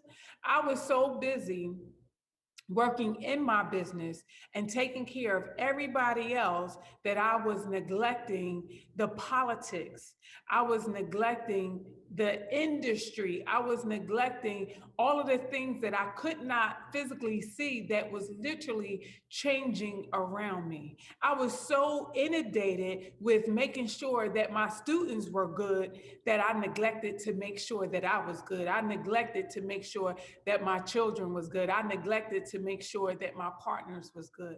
Has that ever been you? You can just write in chat, put your hands up, let me know that I'm not alone in this. And so I don't know about you, but in this space, I was soaring. I was on high. You couldn't tell me anything. You couldn't tell me nothing because I had mastered the art of transforming my students' lives from going from a place of stuck where they were depending on public assistance to a place of equipped where they were gainfully employed and they had credentials that allowed them to actually earn a worthy wage. And I don't know about you, but that was a big deal for me because I understood that when I changed the life of a mother, I was changing a generation. When I changed the life of a father, I was impacting a generation. When I changed the lives of a couple, I was impacting generations to come. And so that was a big deal to me. But what I neglected was that I was so busy doing the work that I neglected me. I neglected the things that was going on around me. And at that time, I didn't have a mentor. I didn't have people in my circle who could kind of pull my coattail and say, listen, there's some changes going on in the industry. There's some talk going on down at City Hall, or there's some talk going on at the state and federal level that's going to impact what you do. See, I didn't have anybody on the inside of that company that I had a relationship with that was able to pull my coattail and say, listen, the president is getting ready to leave, and shortly after, the vice president is getting ready to leave. And you may need to make some changes in what you do because the leadership is changing, the company is changing, the contract is about to change. See, nobody told me, and can I tell you how I was making over 6 figures with this contract? This contract allowed me to stop doing some other things. This contract set me on a blaze and allowed me to live life fully, and allowed me to put my children in a private school, and allowed me to do some philanthropic work in my community. And so again, I was so busy in my business, taking care of everybody else, making sure everybody else that was good, but I neglected to take care of me. And I don't know if that's you. I don't know if that's ever been you, but what I know is that we have a tendency to get comfortable and complacent and satisfied. And what I've learned is that complacency is the enemy to progress. That's what I've learned. Complacency is the enemy to progress. And so that situation taught me never to get complacent again, because what happened next was that after a while, 2.5 years in, riding on high, the leadership changed. After a while, the president put in his resignation. And then shortly after that, I want to say within 6 months, the vice president put in his resignation. And what I didn't know, that by the end of that year, I was going to be in a situation where I was no longer going to be able to feed my family, because what I didn't know was that the 2 individuals that came in that replaced the president and the vice president, they knew nothing about me. They knew nothing about my company. They knew nothing about all of the lives I had impacted, all of the awards that I had received. They knew nothing about the impact that I had made for the last 2.5 years. They did not know that I existed, nor did they care. Oh, that was a wake-up call for me. And so can I tell you how I was devastated when on November 25th, 2000, and I want to say 2011, 2012, November 25th. It was a Wednesday. I'll never forget it. It was a Wednesday. And I received an email, and I received a phone call that went like this: Miss Martin, we regret to tell you that effective today, we've made a decision to go in another direction. Ms. Martin, effective today, we are going to now do the training in-house. Effective today, Ms. Martin, we will no longer be needing your services. And so I'm looking at the phone in disbelief. I'm looking at this phone in complete despair. I'm looking at this phone saying to myself, this cannot be happening to me. I've put everything into this contract. I've put all of me into every student. This cannot be my reality. This cannot be happening to me. And I'll never forget how when I looked into this phone, I took a minute and I paused and I said, okay. There was nothing else for me to say, but can I tell you, in my gut, in my stomach, I felt like I was punched. I felt like somebody literally took the air out of my body.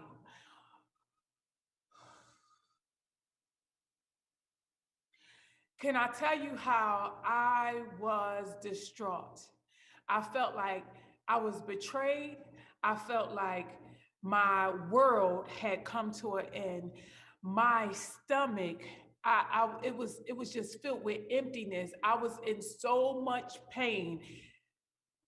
I just didn't know what to do next. I just didn't know what to do next. I had nothing left to give. I had nothing left to give. And so I got myself together after I paused and I said, God, I don't know what this is all about, but I trust you. I don't know what this is all about. And so I quickly saw the email after that phone call, and I just was like, okay, this is what I'm going to do. I'm going to notify the funding organization. So the company that I was contracted with, I was the subcontractor, and that company was the main contractor, and they were receiving a grant for the services that I was providing. And so luckily, I wasn't a dumb chick. Luckily, I wasn't a dumb chick. So what I did was I reached out to the funding organization. I sent the email and I got on the phone and I said, listen, this is Miss Martin. I am the subcontractor with this company. And I just wanted to let you know that they just called me and informed me that effective today that they will no longer be needing my services. And they said, really? Okay, well, thank you for notifying us and we'll get back to you. I didn't know what was going to happen next. I also followed up with the email because I wanted everything to be documented. I didn't know what was going to happen next, but I trusted God. I absolutely was like, God, I know that you got me. And so quickly after that, I want to say within hours, I get another phone call from the funding organization that went like this: Ms. Martin, we are happy to notify you that we have notified that company that they wrote you in the contract. And because they wrote you in the contract, they have a legal obligation to fulfill the contract because you are the leading training organization. And we have notified them that if they do not continue on with your services, that we will not continue on providing funding. Woo! I was like, thank you, Jesus. Thank you, Jesus, right? But let me tell you what happened next. So, of course, the organization that had just terminated me had to eat humble pie and email me as well as call me and say, I'm sorry for the inconvenience, Ms. Martin. We will continue on with your services and we apologize for the inconvenience. And I was like, yes, and amen. Hallelujah, right? However, that experience changed the trajectory of my life because let me tell you what happened. I had put my eggs in all one basket. And I can remember my mom telling me early in my life never to put all of my eggs in one basket. And I didn't really quite understand what that meant as a teenager, nor did I understand what that meant in my 20s. But being in this situation where I had abandoned everything else because I was making 6+ figures, I was doing the thing. So I thought I got comfortable and complacent.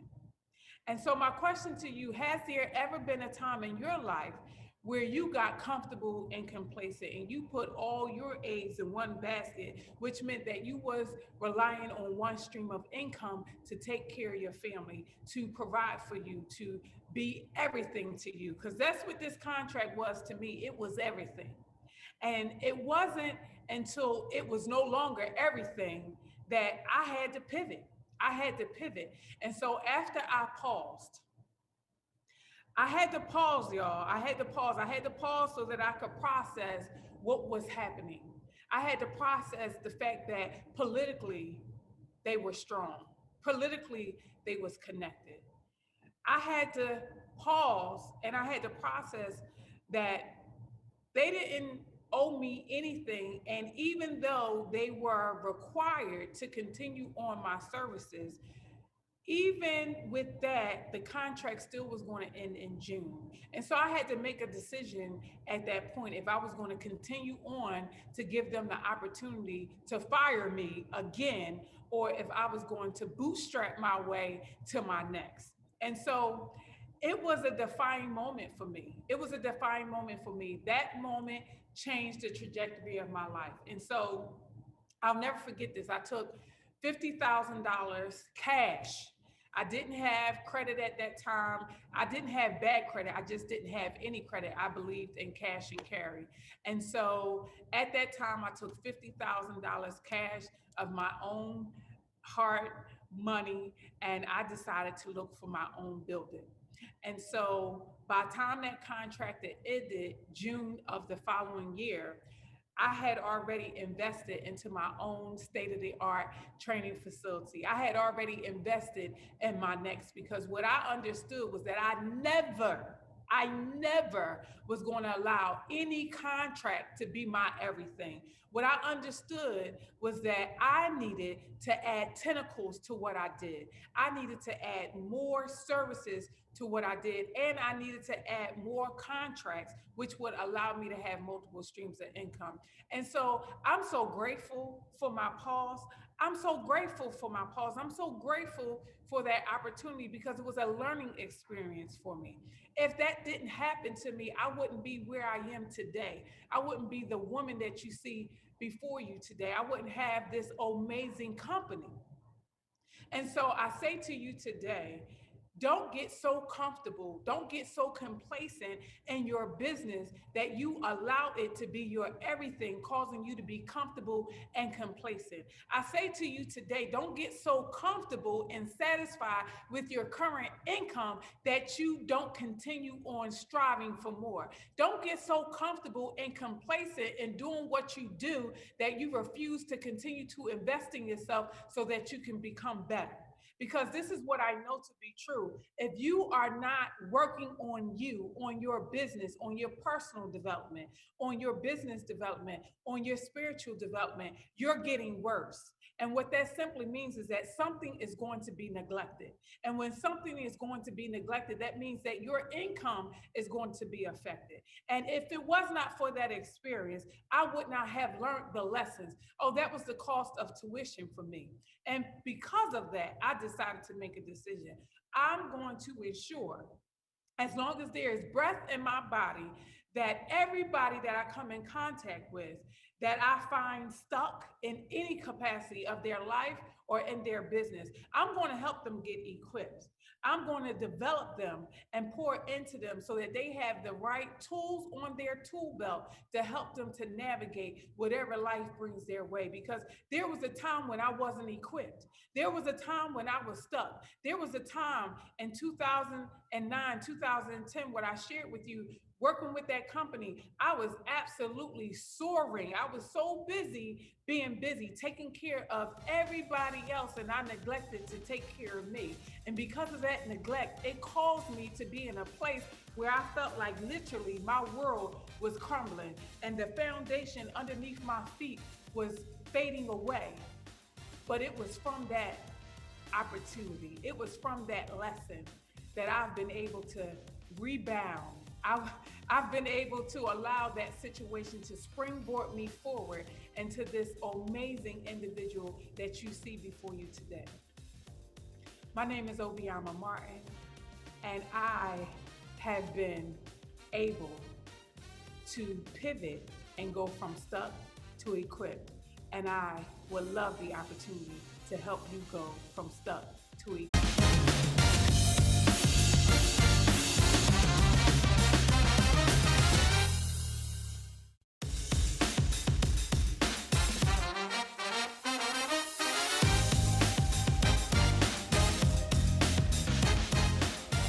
It's the Black CEO Iconic 2021 conference.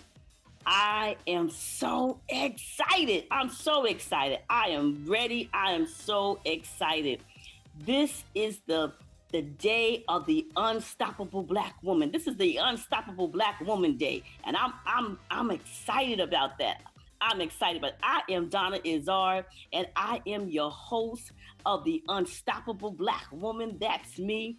And we have some amazing, unstoppable Black women, such as Lashana Williams, Marcella D. Moore, Dr. Jennifer Harris, Chandra Gore, and Lakeisha Hendricks Horton.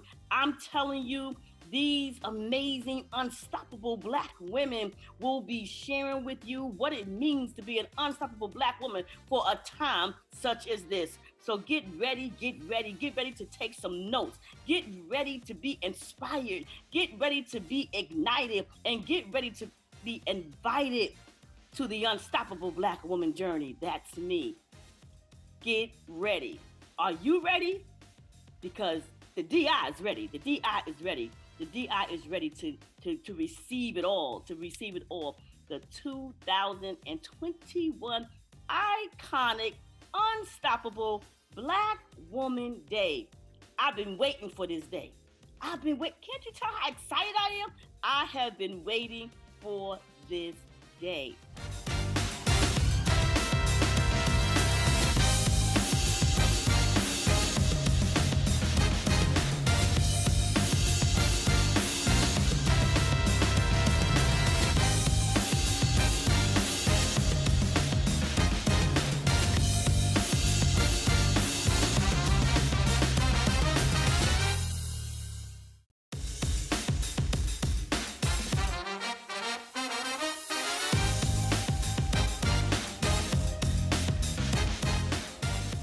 Greetings, everyone.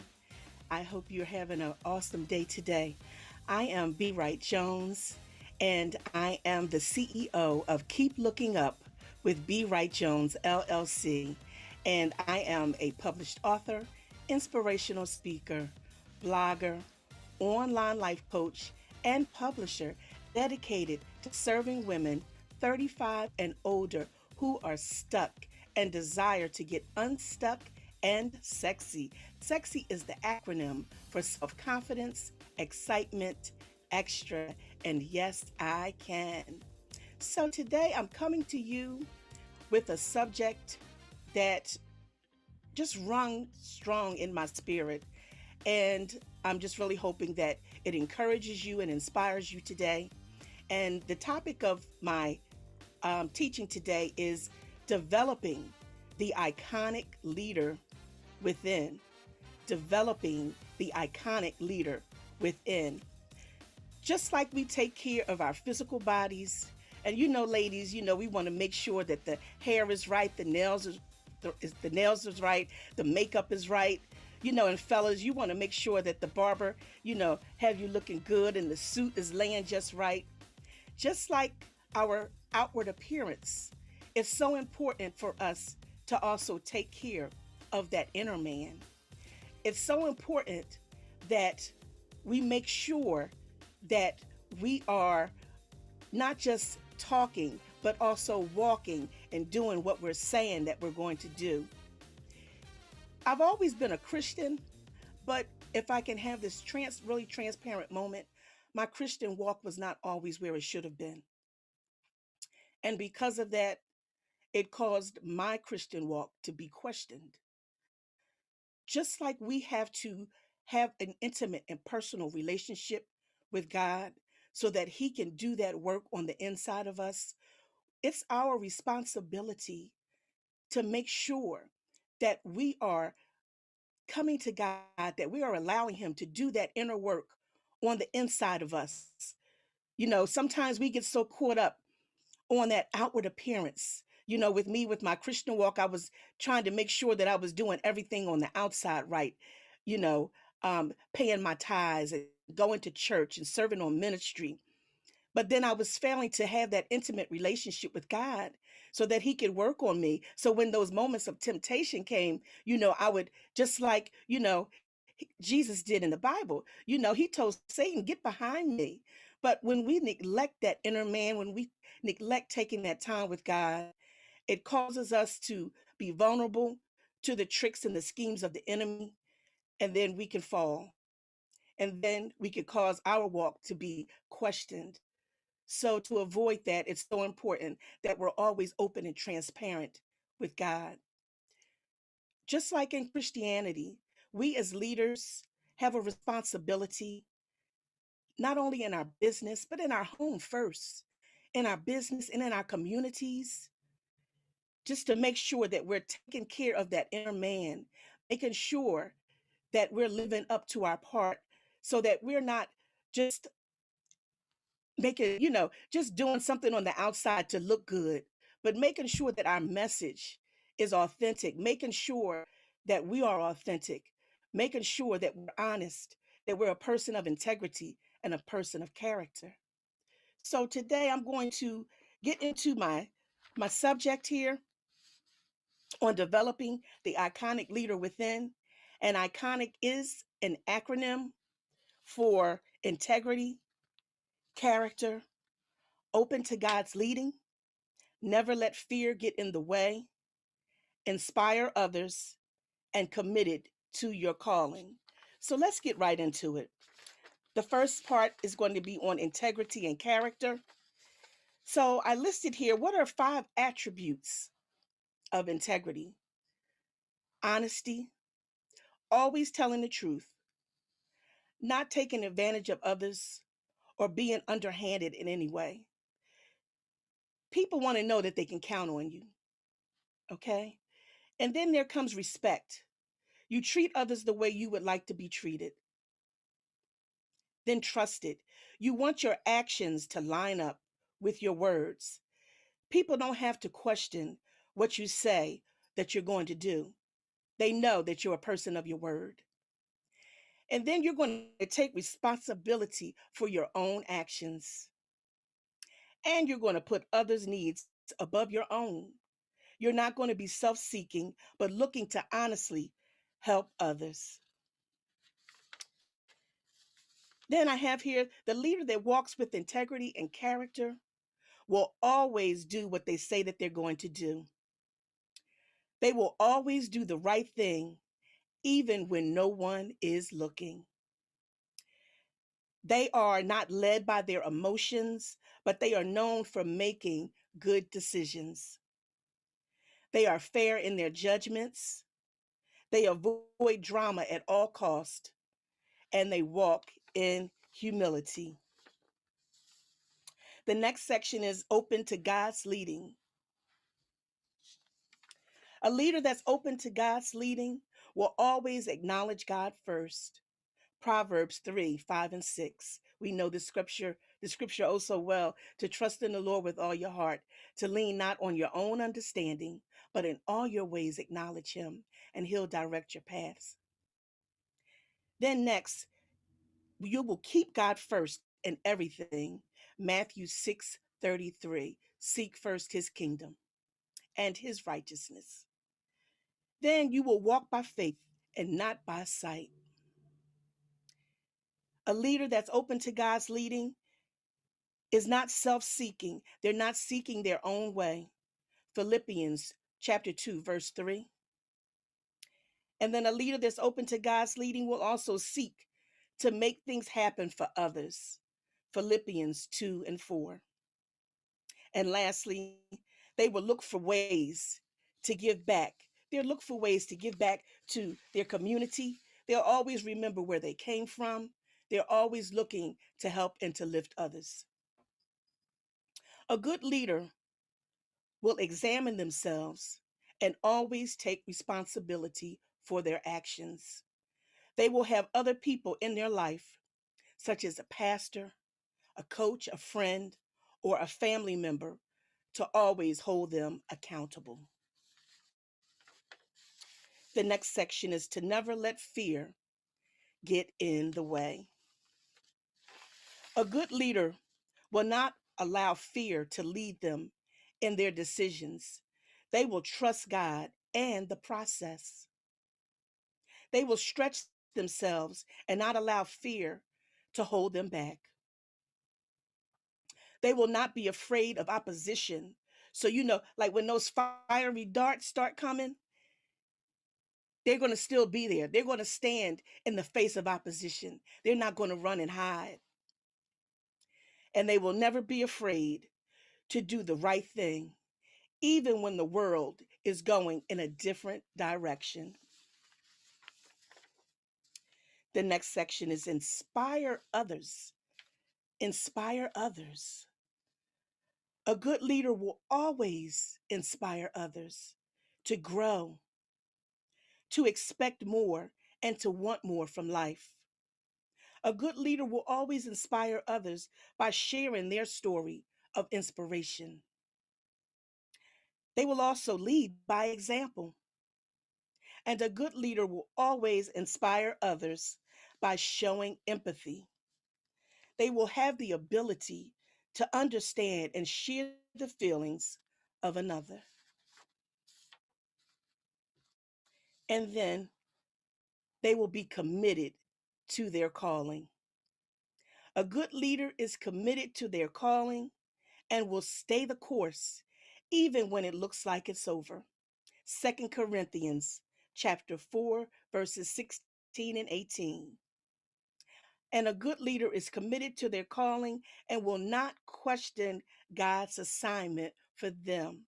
You know, it's funny, I always come back to the book of Exodus and I always come back to Moses because I just think this story is just so amazing. It's so fascinating because God reassured Moses so many times in the book of Exodus, chapter 3 and 4, assured Moses that he was with him, assured Moses, to go, to let my people get free. I'm with you. But Moses continuously, several times, questioned God's calling on him. And at the end, it was just, it took me out because in the end, Moses had a nerve to ask God to send someone else. He questioned his ability. He questioned God's word. The story just amazes me. And then, a good leader is committed to their calling by building other good leaders. They will not be intimidated by the success of others. They are looking to build others up. They're looking to lead others to walk in a right path. They're not intimidated when others are doing well and are succeeding. A good leader is committed to their calling and is content in their leadership role. They are not trying to outshine others or trying to keep up with the Joneses. They're staying focused and committed to their assignment. And then a good leader is committed to their calling and will keep a good reputation. Proverbs 22 and 1. So, my question for you, and this is a call to action, my question to you is, will you be committed to developing that iconic leader within? Not just the outward appearance, of being well respected and doing well in life and looking the part, but will you develop that inner man with having integrity and good character? Will you commit to examining yourself on a daily basis? Will you hold yourself accountable? Will you stay open to God's leading? Will you have that faith over fear at all cost? Will you inspire others daily? And lastly, will you stay committed to your calling no matter what it looks like, no matter what it feels like, no matter what's going on around you? Will you stay committed to being that iconic leader? In closing, I just wanted to share these last words. Leaders become great not because of their power, but because of their ability to empower others. That's John Maxwell. And then lastly, great leaders don't tell you what to do. They show you how it's done. So I hope that my message has encouraged you today. I hope that it's inspired you to be the best you that you can be, to always be open and honest with God, allow God to do that inner work so that we can be the best. We want God to get some glory out of our lives. Amen. So we want people to see us at our best. Now, if I can just have this transparent moment, I don't want to make this look like it's so easy. I don't want to make it look like, I'm so perfect, because I'm not. Trust me, there are many days that I'm behind my closed doors in tears, crying, crying out to God, asking God to help me to stay strong when people have let me down, when people have done me wrong. But because I wanted to stay true to my calling, I didn't allow myself to be pulled out of character, to be pulled out of that person that I've asked God to create in me. I'm sorry, I'm getting a little emotional. So many times I'm behind my doors crying because I didn't allow my flesh to take over, to curse somebody out.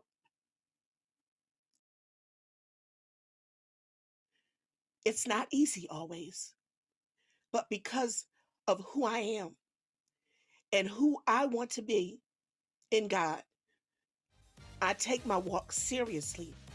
And it wasn't always like that, but I thank God for the growth, and I thank God for what He's doing in my life. So again, I hope that my message has encouraged you. And if you would like to connect with me, you can do so on a number of platforms. I'm on Facebook under B as in Belinda, Wright Jones, Wright Jones. And I'm on Twitter under Keep Looking Up with 2 P's. And I'm on Instagram under Keep Looking Up and the number 7. My website is www.bwrightjones.com. So be blessed, beloved. And in ending, I always have to say, stay encouraged and remember to always keep looking up. Be blessed.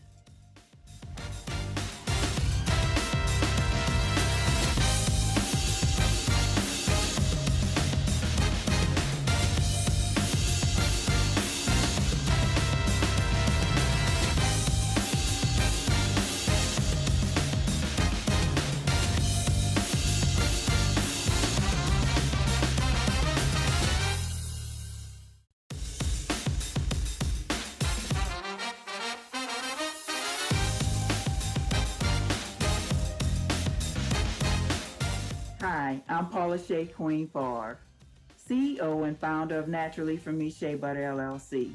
Native of a small town called Bay St. Louis, Mississippi, but I currently reside in Seattle, Washington. I'm a mother, grandmother. I'm number 13 of 14 kids. How amazing is that? I'm an Army veteran, and I'm a survivor of domestic violence, childhood and adult sexual trauma, and PTSD. I'm currently writing a book called Can't Keep Running Away, and I'm a co-author of an anthology, My Walk Past Hell by Dr. Yolanda Jerry. Today, I'm going to tell you about 3 key points of how to gain from your pain. Number 1 is how to overcome adversity. How to overcome adversity. I say embrace it. Don't run from it or it will resurface. Face it head on and learn from it. With every lesson comes a blessing. I'm going to tell you about a short story about me, about how I overcame. All right, imagine you're on your 3rd marriage. You have 2 small kids. You're together for 15 years, married for 18. You're holding on for dear life, and you realize you or him are not happy. You eventually leave and face poverty. You're suddenly faced with 1 income. You have to manage. In a small town, you feel ashamed, hurt, embarrassed. You don't even want to get out of bed. You don't want to show up for work, but you have to live. You start brainstorming on how to make extra income. Okay, then my son was suffering from eczema. I used to go and get that big hard tub of shea butter from the hair store. Every time you had to heat it up, it had a very earthy smell. So my son was going through puberty. He was like, "Mom, this smells horrible. I don't even want to do this anymore." But the medication that the dermatologist was giving him was burning his skin. It was actually not really fit for African Americans for their skin because it gave it appearance of being burnt. So I brainstormed, I researched, and I started whipping the shea butter. Then eventually I had a garden and I came up with a way to infuse those herbs that I was growing and made essential oils. So I took that and whipped that with the shea butter, and I started using medicinal and therapeutic essential oils, and I came up with a product to actually help eczema. I worked at an assisted living facility, and I started bringing it to work using it on the elderly patients. Also, of course, the nurses started using it. They say, "You know what, Miss Paula, I would actually buy this product from you if you started selling it." And I'm like, "Really?" So it took off. It was in demand. It started flying. That's all that consumed me was working on this product. And of course, I still had to work. So I started working nonstop. I lost myself and embraced the fact that I had found my passion. Okay, so this made me have to show up to meetings. I had to go to trade shows. I had to learn how to talk to people again. I had to come out of my shell, and this in turn built my confidence because I had to show up and show out. I had to get all dressed up when I didn't want to get dressed up. Remember, I suffered from PTSD. I didn't even want to get out of bed, but this in turn built my confidence. Eventually, I came up, I got gained my LLC, and eventually I even had a store. And this is what brings me to number two, how to tap into your passion. You see, doing this work and showing up and having to show out, I tapped into my passion. It was no longer a job to me. It was my purpose in life. So that's what made me overcome. I say, if you find your passion, you'll never work again a day in your life. And I felt accepted. It built my self-confidence. And then that way I go to number three, how to start over at any age. You see, I was making my product. I eventually opened the store, but it wasn't doing as great as I thought it would be. People stopped showing up. What do they need to show up for if I had an online store? All right. The people just stopped showing up. Okay, my brother came to visit me from Seattle. He said, "You know, Paula, you have a great product here, but you know how slow it is in Mississippi. It's very stagnant." And it was. I had gotten to a point where I stayed in my car a couple of nights, and my shop owner said, "You know what?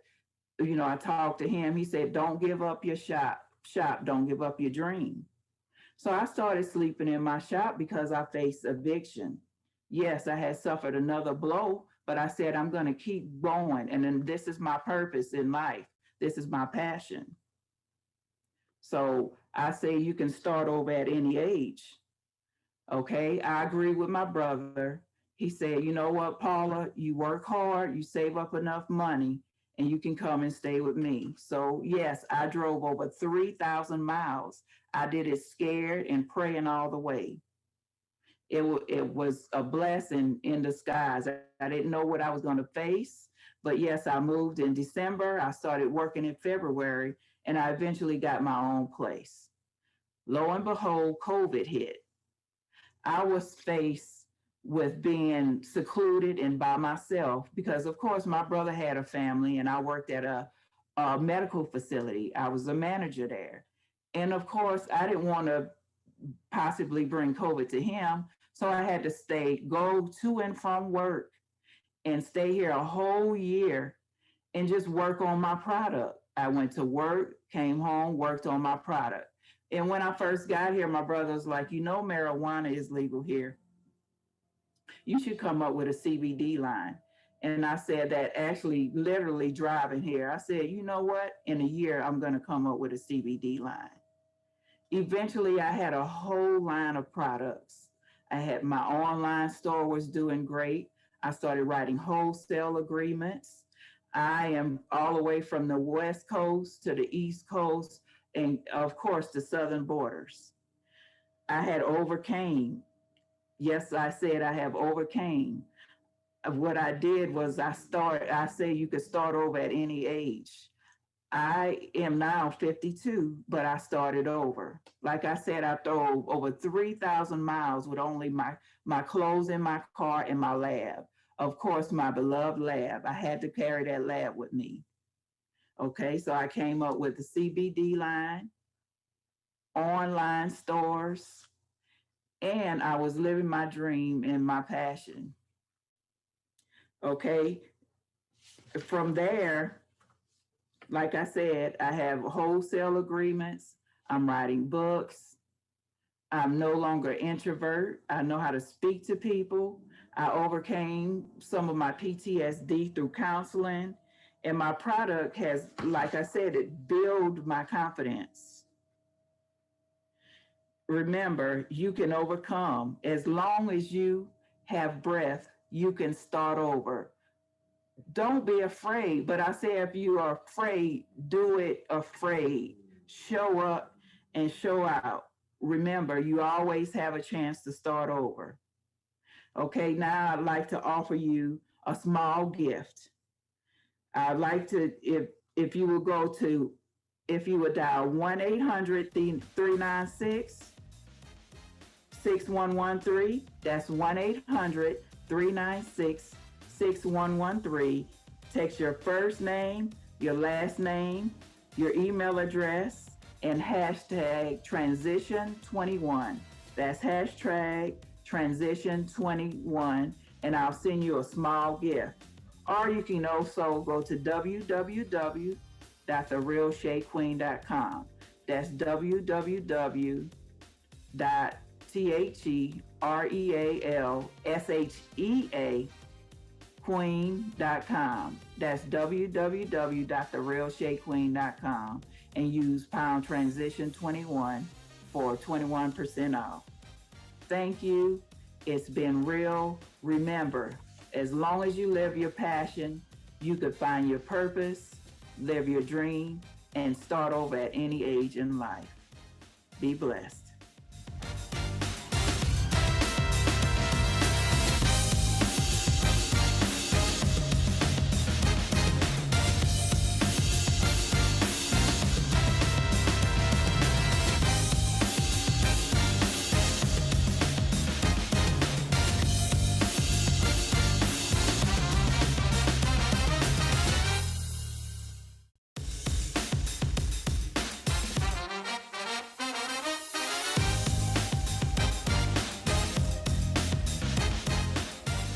Hello, everyone. I'm Dr. Joyce Perry.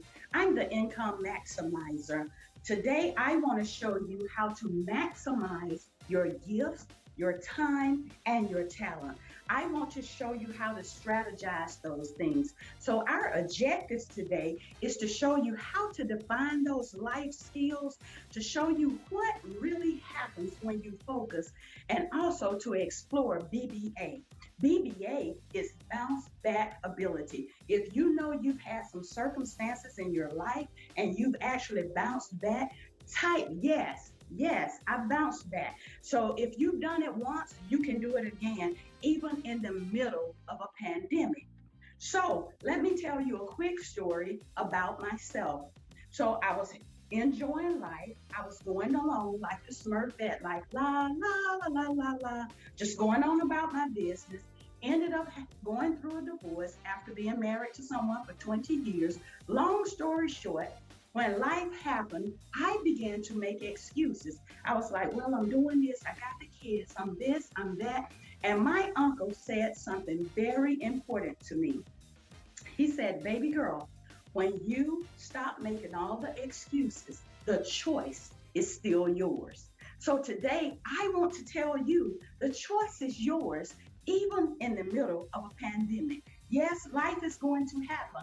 Yes, it will take you out of your comfort zone. Some of us have never been in a pandemic. So today, I want to help you to explore some of those things. So you have to realize you have a voice and a choice. You have a voice and a choice. And when I say you have a voice and a choice, what does that look like? That voice is saying your voice is the powerful voice that you're going to hear most of the time. So whether that's negative or positive. So use your words carefully because your words craft your world. So remember that if you got that your words craft your world, don't walk out and say, wow, it's so dark. Say, let there be light. So if things are not going how you want them to go, call it like you want it to go and don't speak about the negative part of it. So be joyful with your voice and your choice and recognize that you have that power within you. Know that those life skills are the things that come to you with the ease and a breeze. Like I would tell people when I was in school, I got spanked for talking all the time. You know, somebody talk to you, you talk back. The teacher always catch the second person. But guess what? I get paid for speaking, still talking, but speaking. So don't minimize your gifts. Don't minimize your talents because those are the things that are game changers in your life to help you to be a no limit person. So recognize that if you sing, if you speak, if you do lawn care, you may say, well, I just mow lawns. No, make it eloquent. I do lawn care. Change it to make it fit for you. Believe in yourself and know that you have that bounce back ability. Life is going to happen, but you have that bounce back ability to make a powerful impact. If you can make an impact in this season with some of your gifts and talents, type one in the chat. I see you. I see you. Great, great. A lot of you can make that impact. So be purposeful in your impact. Develop a plan, and most of all, work the plan. I'm going to give you even a challenge. It's the DARE challenge. The DARE challenge. The DARE, the D stand for decide. Decide something today. Decide that you will be that game changer. Decide that you're that one in your family that will make the difference. Decide that you will be iconic today. That D is for decide something. Decide what you want. Sometimes we are tainted by what everybody else wants, but what about what you want, what you desire? Dust off those dreams, those goals, and decide that you will make that difference for you. Have any of you ever been let down before?